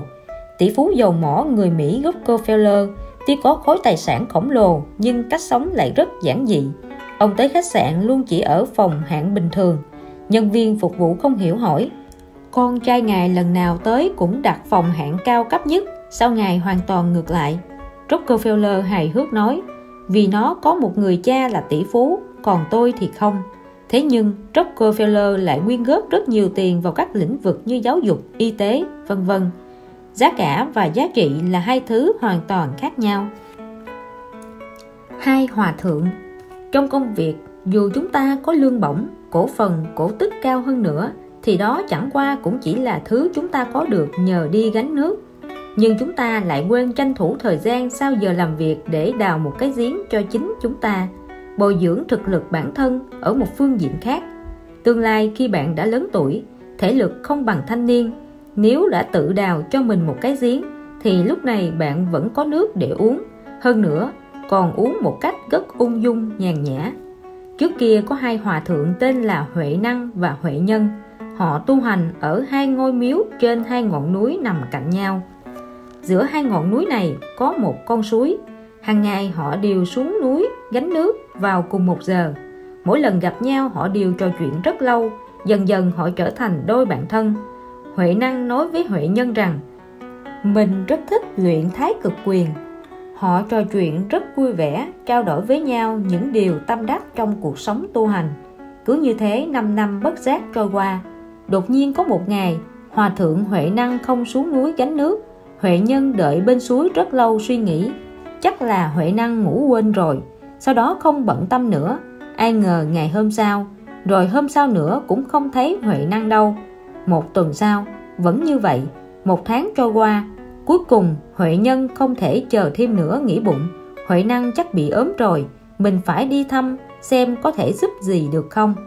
Khi tới ngôi miếu trên ngọn núi bên trái, Huệ Nhân vừa nhìn thấy bạn thì liền giật mình kinh ngạc, bởi vì Huệ Năng đang ung dung luyện thái cực quyền trước miếu, trông không hề giống một người ốm và thiếu nước suốt cả tháng chút nào. Huệ Nhân tò mò hỏi: cậu đã không xuống núi lấy nước một tháng rồi, lẽ nào cậu có thể không cần uống nước sao? Huệ Năng nói: nào, tôi đưa cậu đến một nơi. Thế là Huệ Năng dẫn đường ra sân sau của ngôi miếu, chỉ vào một cái giếng và nói: 5 năm qua, hàng ngày sau khi làm xong mọi việc, tôi đều dành thời gian đào cái giếng này. Cho dù có lúc rất bận rộn, tôi vẫn cố gắng đào được bao nhiêu thì đào. Bây giờ cuối cùng tôi đào ra nước giếng rồi, tôi không cần xuống núi gánh nước nữa. Tôi có thể có nhiều thời gian để luyện thái cực quyền. Huệ Nhân nghe xong bất giác hối hận vì mình đã lãng phí thời gian 5 năm, đến giờ vẫn phải ngày ngày đi gánh nước. Ghi chép về việc tập bay của ếch xanh. Thành công hay không không nằm ở chỗ bạn có kế hoạch to lớn thế nào, mà ở chỗ bạn có chọn đúng phương hướng hay không. Là người lãnh đạo, điều quan trọng nhất là chọn đúng phương hướng. Phương hướng sai thì kế hoạch của bạn có chi tiết đến đâu, nhân viên có cố gắng đến đâu, viễn cảnh có tốt đẹp đến đâu cũng vô ích. Danny nuôi một con ếch xanh, đặt tên là Casca. Cuộc sống của Danny không có gì cần phải lo lắng, nhưng anh ta luôn mơ tưởng có ngày mình sẽ đột ngột trở nên giàu có. Hôm đó, Danny nói với Casca: tao có một giấc mơ vĩ đại, tao sẽ dạy mày bay. Như vậy mày sẽ trở thành con ếch vĩ đại nhất thế giới. Casca kêu lên: tôi không biết bay đâu, tôi là một con ếch chứ không phải chim. Danny vô cùng thất vọng nói: thái độ tiêu cực của mày quả là một vấn đề lớn. Tao sẽ tổ chức một lớp huấn luyện cho mày. Thế là Danny huấn luyện cho Casca 3 ngày. Nó đã học các môn như hoạch định chiến lược, quản lý thời gian và cách trao đổi hiệu quả, nhưng không học gì về việc bay hết. Cuối cùng, Casca cũng bước vào bài tập thực hành bay. Danny giải thích: tòa chung cư chúng ta sống có tất cả 15 tầng. Hôm nay mày bắt đầu nhảy ra ngoài từ tầng 1, mỗi ngày tăng 1 tầng, cuối cùng luyện tới tầng 15. Sau mỗi lần nhảy xong, mày phải tổng kết kinh nghiệm, tìm ra kỹ thuật bay hiệu quả nhất, sau đó vận dụng những kỹ thuật này vào lần luyện tập tiếp theo. Khi tới tầng cao nhất, mày nhất định sẽ học được cách bay. Nhưng Casca đáng thương nghe xong mà rùng mình. Casca cầu xin Danny hãy cân nhắc tình hình thực tế, nhưng Danny hoàn toàn không nghe. Anh ta nói, mày hoàn toàn không hiểu ý nghĩa của việc ếch biết bay, không nhìn thấy được tầm nhìn xa trông rộng của tao. Nói xong, Danny mở cửa sổ tầng 1, ném Casca ra ngoài không chút do dự. Ngày thứ 2, Casca kiên quyết không chịu tham gia huấn luyện nữa. Thế là Danny lấy ra cuốn Quản lý hiệu suất và nói, con người khi đối mặt với một kế hoạch hoàn toàn mới mang tính sáng tạo, tâm lý chống đối sẽ ảnh hưởng nghiêm trọng tới thành quả. Ngày thứ 3, Casca bắt đầu sử dụng chiêu trì hoãn. Nó lấy lý do thời tiết không tốt, yêu cầu hoãn tới khi thời tiết thích hợp cho việc bay nhất mới tiến hành huấn luyện. Nhưng Danny đã chuẩn bị trước rồi. Anh ta giơ bảng theo dõi tiến độ ra, chỉ vào đó và nói, hôm nay không nhảy có nghĩa là ngày mai mày phải nhảy 2 lần mà thôi. Casca không còn cách nào khác đành cố hết khả năng của mình. Nó gắn thêm cho mình một đôi cánh giả, định khiến mình có cánh như chim, còn đeo một cái áo choàng màu đỏ lên cổ, định biến mình thành siêu nhân. Nhưng tất cả chỉ là tốn công vô ích. Đến ngày thứ 7, độ cao đã lên tới tầng 7. Casca mình đầy thương tích, không còn cầu xin sự nhân từ của chủ nhân nữa, đành nghe theo số phận. Còn Danny thì vô cùng không vừa lòng với biểu hiện của Casca. Anh ta phẫn nộ chỉ ra cho đến bây giờ nó không có bất kỳ tiến bộ nào, cũng hoàn toàn không đạt được mục tiêu đã định. Danny đề nghị, mày phải học bay một cách thông minh chứ không phải rơi thẳng xuống đất. Đối với điều này, Casca bình tĩnh nói, im đi, và mở cửa sổ ra. Sau đó nó nhắm trúng vào một hòn đá dưới lầu mà nhảy xuống. Nó bẹp dí như một cái lá. Kế hoạch ếch bay hoàn toàn thất bại. Danny cực kỳ thất vọng. Danny bắt đầu phân tích cả quá trình, tìm ra nguyên nhân thất bại. Sau khi suy nghĩ kỹ càng, cuối cùng anh ta đã hiểu ra, lần sau tìm một con ếch thông minh là có thể thành công rồi. Thế là anh ta chìm vào giấc ngủ với ngập tràn hy vọng trong lòng. Khi làm bất cứ điều gì, chúng ta cần phải có lòng nhiệt tình. Thế nhưng nhiệt tình thực hiện theo một phương hướng sai lầm sẽ mang tới một kết quả tệ hại. Bạn phải chú ý tới điều này. Bài học cân kẹo. Công ty kiến trúc nọ thành lập đã gần 10 năm. 10 năm qua, công ty không ngừng phát triển. Từ mấy người lúc ban đầu, quy mô hiện tại đã lên đến mấy trăm người. Nhưng năm nay do chịu ảnh hưởng của khủng hoảng kinh tế toàn cầu, doanh thu của công ty giảm mạnh. Chợp mắt đã tới cuối năm. Theo thông lệ, ít nhất thưởng mỗi nhân viên 2 tháng lương. Chủ tịch hội đồng quản trị ngồi trong văn phòng tính đi tính lại, nhiều nhất chỉ đủ để phát 1 tháng lương cho tiền thưởng cuối năm, ít hơn hẳn so với kỳ vọng của mọi người. Quả thật không biết nên làm thế nào. Chủ tịch chợt nhớ hồi nhỏ ông thường tới mua kẹo ở một cửa hàng bánh kẹo. Trong cửa hàng có 2 nhân viên. Một nhân viên lúc nào cũng bốc một nắm kẹo to lên cân, rồi lấy ra từng cái kẹo một cho đến khi số kẹo cân tương ứng với số tiền khách trả. Nhân viên còn lại rất đáng yêu, mỗi lần đều bốc không đủ trọng lượng, sau đó thêm vào từng chiếc một. Nói thật thì ở 2 cách làm đó, cuối cùng số kẹo khách hàng nhận được không có gì khác nhau, nhưng ông luôn cảm thấy người thứ hai cho ông nhiều kẹo hơn. Từ câu chuyện này, ông chợt nảy ra một ý. Ông bắt đầu lon tin trong công ty. Do tình hình kinh doanh không tốt nên cuối năm công ty phải cắt giảm nhân viên. Mọi người đều lo lắng không yên, thấp thởm sợ mất đi công việc. Không lâu sau, tổng giám đốc tuyên bố với mọi người, tuy công ty rất khó khăn, nhưng bao năm qua mọi người đều rất cố gắng. Công ty muốn cùng mọi người vượt qua khó khăn. Chỉ có điều năm nay không có tiền thưởng cuối năm. Nghe nói không cắt giảm nhân viên nữa, mọi người đều thở phào nhẹ nhõm. Tuy không có tiền thưởng cũng có chút thất vọng, nhưng vẫn cảm thấy vui mừng vì mình không bị sa thải. Không ngờ vài phút sau, mọi người lại thấy các quản lý lao vào đơn vị của mình phấn khích hét lớn, có rồi, vẫn có tiền thưởng cuối năm, nguyên 1 tháng nhé, phát ngay bây giờ đây, để mọi người ăn Tết vui vẻ. Khắp công ty đều vang lên tiếng hoan hô. Chủ tịch hội đồng quản trị ngồi trên tầng cao nhất mà cũng cảm thấy sự rung chuyển của sàn nhà. Nhìn bên ngoài thì thấy hành động này là cho thêm, còn hành động kia là lấy bớt, nhưng thực tế thì tổng lượng cuối cùng không thay đổi. Vận dụng bài học cho kẹo có thể giúp ta dễ dàng giải quyết rất nhiều vấn đề khó. Chế độ chia cháo. Vấn đề chế độ và giới hạn quyền lực luôn là nan đề khiến con người phải đau đầu. Hãy xem câu chuyện nhỏ dưới đây. Một tập thể nọ gồm 7 người chung sống với nhau rất bình đẳng, trong đó không ai có lòng xấu xa hại người. Nhưng họ cũng không tránh khỏi có những toán tính tự tư tự lợi. Mỗi lần ăn cơm, họ thường vì việc chia cháo mà xảy ra tranh chấp. Để chấm dứt tình trạng này, họ mở một cuộc họp, quyết định lập ra một chế độ để chia cháo. Ngày thứ nhất, họ phân cho một người phụ trách chia cháo, nhưng mọi người phát hiện người này chia cho mình nhiều cháo nhất, còn những người khác đều được nhận phần ít cháo hơn. Thế là hôm sau, mọi người thay đổi phương pháp, phân công lần lượt mỗi người chia cháo một ngày. Tuy cách này nhìn bề ngoài thì có vẻ bình đẳng, nhưng mỗi người chỉ được no bụng một ngày trong một tuần, 6 ngày còn lại đều bị đói.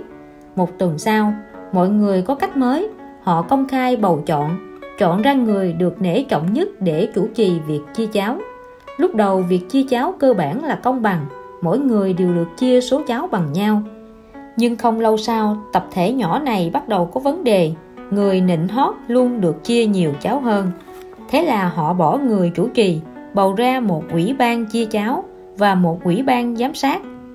Nhưng do ủy ban giám sát thường đưa ra nhiều đề xuất, ủy ban chia cháo lại tranh luận kịch liệt, nên đến khi chia xong thì cháo đã nguội rồi.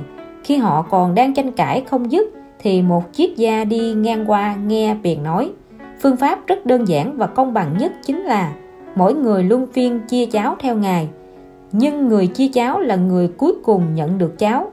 Tập thể nhỏ này không tìm thêm được cách nào khác, đành bán tín bán nghi áp dụng ý kiến của triết nhân. Điều khiến người ta kinh ngạc là dưới chế độ này, cháo trong 7 bát lần nào cũng nhiều như nhau, như được đông thêm bằng thiết bị khoa học vậy. Bởi vì mỗi người chia cháo đều ý thức được rằng nếu cháo trong 7 bát cháo không bằng nhau thì phần cuối cùng dành cho anh ta chắc sẽ là phần ít nhất. Chế độ chia cháo mà triết gia đề xuất quả là một chế độ rất tốt với logic hợp lý, đơn giản mà hiệu quả cao, khiến người ta thán phục. Câu chuyện quản lý. Câu chuyện thứ nhất: chuột túi và cái lồng. Một hôm, nhân viên vườn thú phát hiện chuột túi xổng ra khỏi chuồng. Thế là họ hội ý với nhau và nhất trí cho rằng hàng rào quá thấp, cho nên họ quyết định nâng cao hàng rào từ 5 mét lên thành 10 mét. Kết quả ngày hôm sau họ phát hiện chuột túi vẫn ra ngoài được, và lại quyết định nâng độ cao lên thành 20 mét. Không ngờ hôm sau lại vẫn thấy chuột túi nhảy hết ra ngoài. Thế là nhân viên vườn thú vô cùng căng thẳng, quyết định tiếp tục tăng độ cao của hàng rào. Một hôm, hươu cao cổ và mấy con chuột túi buôn chuyện với nhau: các anh xem, những người đó liệu có tiếp tục tăng độ cao hàng rào chuồng của các anh lên nữa không? Hươu cao cổ hỏi.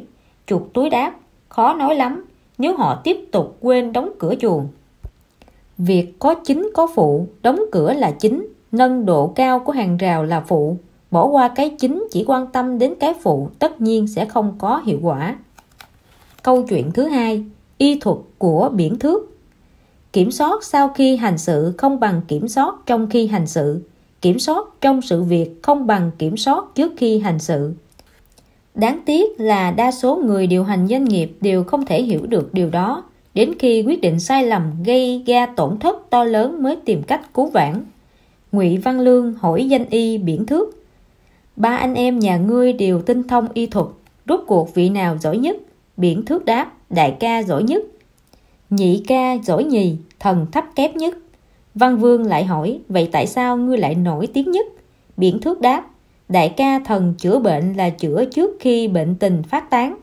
Do người bình thường không biết anh ấy có thể giúp phòng bệnh, nên chẳng mấy ai biết đến danh tiếng của anh ấy, chỉ có người nhà thần mới biết. Nhị ca của thần chữa bệnh là chữa khi bệnh tình mới phát. Người bình thường tưởng rằng anh ấy chỉ chữa những bệnh nhẹ, nên danh tiếng của anh ấy chỉ lan truyền ở quê thần. Còn biển thước, thần chữa bệnh là chữa khi bệnh đã nghiêm trọng. Người bình thường nhìn thấy thần dùng những thủ thuật như chích máu trên kinh mạch bằng kim, bôi thuốc lên da, nên tưởng là y thuật của thần cao minh. Danh tiếng vì thế mà lan truyền khắp cả nước. Văn Vương thốt lên: người nói đúng quá. Câu chuyện thứ ba: phòng sa. Chúng ta thường cho rằng Người có thể thu xếp hoặc giải quyết các vấn đề phức tạp trong quá trình kinh doanh của doanh nghiệp chính là nhà quản lý ưu tú. Kỳ thực quan niệm này còn rất nhiều điều tranh cãi. Có câu, dự phòng quan trọng hơn chữa trị, đề phòng sự việc xảy ra sẽ tốt hơn là giải quyết khi việc đã thành. Từ đó có thể thấy người dự phòng các vấn đề của doanh nghiệp thực ra ưu tú hơn người giải quyết các vấn đề của doanh nghiệp. Một người tới nhà bạn chơi, thấy ống khói trong bếp nhà bạn thẳng đứng, bên cạnh có rất nhiều củi. Anh ta liền nói với chủ nhà, ống khói phải cong, củi phải chuyển đi chỗ khác, nếu không rất dễ xảy ra hỏa hoạn. Chủ nhà nghe xong cũng không thay đổi bất cứ điều gì. Không lâu sau, ngôi nhà này quả nhiên bị cháy. Hàng xóm xung quanh vội vàng chạy tới cứu hỏa, cuối cùng cũng dập tắt được đám cháy. Chủ nhà làm một bữa liên hoan mời hàng xóm láng giềng để cảm tạ họ, nhưng không mời người lúc đầu đã khuyên anh ta di dời củi khô đi chỗ khác và sửa ống khói. Có người nói với chủ nhà, nếu lúc đầu nghe lời anh bạn đó thì hôm nay anh đâu cần phải tổ chức bữa ăn này. Hơn nữa còn không bị tổn thất vì hỏa hoạn. Bây giờ anh cảm ơn mọi người. Người đầu tiên khuyên anh không được cảm ơn, còn người cứu hỏa lại thành thượng khách, thật vô lý. Chủ nhà lập tức tỉnh ngộ, vội vàng đi mời người bạn nọ tới uống rượu và cảm tạ. Sự khôn ngoan luôn khiến người ta suy nghĩ chu đáo, nói năng đúng mực, xử sự công bằng và chính nghĩa. Dale Carnegie. Phần 4. Cảnh do tâm sinh, làm mới chính mình. Bí quyết để có một tâm hồn bình yên là khẳng định giá trị quan của bản thân. Chỉ cần chúng ta có tiêu chuẩn vàng của bản thân, một nửa phiền não sẽ biến mất. Thế giới này ngập tràn những điều thú vị. Trong thế giới phong phú đa dạng màu sắc này, tuyệt đối đừng cho phép bản thân sống quá vô vị. Sau bắc cực của hành trình sáng tạo, lan tỏa tình yêu. Tôn trọng những người xung quanh cũng là đang tôn trọng chính mình. Thái độ của bạn đối với người khác như thế nào thì thái độ của họ đối với bạn cũng sẽ như vậy. Giống như khi đứng trước gương, bạn tức giận, người trong gương cũng tức giận. Bạn vui vẻ, người trong gương cũng vui vẻ. Một cô giáo muốn học sinh của mình biết được cô yêu quý chúng đến giường nào. Chiều hôm đó, tiếng chuông vào học vang lên. Cô giáo đứng trên bục giảng như mọi ngày, nhìn từng học sinh trong lớp. Thời gian chậm chậm trôi qua, cô giáo vẫn không nói một lời. Sự im lặng bao trùm lên cả lớp, gần như có thể nghe thấy cả tiếng kim rơi xuống đất. Lúc này cô khẽ ho một tiếng rồi nói, mỗi người các em đều là một học sinh ưu tú. Cô muốn cho các em biết các em vô cùng quan trọng đối với cô. Tiếp đó, cô gọi từng học sinh lên bục giảng, tự tay cài một chiếc nơ bằng ribbon màu lam lên áo từng người. Trên đó viết dòng chữ màu vàng, tôi quan trọng. Cảnh tượng lúc này giống như nghi thức trao huân chương vậy. Lúc đầu còn có mấy học sinh cười khúc khích, nhưng khi chiếc nơ đó được gắn lên áo mình, các em đều ngừng cười, trong lòng cảm động sâu sắc. Vào khoảnh khắc đó, mỗi học sinh đều cảm nhận được bản thân tồn tại trên thế giới này một cách vững vàng, không thể lay chuyển. Cảm giác tự hào lan tỏa trong trái tim các em. Sau khi nghi thức kết thúc, cô giáo ra một bài tập ngoại khóa, đó là triển khai hoạt động này trong khu phố mình sống. Cô phát cho mỗi học sinh 3 chiếc nơ ribbon, yêu cầu các em làm đúng như cô đã làm, sau đó quan sát kết quả, một tuần sau báo cáo trên lớp. Cô giáo vừa nói xong, Mike liền nghĩ tới người cậu nên tìm. Cách đây không lâu, hàng xóm của cậu từng hướng dẫn cậu hoàn thành một bài tập rất khó. Người hàng xóm này cũng thường xuyên giúp đỡ cậu. Thế là Mike tìm anh ta, gắn một chiếc ribbon màu lam lên áo sơ mi của anh ta, đồng thời đưa cho anh ta thêm 2 chiếc nơ ribbon nữa. Mike giải thích, bọn em đang làm bài tập ngoại khóa, tặng ribbon màu lam cho người mình cảm kích và tôn kính, rồi cho anh thêm nơ để anh có thể tiến hành nghi thức cảm ơn tương tự với người khác. Lần sau hãy nói cho em biết điều gì xảy ra khi anh làm như vậy nhé. Người hàng xóm trẻ tuổi này rất vui vẻ nhận lời. Anh ta vuốt ve chiếc nơ trên ngực mình, trong lòng thầm nói, tôi quan trọng. Rồi thấy cảm động và tự hào lạ lùng, anh ta nghĩ, đây đúng là một cách hay, và bắt đầu tìm xem ai là người thích hợp đeo chiếc nơ ribbon này nhất. Nghĩ đi nghĩ lại, anh ta cảm thấy chỉ có cách trên của mình có thể đeo. Tuy trong mắt các đồng nghiệp khác, ông là một người quá nghiêm khắc, cứng nhắc, khó gần, nhưng chàng trai trẻ lại cho rằng ông cực kỳ tài hoa và giỏi lãnh đạo. Hôm sau, anh ta cầm chiếc nơ đến tìm cấp trên, bày tỏ mình vô cùng ngưỡng mộ tài năng của ông và cũng được học hỏi từ ông rất nhiều. Cấp trên nghe xong vô cùng ngạc nhiên, nhưng cũng vui vẻ đồng ý đeo nơ ri băng. Thế là chàng trai trẻ đeo nơ ri băng lên áo khoác của cấp trên, đồng thời tặng chiếc nơ ri băng còn lại cho ông ta, rồi hỏi: "Ngài có thể giúp tôi một việc không?" Tặng chiếc nơ ri băng này cho người mà ngài cảm kích, nói cho người đó biết người đó quan trọng thế nào đối với ngài. Đây là của một cậu bé tặng cho tôi.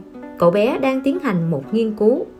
Chúng tôi muốn làm cho nghi thức cảm ơn này được tiếp nối, xem nó có hiệu quả như thế nào đối với mọi người. Tối hôm đó, sau khi tan sở, vị cấp trên này lập tức về nhà. Đã lâu lắm rồi ông ta không ăn tối cùng gia đình. Ông ta nói vẻ hơi ngại ngùng. Hôm nay xảy ra một chuyện không thể tin nổi.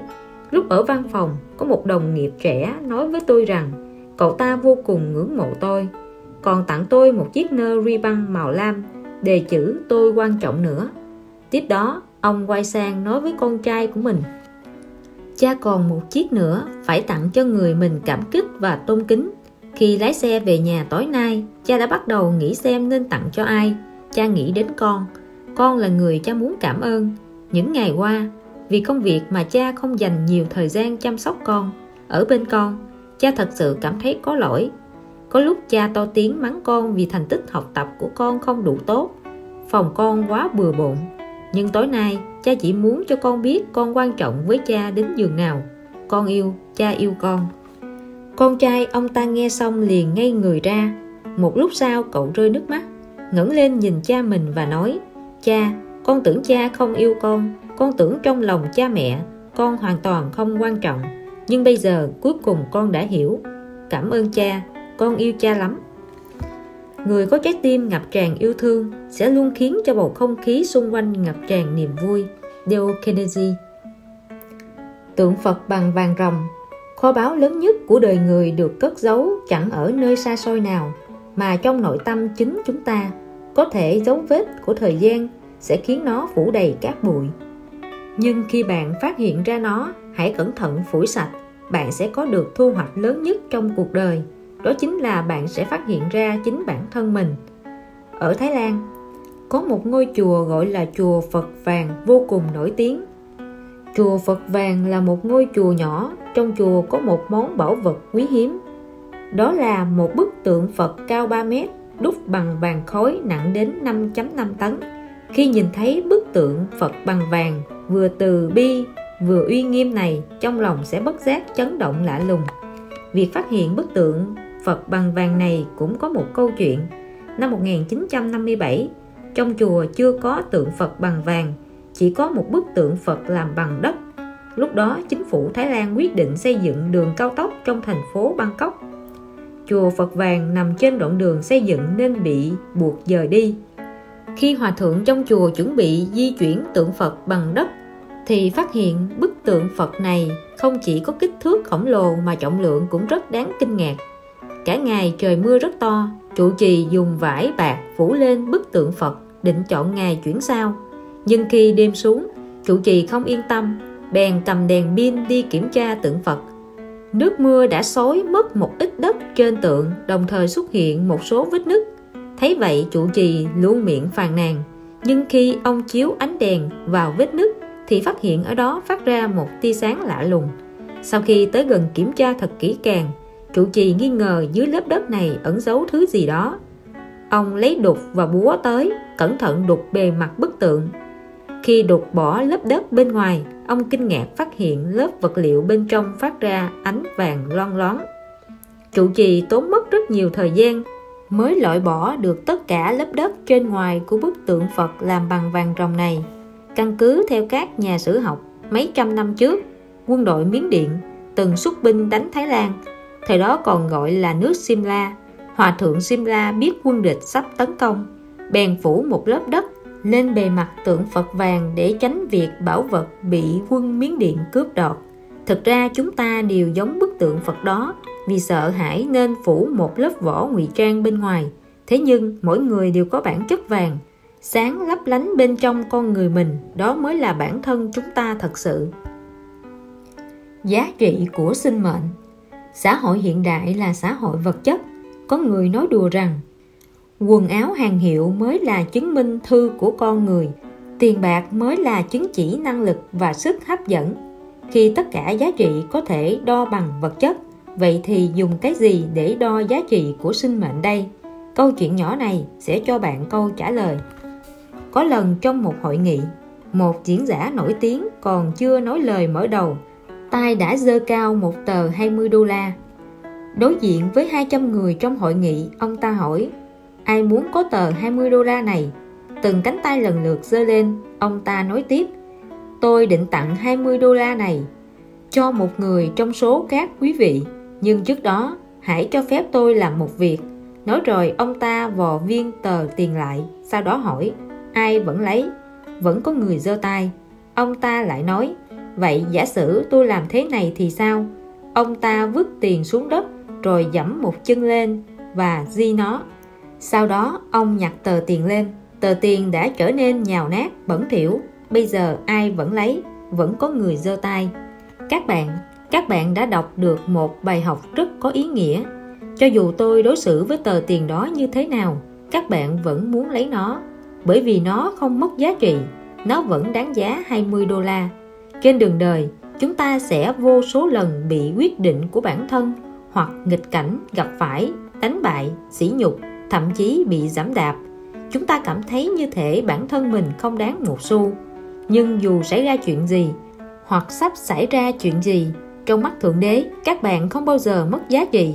Trong mắt người, bẩn thỉu hay sạch sẽ, quần áo chỉnh tề hay không chỉnh tề, các bạn vẫn là báu vật vô giá. Giá trị của sinh mệnh không dựa vào việc chúng ta làm, cũng không dựa vào người chúng ta kết giao, mà quyết định bởi chính bản thân chúng ta. Các bạn là duy nhất. Đừng bao giờ quên điều đó. Bụi bặm cho dù có rơi từ trên trời xuống thì cũng chỉ là bụi bặm. Kim cương dù có ở nơi bẩn thỉu nhất thì cũng vẫn là kim cương. Dale Carnegie. Bức tranh bị khen chê lẫn lộn. Điểm khiến người ta khen ngợi ở một bức tranh cũng có thể là điểm bị người ta phê bình. Cùng là một thứ, nhưng dưới cái nhìn của những người khác nhau, cũng có thể nhận được những đánh giá hoàn toàn khác nhau. Bị đánh giá của người khác chi phối, bạn sẽ không thể phát huy được bản thân. Làm người cũng vậy, lúc nào cũng muốn được lòng tất cả mọi người thì chắc chắn sẽ biến thành một kẻ giả dối, chẳng ai quý mến. Cho dù là ứng xử trong cuộc sống hay trong công việc, tốt nhất hãy luôn kiên trì sống là chính mình. Có một thanh niên rất thích vẽ. Từ nhỏ tới lớn, anh ta đã vẽ vô số bức tranh, nhưng anh ta chưa từng đưa tranh của mình cho người khác đánh giá.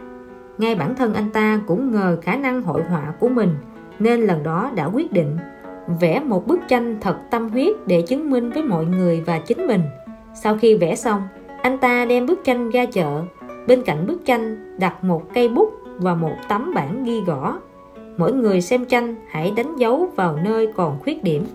Buổi tối, người thanh niên mang tranh về, phát hiện cả bức tranh bị đánh dấu kín mít, không có một nét vẽ nào không bị chỉ trích. Điều này đối với người thanh niên mà nói là một cú sốc vô cùng lớn, khiến anh ta vô cùng chán nản. Sau khi đấu tranh tư tưởng, người thanh niên quyết định từ bỏ hội họa. Nhưng trước khi từ bỏ, anh ta quyết định thử một lần nữa. Lần này anh ta đổi cách khác. Anh ta vẽ một bức tranh giống hệt bức tranh trước, lại mang ra chợ trưng bày. Lần này, anh ta yêu cầu mỗi người xem tranh đánh dấu vào chỗ mà mình thích nhất.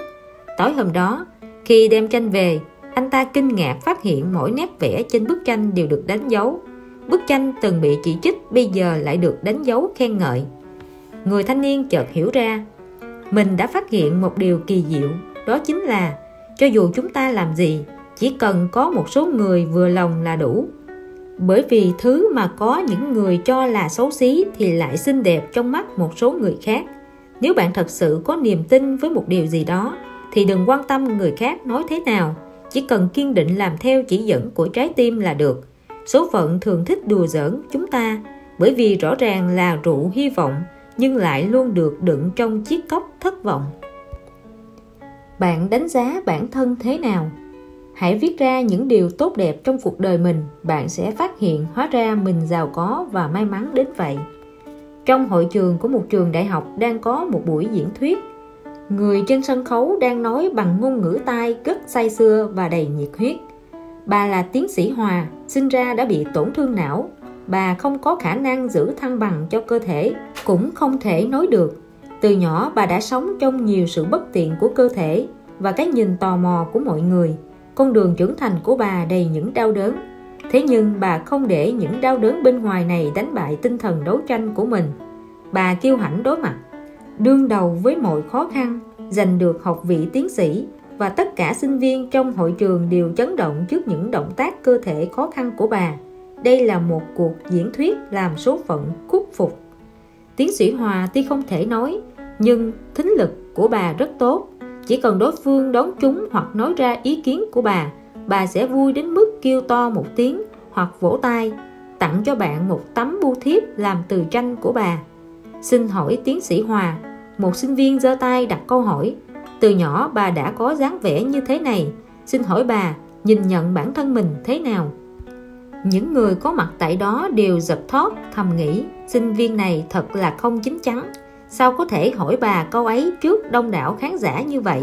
Không nghĩ đến cảm giác bị tổn thương sâu sắc của bà sao? Bà quay đầu nhìn sinh viên đưa ra câu hỏi, sau đó tươi cười viết như rồng bay phượng múa trên bảng đen. 1. Tôi đáng yêu quá. 2. Chân tôi rất dài rất đẹp. 3. Ba mẹ đều rất yêu tôi. 4. Thượng đế rất yêu tôi. 5. Tôi biết vẽ, tôi biết viết văn. 6. Tôi có một con mèo đáng yêu. Hội trường im phăng phắc, không ai nói gì. Bà quay đầu nhìn mọi người, sau đó viết kết luận lên bảng.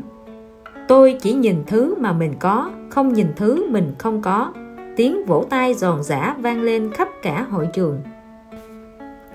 Người ném bóng. Nhà Parker có một cái sân rất rộng. Ở đó anh ta đã trải qua thời thơ ấu hạnh phúc. Họ thường đánh bóng chày ở đó. Hans, cha của Parker, luôn giữ vị trí người ném bóng. Trong Thế chiến thứ hai, một chân của Hans bị thương nặng, không thể giữ lại và phải thay bằng một cái chân gỗ.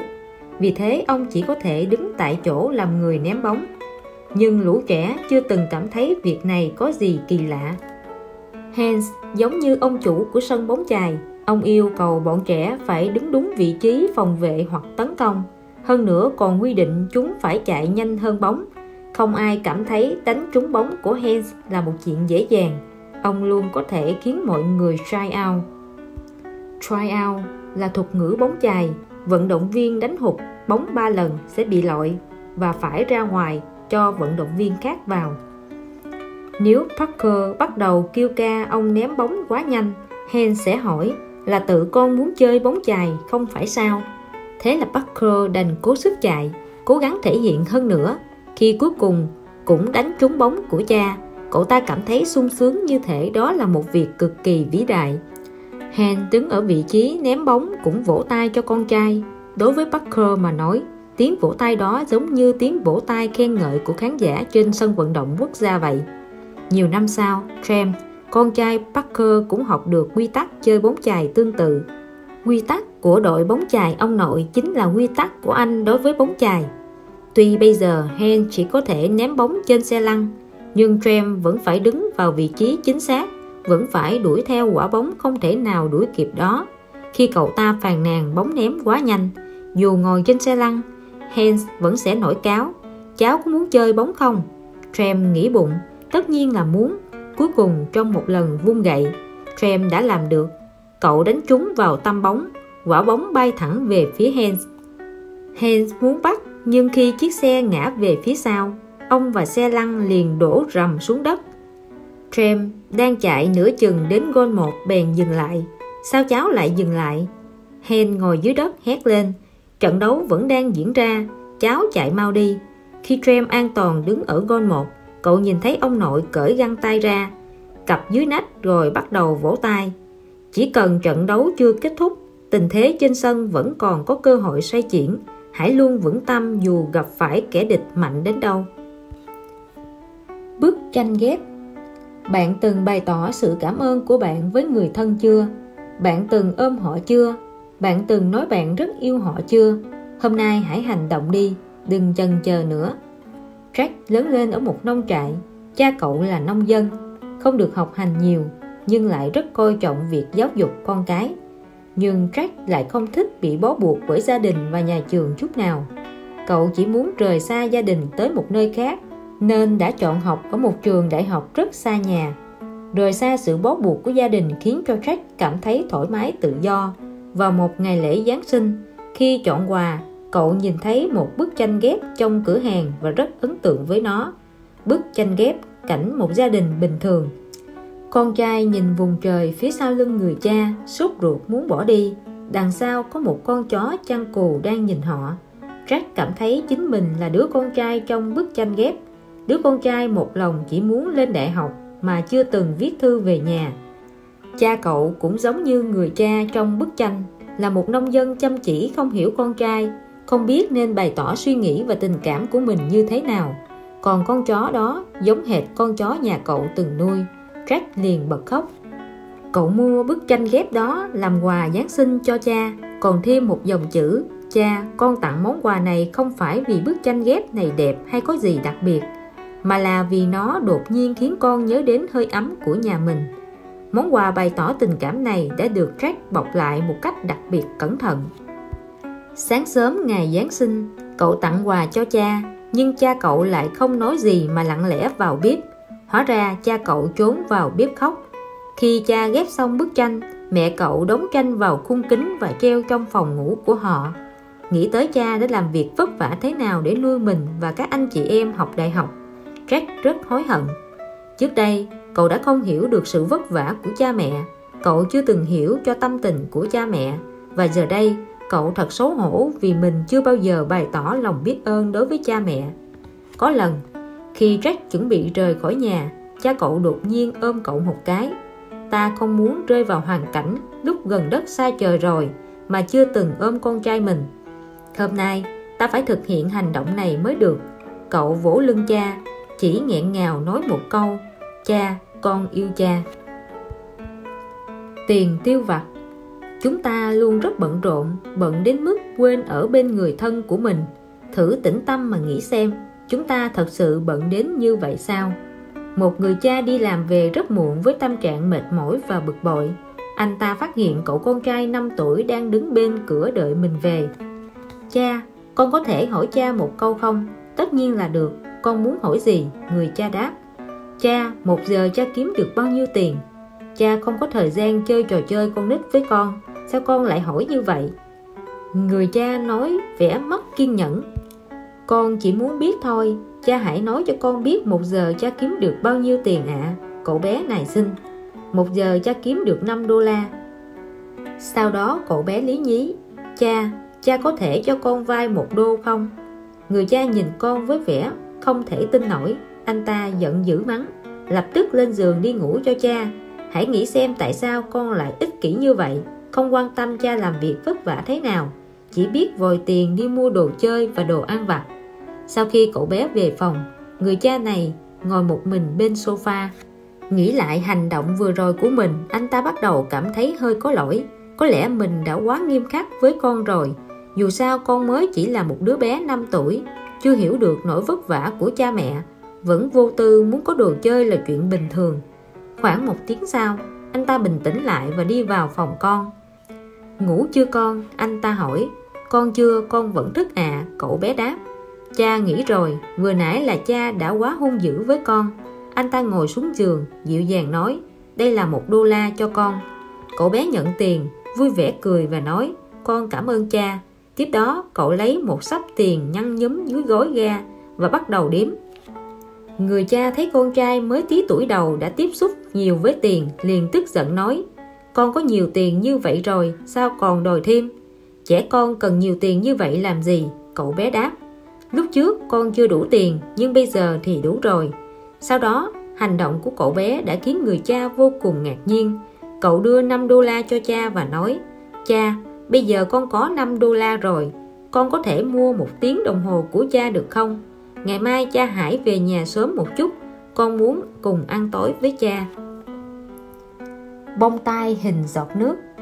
Đôi khi sự dịu dàng tình cảm lại có sức mạnh to lớn vượt hơn cả sức tưởng tượng của chúng ta. Chỉ là một câu nói khích lệ, một ánh mắt say mê, một nụ cười ấm áp cũng có thể thay đổi cuộc đời một con người. Crowley rất yêu quý bông tai hình giọt nước có nạm một viên đá màu lam của mình. Đôi bông tai đó tượng trưng cho bước ngoặt thay đổi cả cuộc đời cô, cũng chứa đựng một tình cảm dịu dàng. Crowley là đứa trẻ lớn lên trong một gia đình có người cha nghiện rượu. Từ nhỏ cô đã phải học cách giấu giếm tình cảm của mình.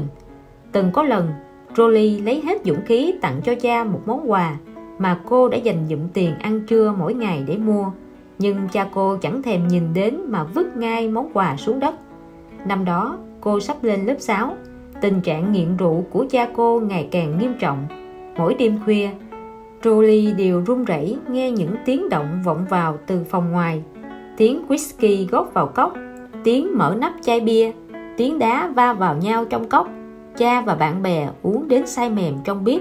Tiếng khóc của mẹ, tiếng cửa sập mạnh, tiếng khung ảnh trên tường rung rung bần bật. Đêm nào cô cũng vừa khóc vừa chìm vào giấc ngủ. Chỉ khi ở trong lớp học, cô mới cảm thấy một chút niềm vui. Lớp học lúc nào cũng được trang trí rất đẹp đẽ, không khí ấm áp. So với nhà cô, ở đây đúng là một thiên đường. Mà tất cả điều đó đều là vì có cô Mullin. Cô Mullin, cô giáo của Crowley, có mái tóc dài ngang vai, đôi mắt màu xanh lục tràn đầy niềm vui và sự tốt bụng. Nhưng Crowley nhớ rõ nhất là đôi bông tai hình giọt nước phát sáng lấp lánh trong ánh nắng của cô giáo. Đó dường như là ánh đèn hy vọng trong cuộc sống tăm tối của cô. Cô Mullin đứng trên bục giảng, tuyên bố sắp tổ chức một buổi họp phụ huynh. Mỗi gia đình có 20 phút nói chuyện với giáo viên. Crowley nhìn thấy cô Mullin xếp tên mình xuống cuối danh sách. Cô cau mày vì biết rõ cha mẹ sẽ không đến.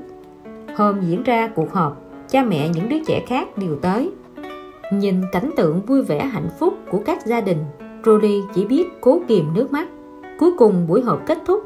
Sau khi tất cả mọi người ra về, cô Mullin mở cửa ra. Crowley cúi đầu đi vào. Cô Mullin nhìn hồ sơ của cô, cười dịu dàng ra hiệu cho cô ngồi xuống. Crowley cúi đầu nhìn thảm trải sàn. Cha mẹ không đến làm cô rất xấu hổ. Cô Mullin chuyển ghế của mình tới bên cạnh cô bé đang buồn rầu chán nản này, nâng khuôn mặt Crowley lên, dịu dàng nói: Crowley, em là một cô bé rất đáng yêu. Cô rất yêu quý em. Crowley ngẩng đầu lên. Trên gương mặt cô Mullin, cô thấy sự cảm thông và quan tâm, những điều rất ít khi cô nhận được. Cô Mullin nói tiếp: Hôm nay cha mẹ em không tới. Việc này không phải là lỗi của em. Đừng bận lòng. Cho dù cha mẹ em có ở đây hay không, em cũng có thể tham gia cuộc họp này. Em nên xem thành tích của mình. Cô thấy em là một học sinh rất xuất sắc. Crowley lại nhìn cô Mullin. Chưa có ai từng nói với cô như vậy, không ai cả. Mấy phút sau đó, cô Mullin họp với Crowley, cho Crowley xem thứ tự xếp hạng của mình, điểm số bài thi và bảng đánh giá học tập hạng U của cô. Cô Mullin không ngừng khen ngợi thành tích và ưu điểm của Crowley. Cô tin là sau này em có thể trở thành một nhà thiết kế nội thất ưu tú. Cuối cùng cô Mullin nói. Crowley lúc này không thể nhịn được nữa. Cô òa khóc. Qua đôi mắt nhòe lệ, gương mặt của cô Mullin trở nên phát nhòa. Chỉ còn thấy đôi bông tai hình giọt nước đang phát sáng lấp lánh. Lần đầu tiên trong đời Crowley biết được mình cũng có thể rất ưu tú. Lúc đó nội tâm Crowley như được khai sáng. Những thay đổi dường như đã bắt đầu. Cô nghe thấy lời hát hy vọng phát ra trong tim mình. Crowley lờ mờ hiểu được, gia đình tan nát không bao giờ là lỗi của con cái. Giá trị bản thân là món quà Thượng Đế ban cho con người, là đá quý lấp lánh, bẩm sinh đã có, là thứ mà cả đời đều có thể kiêu ngạo điểm trang lên mình. Bây giờ Crowley đã trở thành một nhà thiết kế nội thất có tiếng. Khi nhận giải thưởng thiết kế nội thất toàn quốc, cô vẫn đeo bông tai hình giọt nước cô giáo Mullin tặng năm đó. Chúng ta không thể tự lựa chọn số phận cho mình, nhưng đừng làm một người yếu đuối sa đọa, chỉ biết nguyền rủa số phận. Dale Carnegie. Tạm dừng bước chân của bạn. Ông trời ban cho chúng ta một đôi mắt, chúng ta nên dùng nó để quan sát thế giới, ngắm nhìn cảnh đẹp xung quanh, đồng thời cố gắng hết sức giúp đỡ những người không may mắn khác. Chúng ta thường nghe người ta nói, trên chuyến hành trình cuộc đời, đừng quên dừng bước trong chốc lát để ngắm nhìn hoa hồng nở rộ bên đường đi. Nhưng con người hiện đại bận rộn không ngừng như một con quay. Có bao nhiêu người có thể bước chân chậm lại một chút, chú ý tới những sự vật đẹp đẽ bên cạnh chứ? Trong đầu chúng ta chỉ toàn các bản lịch trình kín mít, cả ngày bù đầu vì công việc, còn bực bội vì giao thông lộn xộn. Trong tình trạng này, chúng ta gần như quên mất bên cạnh còn có những người khác. Trước đây không lâu, tôi chứng kiến một chuyện trên đường. Khoảnh khắc ngắn ngủi đó khiến tôi hiểu được rằng bên ngoài thế giới đóng kín của mình hóa ra vẫn còn một vùng trời rộng lớn như vậy. Hôm đó tôi lái xe tới một cuộc họp. Tại một ngã tư đông đúc, tôi phải dừng lại chờ đèn đỏ. Tôi nghĩ thầm, lát nữa lái nhanh một chút là được. Đúng lúc tôi sốt ruột chờ đèn xanh sáng lên là lập tức phóng đi, thì một cảnh tượng bên đường chợt thu hút sự chú ý của tôi. Một đôi vợ chồng trẻ bị mù, tay khoác tay nhau chuẩn bị đi qua ngã tư xe cộ ngược xuôi này. Người đàn ông còn dắt tay một cậu bé, người thiếu phụ thì bế một đứa trẻ trước ngực. Họ cầm cây gậy màu trắng, dò từng bước cẩn thận đi về phía trước. Nhìn thấy cảnh tượng này, tôi vô cùng cảm động. Trong dòng xe cộ như mắc cưỡi, họ đi chệch khỏi vạch đi bộ, nhưng họ hoàn toàn không hay biết tình hình nguy hiểm của mình. Tôi ngồi trên xe mà toát mồ hôi lạnh thay họ. Ngộ nhỡ, có lái xe nào không kịp tránh. Đúng lúc này tôi thấy một chuyện khiến người ta không dám tin. Xe ô tô xung quanh đều đồng loạt dừng lại. Không ai bấm còi tỏ vẻ mất kiên nhẫn, cũng không ai tức tối gào lên, nhanh lên đừng chắn đường. Vào khoảnh khắc đó, dường như tất cả đều đứng yên vì gia đình họ. Đột nhiên, lái xe bên phải tôi thò đầu ra ngoài, hét lên với họ, đi sang bên phải, đi sang bên phải. Những người khác cũng hét theo, sang bên phải, sang bên phải. Gia đình họ bắt đầu từng bước điều chỉnh phương hướng của mình. Với sự giúp đỡ của gậy chống và người đi đường, cuối cùng an toàn tới được đầu bên kia ngã tư. Lúc này họ vẫn tay nắm chặt tay. Cảnh tượng này khiến tôi xúc động lạ lùng. Tôi để ý thấy trên gương mặt đôi vợ chồng này không hề có vẻ hốt hoảng. Có thể thấy họ không hề biết tình hình vừa rồi nguy hiểm thế nào. Thế nhưng các lái xe chứng kiến cảnh này đều căng thẳng vô cùng, và khi thấy họ đã an toàn thì thở phào như trút được gánh nặng. Bình thường ai cũng muốn tranh thủ đi thật nhanh, có khi còn giành đường nhau chen lên trước. Nhưng khi gặp người cần giúp đỡ, tất cả đều thể hiện ra mặt lương thiện trong tính cách. Chứng kiến chuyện này, tôi đã được gợi mở thêm nhiều điều. Gợi ý thứ nhất mà tôi có được chính là đi chậm lại, quan tâm xung quanh. Đây là điều mà trước kia tôi thường bỏ qua. Giờ thì hãy dành ra nhiều thời gian hơn, quan sát thật kỹ con người, sự việc, sự vật xung quanh mình. Có thể từ một vài chi tiết nào đó bạn sẽ tìm thấy cơ hội thay đổi cả cuộc đời. Điều thứ hai tôi lĩnh ngộ được là, cho dù trước mắt có trở ngại to lớn thế nào, chỉ cần chúng ta kiên định lòng tin tưởng vào sự dẫn dắt mà mình cho là đúng đắn, thì sẽ đạt được mục tiêu đã định. Dẫu biết trên đường đời chúng ta đều sẽ gặp rất nhiều khó khăn gian khổ, nếu ta tin tưởng vào trực giác của mình, đồng thời tiếp nhận sự chỉ dẫn của người sáng mắt, thì sẽ có thể đi tới đích một cách bình yên. Cuối cùng, tôi vô cùng cảm ơn ông trời đã cho tôi đôi mắt khỏe mạnh. Trước kia tôi luôn cho rằng nhìn được là điều đương nhiên, nhưng hãy thử nghĩ nếu phải sống trong bóng tối sẽ có cảm giác thế nào. Nhắm mắt đi qua đường, trong lòng sẽ căng thẳng sợ hãi thế nào. Chúng ta thường quên trong cuộc sống chúng ta sở hữu rất nhiều trông có vẻ bình thường, nhưng lại vô cùng quý giá. Khi lái xe rời khỏi ngã tư đó, tôi có nhận thức sâu sắc hơn về cuộc đời và đã bắt đầu quan tâm nhiều hơn tới những người xung quanh. Nếu ông trời đã ban cho tôi một đôi mắt, thì tôi nên quan sát thế giới bên cạnh nhiều hơn, đồng thời cố gắng hết sức giúp đỡ những người không may mắn khác. Đừng để bản thân sống quá vội vàng, để đến nỗi không có thời gian thưởng thức vẻ đẹp của thảo nguyên hay bản giao hưởng ca ngợi rừng xanh. Trên thế giới này có những thứ quan trọng hơn tiền bạc rất nhiều. Thưởng thức vẻ đẹp đơn thuần chính là một trong số đó. Dale Carnegie. Phần 5. Bí ẩn niềm vui. Làm thế nào để có thể vui vẻ? Đây là câu hỏi khó mà rất nhiều người gặp phải trong cuộc sống. Có những người cơ thể khỏe mạnh, cuộc sống ấm no, nhưng họ vẫn suốt ngày không vui. Họ đã quên mất ai cần chịu trách nhiệm cho cuộc sống không niềm vui này. Lẽ nào không phải là chính bản thân họ? Niềm vui không có công thức. Tôi trở nên vui vẻ như thế nào? Bạn cười với gương, người trong gương cũng sẽ cười với bạn. Muốn làm cho mình vui vẻ thì trước tiên hãy làm cho người khác vui vẻ. Bởi vì niềm vui thật sự không phải là nhận được gì, mà là cảm giác thỏa mãn khi cho đi. Kennedy từng tổ chức hoạt động thu thập bài viết về những câu chuyện có thật, có nội dung khích lệ lòng người. Đề tài là tôi trở nên vui vẻ như thế nào? Người có câu chuyện hay và ý nghĩa nhất sẽ giành được $200 tiền thưởng. Cuối cùng đã có 2 bài viết cùng đạt giải nhất. Bài viết đầu tiên kể về câu chuyện của ông Bolton như sau. Ông Bolton có một cuộc đời rất gian truân. Cha mẹ mất từ nhỏ. Bolton và em trai trở thành trẻ mồ côi.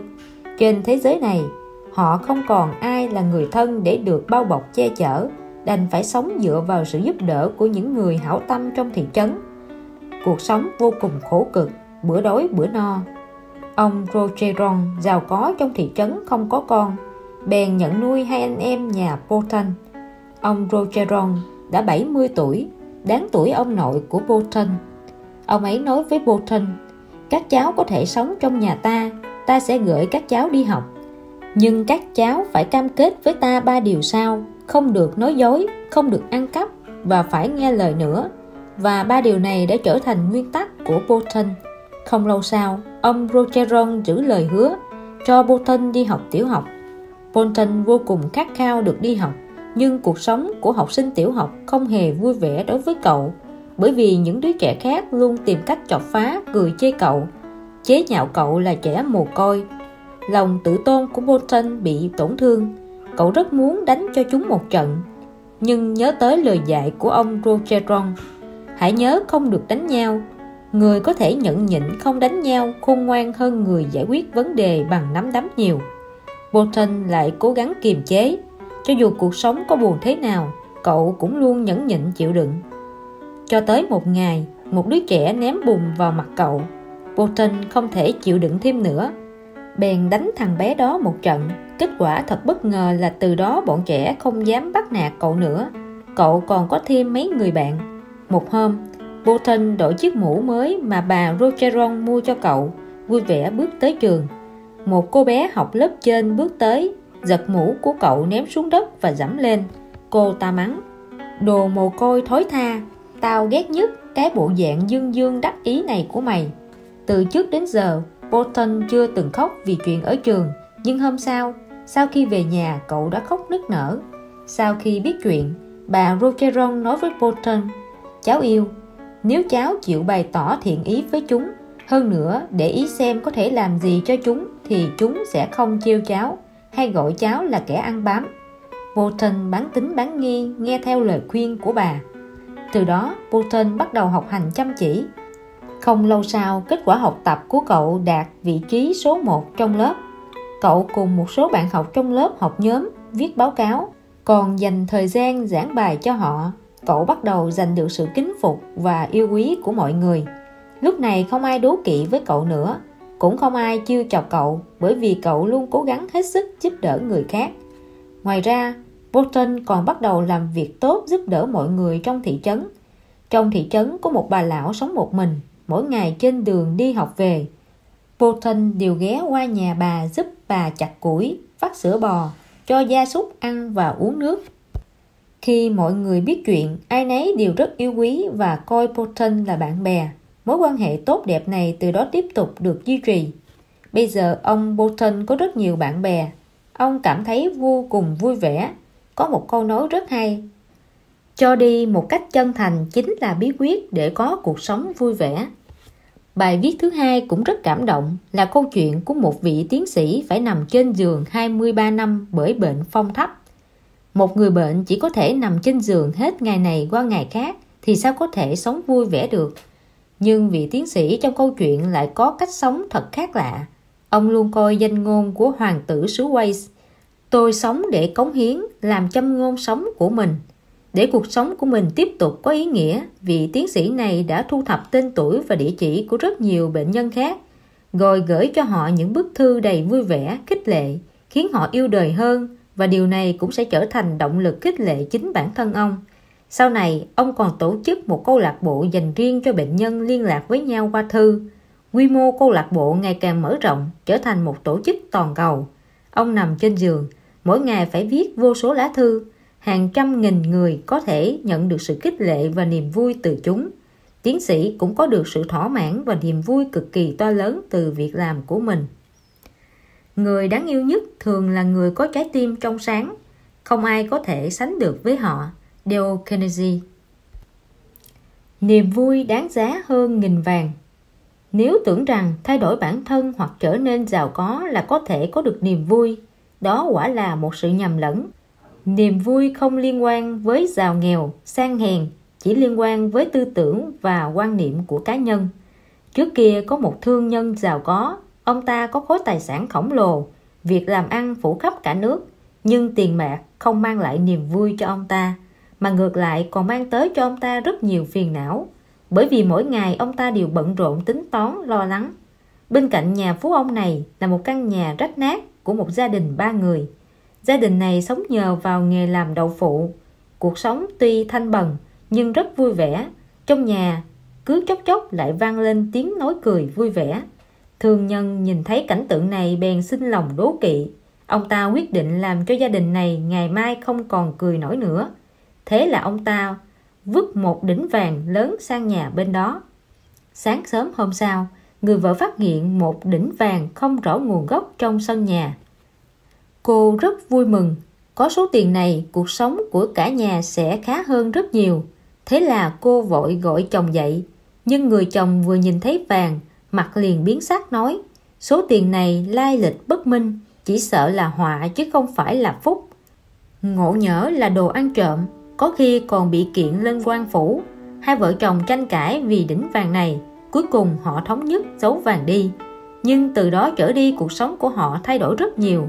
Lúc nào họ cũng lo sẽ có ngày xảy ra chuyện, đồng thời suy nghĩ xem có thể lấy được nhiều tiền hơn không. Tất nhiên, từ đó cũng không còn nghe thấy tiếng nói cười vui vẻ của họ nữa. Thương nhân nhà bên nói với vợ: bà thấy chưa, chúng ta chẳng phải cũng giống như vậy sao? Muốn làm cho người khác không vui đơn giản như vậy đấy. Tiền bạc ngoài thân không bằng sự giàu có bên trong. Niềm vui thật sự là thứ mà tiền bạc không thể so sánh được. Nguôi giận. Tức giận là nhân tố lớn phá hoại cuộc sống vui vẻ. Làm thế nào để tránh tức giận đây? Xem xong câu chuyện này, tin rằng bạn sẽ có câu trả lời. Thời xưa có một người phụ nữ lòng dạ hẹp hòi, thường tức giận vì những việc nhỏ nhặt, làm cho cả nhà đều không vui vẻ. Chị ta cũng vì thế mà khổ não. Thế là bèn đi cầu xin một vị cao tăng giảng đạo cho mình, loại bỏ phiền não. Cao tăng đưa chị ta tới một phòng thiền, không nói một lời, khóa cửa rồi bỏ đi. Người phụ nữ tức giận chửi mắng rất lâu cũng không ai bận tâm. Mấy canh giờ sau, người phụ nữ mắng đến phát đói, bắt đầu cầu xin cao tăng thả mình ra, nhưng cao tăng vẫn coi như không nghe thấy. Cuối cùng người phụ nữ biết dù có mắng chửi hay cầu xin thế nào cũng vô dụng, bèn im lặng. Lúc này cao tăng tới trước cửa hỏi chị ta: thí chủ còn tức giận không? Người phụ nữ nói: tôi giận chính mình, tôi đúng là đồ ngốc, đang yên lành lại tự nguyện tới đây chịu khổ thế này. Người tức giận chính bản thân mình, sao có thể không giận người khác được? Nói xong cao tăng phất áo bỏ đi. Một lát sau, cao tăng lại hỏi: còn tức giận không? Người phụ nữ đáp: đã thế này rồi, có tức giận cũng vô ích. Thí chủ chưa hoàn toàn loại bỏ hết sự tức tối, oán giận tích tụ trong lòng. Thí chủ một khi bùng phát sẽ càng kịch liệt hơn. Cao tăng nói xong lại bỏ đi. Lần thứ ba cao tăng tới trước cửa, người phụ nữ nói: tôi hiểu rồi, có những việc hóa ra không đáng tức giận. Còn biết đáng hay không đáng, có thể thấy trong lòng vẫn còn đánh giá, vẫn cái gốc của giận dữ. Cao tăng cười nói. Đến lần thứ tư, người phụ nữ hỏi: đại sư, tức giận là gì? Cao tăng chắp tay nói: thí chủ cuối cùng đã giác ngộ rồi, tức giận chính là chén trà trong tay ta. Nói xong, ông đổ trà xuống đất. Người phụ nữ liền hiểu ra, hóa ra tức giận chính là nước trà đổ đi. Bạn không bận tâm đến nó sẽ tiêu tán. Hạnh phúc và niềm vui của đời người còn không hưởng thụ hết, làm gì có thời gian quan tâm nước trà đổ đi chứ. Nếu bạn không muốn mất đi hạnh phúc thì phải kiềm chế những cảm xúc xâm phạm tới sự bình yên của tâm hồn bạn. Cà rốt, trứng gà và cà phê. Hãy thử hỏi bản thân khi đối mặt với nghịch cảnh bạn sẽ thế nào. Bạn là cà rốt bên ngoài cứng rắn, nhưng sau khi gặp phải đau đớn và nghịch cảnh thì chùn bước, trở nên yếu mềm, mất đi sức mạnh. Hay là trứng gà chìm trong nghịch cảnh, nhưng càng trở nên dẻo dai.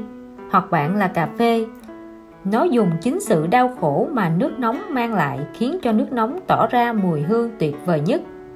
Con cái phàn nàn với cha về cuộc sống của mình, kêu ca việc gì cũng khó khăn. Cô không biết nên ứng phó với cuộc sống như thế nào, muốn buông xuôi bản thân. Cô đã quá mệt mỏi chán ghét việc tranh giành và phấn đấu. Cha cô là một đầu bếp. Ông đưa cô vào bếp. Đầu tiên ông đổ nước vào 3 cái nồi đun sôi trên bếp. Sau đó cho cà rốt, trứng gà và bột cà phê vào từng nồi. Khoảng 20 phút sau, ông tắt bếp, vớt cà rốt, trứng gà và đổ cà phê ra. Ông bảo cô hãy sờ tay vào cà rốt. Cô sờ và thấy cà rốt mềm đi. Người cha lại bảo con gái cầm quả trứng gà và đập vỡ nó. Sau khi bóc vỏ, cô nhìn thấy trứng gà chín. Cuối cùng, ông bảo cô uống cà phê, thưởng thức cà phê thơm nồng. Cô gái mỉm cười. Cô rụt rè hỏi, cha, điều này có ý nghĩa gì? Ông giải thích 3 thứ này đều đối diện với nước nóng, nhưng phản ứng của chúng thì khác nhau. Trước khi vào nồi, cà rốt rất cứng rắn, không mềm yếu chút nào. Nhưng sau khi cho vào nước sôi, nó mềm đi, trở nên yếu đuối. Trứng gà vốn dễ vỡ, cái vỏ mỏng manh bảo vệ phần chất lỏng bên trong. Nhưng sau khi được luộc trong nước sôi, phần bên trong trở nên săn chắc và đàn hồi. Còn cà phê thì rất độc đáo. Sau khi cho vào nước sôi, nó còn khiến nước thay đổi. Cái nào là con? Ông hỏi con gái. Khi nghịch cảnh tìm tới, con nên phản ứng như thế nào? Con là cà rốt, trứng gà hay cà phê? Một ưu điểm lớn của vĩ nhân là kiên cường, vững vàng khi gặp bất lợi và khó khăn. Dale Carnegie. Giữ tinh thần lạc quan. Nguyên lý chế tạo lớp xe. Các bậc thầy nhu đạo Nhật Bản đã dạy học trò của họ rằng con người phải mềm mại như liễu, chứ đừng cứng rắn như sồi. Không ai có thể có đủ tình cảm và tinh lực vừa chống chọi với thực tế không thể né tránh, lại vừa sáng tạo ra một cuộc sống mới. Bạn chỉ có thể chọn một thứ, hoặc uyển chuyển đối phó với những biến cố trong cuộc sống, hoặc kháng cự lại chúng một cách cứng nhắc để rồi khiến cho mình bị tổn thương. Trong chiến tranh, William là nhân viên phụ trách quầy bánh ở một cửa hàng. Chiến tranh nổ ra, anh bị gọi nhập ngũ, tham gia đội bảo vệ bờ biển. Không lâu sau, William bị phái đi quản lý đạn dược, mà cho tới khi đó, anh mới chỉ được huấn luyện chính thức 2 ngày. Lần đầu tiên gánh vác trọng trách, anh nhận lệnh tới cảng Camden, New Jersey, phụ trách khoang số 5 trên tàu. Hôm đó vừa tối vừa lạnh, còn có sương mù dày đặc. Vừa nghĩ đến việc phải đứng trên mấy nghìn, mấy vạn tấn thuốc nổ là trong lòng anh đã ngập tràn sự sợ hãi. 5 công nhân bến cảng cao to lực lưỡng chuyển 4.000 phao thuốc nổ lên tàu. Phải biết là chỉ cần một thùng thuốc nổ thôi cũng đủ sức làm nổ tung con tàu. Cứ nghĩ đến đó là William sợ đến nỗi người rung lên bần bật, mồm miệng khô khốc, đầu gối mềm nhũn, nhịp tim tăng nhanh. Anh rất muốn co giò bỏ chạy nhưng không dám, vì như vậy là làm trái quân lệnh. William đành ở lại. Anh trải qua 1 tiếng đồng hồ lo lắng sợ hãi căng thẳng một mình. Lúc này, một người lính từng trải bước tới bên William. Chào anh, với vẻ rất thoải mái. Anh bạn cảm giác thế nào? William nghĩ bụng, tất nhiên là tồi tệ đến mức không thể tồi tệ hơn được nữa. Biết rồi còn hỏi. Sắc mặt anh tái xám, kích động nói, ai mà có thể cảm thấy ổn được chứ? Đây là cả tấn thuốc nổ đấy, có thể phát nổ bất cứ lúc nào. Người lính kia cười lớn nói, thư giãn đi anh bạn, anh không có chút kiến thức thông thường nào sao? thuốc nổ sẽ không dễ dàng phát nổ như vậy đâu. Hơn nữa cho dù có phát nổ thì đã sao? William nghĩ kỹ lại, đúng thế. Nếu phát nổ thì sẽ ra sao? Chắc chắn anh sẽ chết. Nhưng chết như thế cũng còn sung sướng hơn là bị thương một chân trên chiến trường rồi chảy máu từ từ mà chết. Cũng còn hơn là bị ung thư rồi đau khổ chờ đợi cái chết đến gần. Hơn nữa, khoảnh khắc chết vì thuốc nổ, con người không hay biết gì hết. William nghĩ một hồi, thần sắc trở nên nhẹ nhõm hơn nhiều. Người lính kia lại nói, anh là lính mới phải không? Phải biết là buộc phải tuân mệnh lệnh của cấp trên, nếu không hình phạt sẽ vô cùng khủng khiếp. Cho nên anh hãy làm nhiệm vụ một cách vui vẻ thì hơn. William gật đầu. Người lính đó vui vẻ nói, tôi từng ra chiến trường mấy lần liền lựu đạn rơi cách chỗ tôi hơn 9 mét. Nếu tôi sợ hãi như anh thì đã chết vì sợ mấy lần rồi. Cha xứ trong quân đội dạy tôi một bài cầu nguyện, chỉ mấy chục chữ thôi nhưng rất có tác dụng. Anh muốn nghe không? William gật đầu, đương nhiên là có. Vậy anh hãy đọc cùng tôi. Hãy ban cho con sự trấn tĩnh để chịu đựng việc con không thể thay đổi. Hãy ban cho con dũng khí để thay đổi việc con có thể thay đổi. Hãy ban cho con trí tuệ để phán đoán sự khác biệt giữa hai điều đó. Hai người cúi đầu lẩm nhẩm đọc. Kỳ lạ là William cảm thấy tâm trạng của mình dần trở nên bình tĩnh. Anh không còn sợ hãi và lo lắng nữa. William nói với người lính kia, anh biết triết gia Hy Lạp cổ Socrates không? Trước khi bị phán tội tử hình, ông từng nói, đối với việc tất yếu sẽ xảy ra, hãy chấp nhận một cách nhẹ nhõm. Thực tế, ông cũng làm được điều đó. Ông đối diện với cái chết bằng một thái độ vô cùng bình tĩnh và phục tùng. Lời cầu nguyện anh dạy tôi thật là giống lời ông ấy nói. Người lính kia lắc đầu. Tôi không được học hành nhiều, cũng không biết triết gia nào cả. Trước chiến tranh tôi là lái xe. Tôi chỉ biết mấy thứ như lốp xe hay linh kiện thôi. Anh có biết tại sao lốp xe hơi có thể chống chọi trên đường lâu như vậy? Có thể chịu đựng nhiều sự chấn động như vậy không? Lúc đầu con người muốn chế tạo một loại lốp xe cứng rắn để có thể chịu được sự chấn động trên đường, chống lại đá vụn, sự bào mòn. Kết quả không bao lâu, lớp xe bị vỡ thành những mảnh vụn. Sau này họ chế tạo ra một loại lớp xe có thể hấp thu từ các loại áp lực gặp phải trên đường. Đó cũng chính là loại lớp xe mà chúng ta thường dùng hiện nay. Điều tôi học được từ trong đó là phải đón nhận tất cả. Nếu hành trình cuộc đời gian khó tới mức nào chúng ta cũng có thể chịu đựng các áp lực và mọi sự chấn động, thì có thể sống lâu hơn, cũng có thể hưởng thụ một chuyến đi thuận lợi hơn. Trong nghịch cảnh, vĩ nhân thường có được niềm vui chinh phục. Dale Carnegie. Giới hạn sự lo lắng ở mức đến đây là dừng. Nếu chúng ta đem cuộc sống ra trả giá, bỏ ra quá nhiều lo lắng, thì chúng ta chính là đồ ngốc. Hãy thiết lập một giới hạn lo lắng cho bản thân, chờ đợi mọi thứ tốt đẹp trở lại. Charles là một nhà cố vấn đầu tư thành công ở New York. Nhiều năm trước, khi ông vừa tới New York, trên người chỉ có 20.000 đô la. Số tiền đó là tiền bạn bè tin cậy ông, nhờ ông đầu tư vào thị trường cổ phiếu. Lúc đó ông vô cùng tự tin, cho rằng mình rất hiểu thị trường cổ phiếu. Thế là ông đổ tất cả vốn liếng vào mua cổ phiếu. Nhưng thực tế phũ phàng, mấy tháng sau, ông lỗ vốn, không còn một xu. Nếu là tiền của mình thì ông còn có thể ngậm ngùi coi như là học phí, nhưng đó là tiền của bạn bè tin tưởng ông, nên Charles cảm thấy vô cùng xấu hổ, cảm thấy như mình đã đánh mất hết sự tín nhiệm của bạn bè. Ông không dám gặp lại các bạn nữa, cả ngày sống trong lo âu. Nhưng không lâu sau, các bạn của ông cùng nhau gửi tới một bức thư. Trong thư, họ không chỉ thứ lỗi cho ông mà còn khuyên ông sớm lấy lại tinh thần, sự lạc quan. Thế là ông hạ quyết tâm phải học được các kiến thức cần thiết, sau đó vào thị trường cổ phiếu quyết chiến lần nữa. Sau khi nghiên cứu kỹ sai lầm mình từng phạm phải, Charles tổng kết ra một số bài học kinh nghiệm. Ông còn kết bạn được với Carter, chuyên gia dự đoán thành công nhất lúc đó. Charles hiểu, người có sự thành công như vậy không thể chỉ dựa vào vận may và cơ hội. Một hôm, Charles thỉnh giáo Carter nguyên tắc quan trọng nhất trong giao dịch cổ phiếu. Carter dạy cho ông tất cả những gì mình biết. Khi mua cổ phiếu, tôi nhất định sẽ đặt ra một giới hạn tổn thất. Ví dụ, khi tôi mua với giá 50 đô la một cổ phiếu, tôi quy định mức giá thấp nhất tôi có thể chấp nhận khi nó rớt giá là 45 đô la.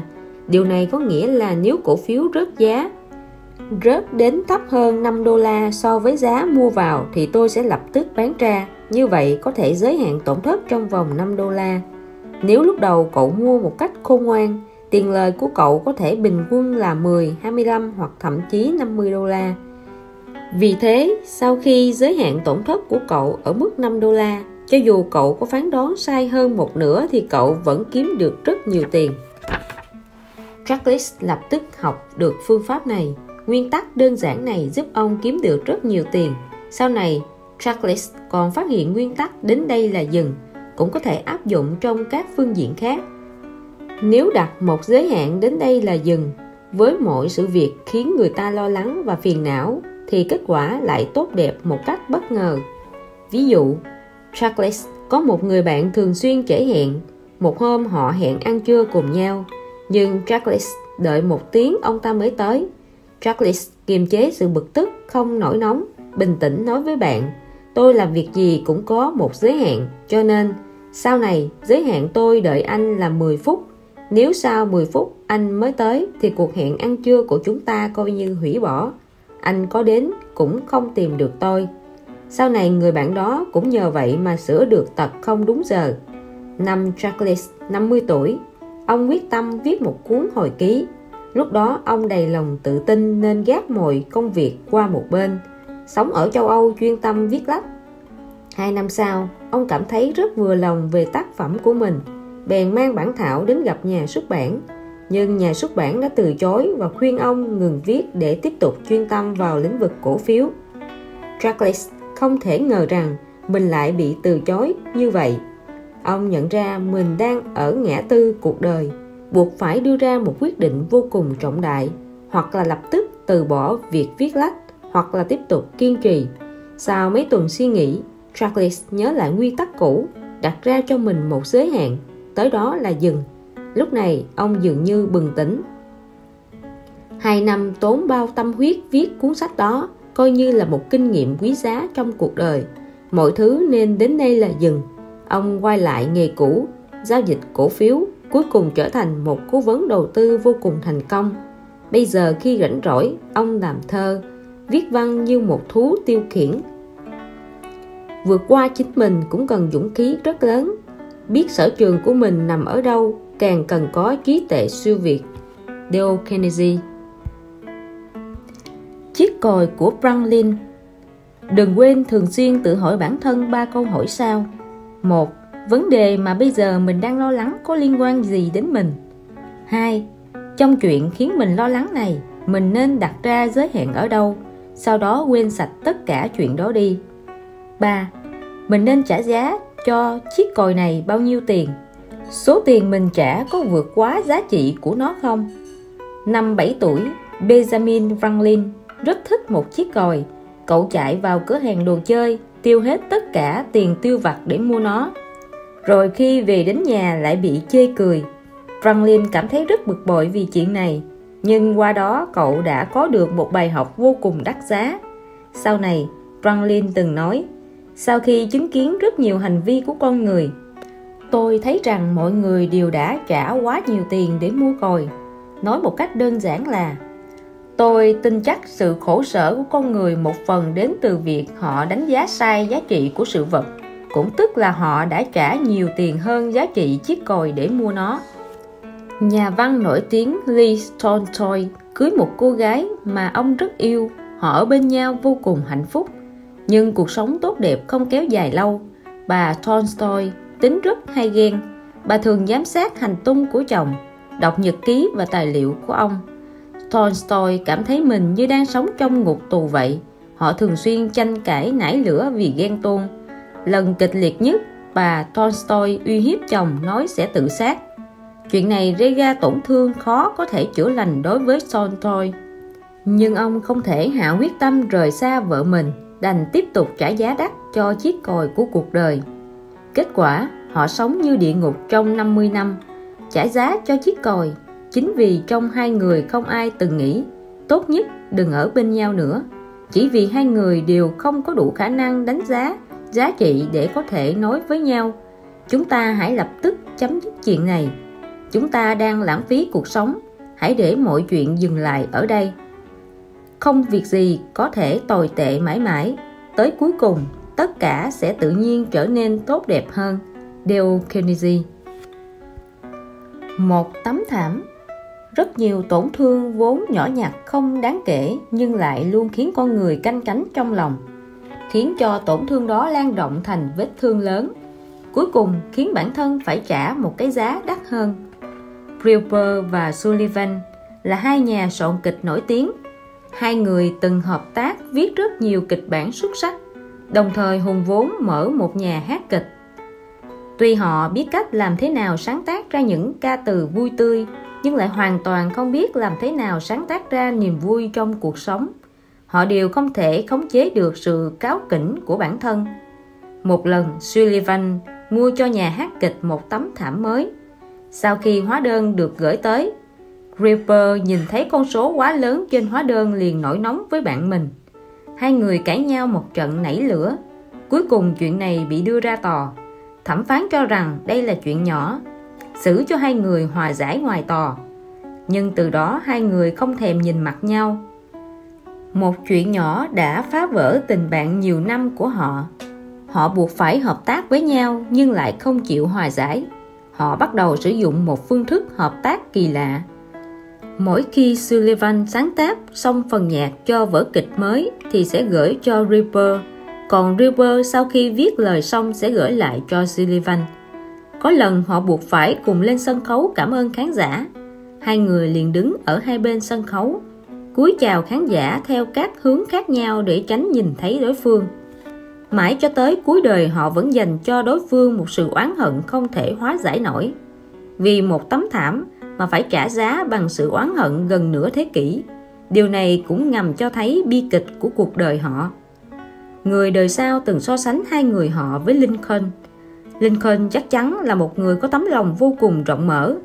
Khi xảy ra cuộc nội chiến hai miền Nam Bắc ở Mỹ, Lincoln có rất nhiều kẻ địch. Rất nhiều người công kích sỉ nhục ông. Mấy người bạn của Lincoln không nhịn được cũng bắt đầu phản bác các chính khách đối địch đó. Nhưng Lincoln lại ngăn cản họ và nói: các bạn còn có cảm giác ân oán cá nhân nhiều hơn tôi. Có lẽ người có cảm giác như tôi quá ít. Nhưng tôi luôn cho rằng làm như các bạn rất không đáng. Nếu những người đó không công kích tôi nữa, tôi cũng không ghi thù họ nữa. Thật sự chẳng cần phải lãng phí thời gian nửa đời để tranh cãi làm gì. Mang theo quan tài đi du lịch vòng quanh thế giới. Sức mạnh của sự lạc quan là vô cùng, nó thậm chí có thể chiến thắng cái chết. Năm 25 tuổi, Ali Kane bị loét dạ dày.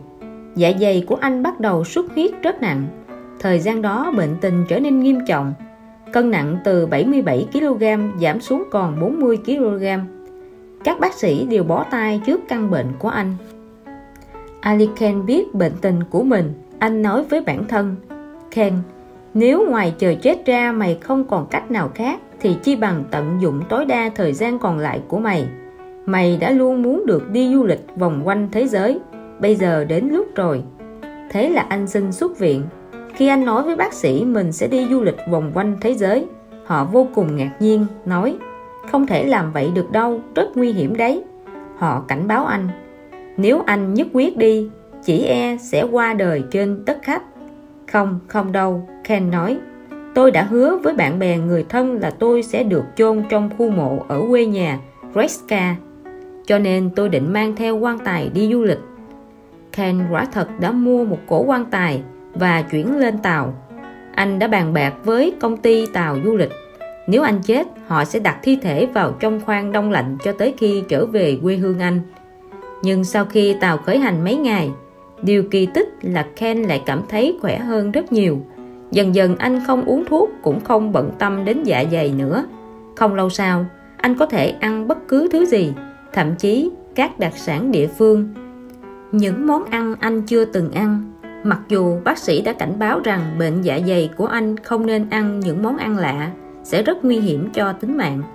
mấy tuần đã trôi qua, anh bắt đầu hút xì gà đen, buổi tối còn uống mấy cốc rượu.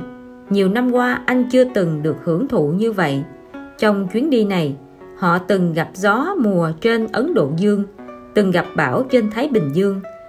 Nhưng những cuộc mạo hiểm lại mang tới cho Khan niềm vui thú rất lớn. Anh vứt bỏ mọi lo lắng, thỏa thích tận hưởng cuộc sống. Khi hoàn toàn thả lỏng tinh thần, quên đi hết tất cả phiền não, thậm chí anh còn quên rằng mình là một bệnh nhân mắc bệnh nan y. Sau khi kết thúc chuyến du lịch, Khan đã khỏi bệnh như một kỳ tích. Quầy bar gỗ dán hương. Đời người giống như một hành trình leo núi. Có những đoạn núi dốc thoi thỏi leo rất dễ dàng, nhưng cũng có những chặng núi dốc đứng, trắc trở phải khó khăn gian khổ mới có thể vượt qua. Khi bạn gặp khó khăn, nhớ nhắc nhở bản thân tất cả chỉ là tạm thời, giống như mưa gió rồi sẽ đi qua. Mọi gian khổ cũng sẽ trở thành chuyện của ngày hôm qua. Phòng làm việc của bà Marie bài trí vô cùng xinh đẹp.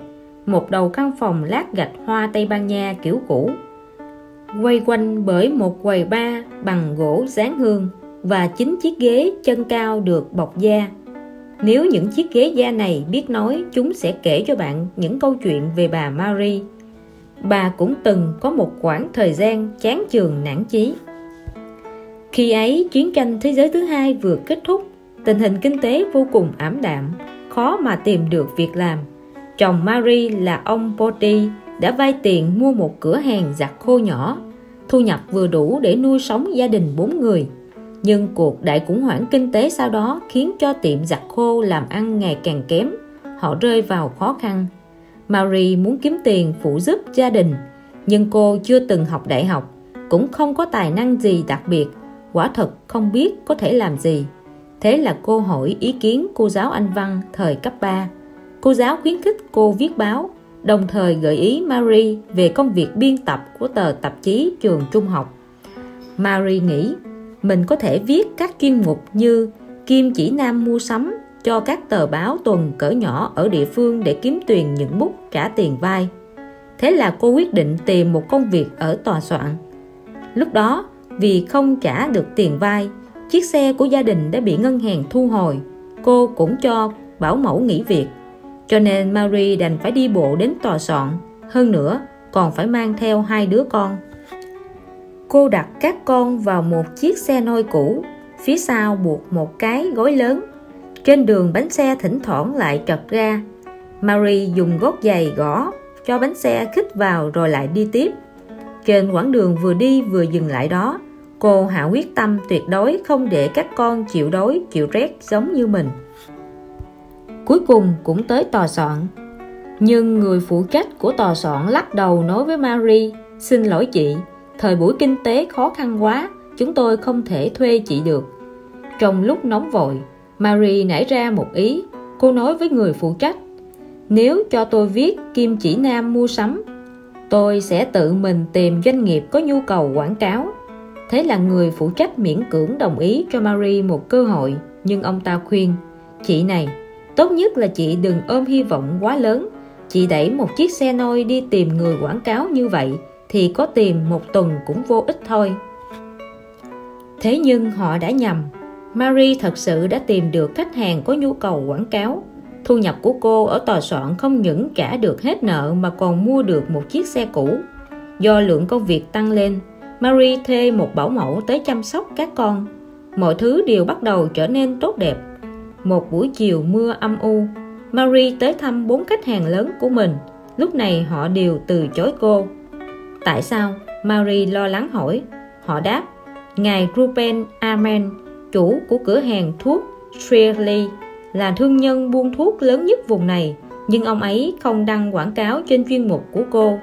Nếu ông ấy không chọn tạp chí của cô, điều đó cho thấy hiệu quả quảng cáo của cô có lẽ không được lý tưởng cho lắm." Sau khi nghe xong, Marie như rơi xuống vực sâu. Cô cắn răng quyết định đi tìm ông Amen để nói chuyện lần nữa. Thực ra cô đã từng nhiều lần tới gặp ông ta, nhưng ông ta luôn từ chối gặp mặt với lý do ra ngoài hoặc không có thời gian. Nếu ông ta hợp tác với cô thì các thương nhân buôn thuốc khác cũng sẽ làm theo. Mary dè dặt bước vào cửa hiệu thuốc của ông Amen. Thấy ông ta đang bận rộn sau quầy thuốc, cô tươi cười nói: ý kiến của ông luôn rất được coi trọng. Ông có thể bớt chút thời gian xem các bài viết của tôi và chỉ bảo cho tôi được không? Ông ta nghe xong, kiên quyết gạt tay nói: không cần đâu. Nhìn vẻ mặt cứng rắn của ông ta, Mary biết mình không còn hy vọng nữa. Cô như một quả bóng da xì hơi, chẳng còn chút sức lực. Thế là cô ngồi xuống quầy bar bằng gỗ dán hương trước cửa hàng thuốc, rút ra đồng xu cuối cùng trên người, mua một cốc coca, hoang mang nghĩ xem bước tiếp theo nên làm như thế nào. Đúng lúc này, một giọng nói dịu dàng vang lên bên cạnh Mary: cháu buồn gầu chuyện gì vậy? Cô quay lại nhìn, một phụ nữ lớn tuổi đang mỉm cười với cô. Mary kể đầu đuôi câu chuyện với bà, cuối cùng thở dài, nhưng ông Amen kiên quyết từ chối yêu cầu của cháu. Để ta xem bài viết của cháu nào.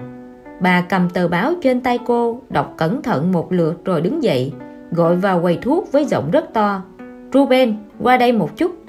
Hóa ra bà chính là vợ ông Amen. Bà khuyên ông Amen đăng quảng cáo trên chuyên mục của Mary. Ông ta nghe xong liền tươi cười đồng ý. Vợ chồng ông Amen sau này không những trở thành khách hàng trung thành của Mary mà còn trở thành bạn bè thân thiết. Cuộc trò chuyện bên quầy bar đã thay đổi cuộc đời của Mary. Sự nghiệp quảng cáo của bà ngày càng lớn. Mary đặt quầy bar trong phòng làm việc. Mỗi khi có khách tới thăm, bà thích mời họ ngồi bên quầy bar, mời họ uống coca, sau đó khích lệ họ khi gặp khó khăn tuyệt đối đừng bỏ cuộc. Tiếp đó bà Mary sẽ kể cho họ nghe câu chuyện về cái quầy bar này. Kể xong chuyện, bà luôn tổng kết: nếu gặp khó khăn trong việc trao đổi với người khác, nên tiếp tục thu thập thông tin, thử đổi phương thức, hoặc tìm một người phù hợp giúp bạn truyền đạt suy nghĩ của mình. Có một câu nói rất hay: tôi chưa từng gặp thất bại vì những điều tôi gặp phải đều chỉ là trở ngại nhất thời mà thôi. Giành lấy thành công từ trong thất bại. Đả kích và thất bại vốn là bước điểm của thành công. Ai chịu khó nghiên cứu kỹ càng và vận dụng nó thì nhất định sẽ giúp ích rất nhiều cho bản thân. Quay đầu nhìn lại, lẽ nào bạn không nhận ra lợi ích của thất bại đối với mình hay sao? Dale Carnegie. Ý nghĩa đích thực của sáng tạo: nắm bắt hiện tại, mức quả của hôm nay. Đừng nhìn thứ mơ hồ đằng xa, mà hãy làm việc đang rõ ràng ngay trước mắt. William Wallace là sinh viên y khoa, năm nay 22 tuổi. Lúc này anh đang đau đầu về việc làm thế nào để vượt qua kỳ thi cuối kỳ, làm thế nào mới có thể bắt đầu sự nghiệp, làm thế nào để mưu sinh. Tương lai còn chưa bắt đầu, quá khứ đã kết thúc. Bây giờ anh cảm thấy hoang mang vô cùng. Anh tiện tay mở một cuốn sách và đọc được câu nói của Thomas Carlyle: điều quan trọng nhất không phải là biết được điều gì sẽ xảy ra ở tương lai, mà là biết được phải làm gì trong hiện tại. Câu nói này có ảnh hưởng cực kỳ sâu sắc đến William. Tới mấy chục năm sau, ông vẫn khắc ghi trong tim. Sau này, ông trở thành bác sĩ nổi tiếng nhất thời bấy giờ, trở thành giáo sư y khoa hoàng gia ở Học viện Y khoa Đại học Oxford. Đó là danh hiệu cao nhất trong giới y khoa nước Anh. Đồng thời, ông còn được Hoàng đế nước Anh phong tước hiệp sĩ William Osler. Vào một mùa xuân ấm áp nhiều năm sau, ngài William trở lại ngôi trường xưa đang nở đầy hoa út kim hương. Diễn thuyết trước các sinh viên trong giảng đường, ông nói với các sinh viên: rất nhiều người cho rằng nhất định là tôi vô cùng thông minh. Thực ra không phải vậy. Người hiểu tôi đều biết kỳ thực trí lực của tôi cũng bình thường. Vậy thì bí quyết thành công của tôi là gì? Đó chính là sống trong một ngày hôm nay hoàn toàn tách biệt. Ông lấy một ví dụ. Mấy tháng trước khi ông tới đây nói chuyện, ông từng đáp một chuyến tàu vượt Đại Tây Dương. Ông vào khoang điều khiển, đúng lúc nhìn thấy thuyền trưởng đang điều khiển tàu. Chỉ thấy thuyền trưởng bấm một cái nút, sau một loạt tiếng máy móc chuyển động, mấy bộ phận của tàu liền lập tức tách ra rồi ghép lại thành mấy khoang chống nước bao bọc lấy các phần quan trọng của tàu. Việc đó khiến William có rất nhiều suy ngẫm. Ông khuyến cáo các sinh viên, bộ não của con người tinh tế và phức tạp hơn tàu biển nhiều. Tất nhiên, Chuyến hành trình mà con người phải đi suốt cuộc đời cũng dài hơn hành trình của tàu biển nhiều.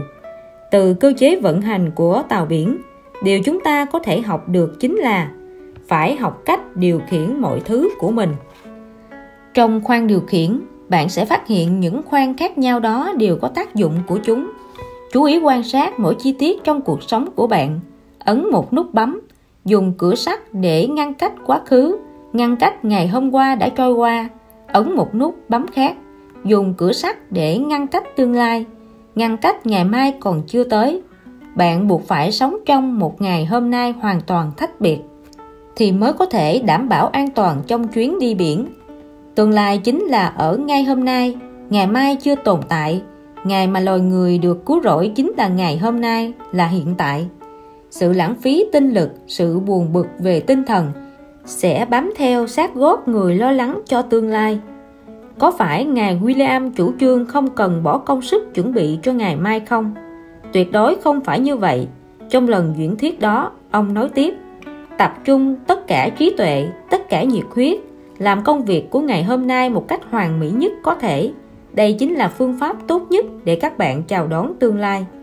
Ông nhắc tới câu nói của một nhà hiền triết: đừng lo lắng vì ngày mai, bởi vì ngày mai có lo lắng của ngày mai, nỗi lo của ngày nào đủ theo ngày đó.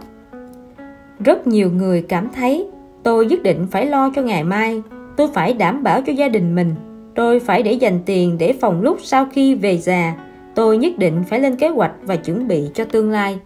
Không sai, nhất định phải nghĩ cho tương lai, cân nhắc, lên kế hoạch và chuẩn bị một cách cẩn thận, nhưng đừng lo lắng.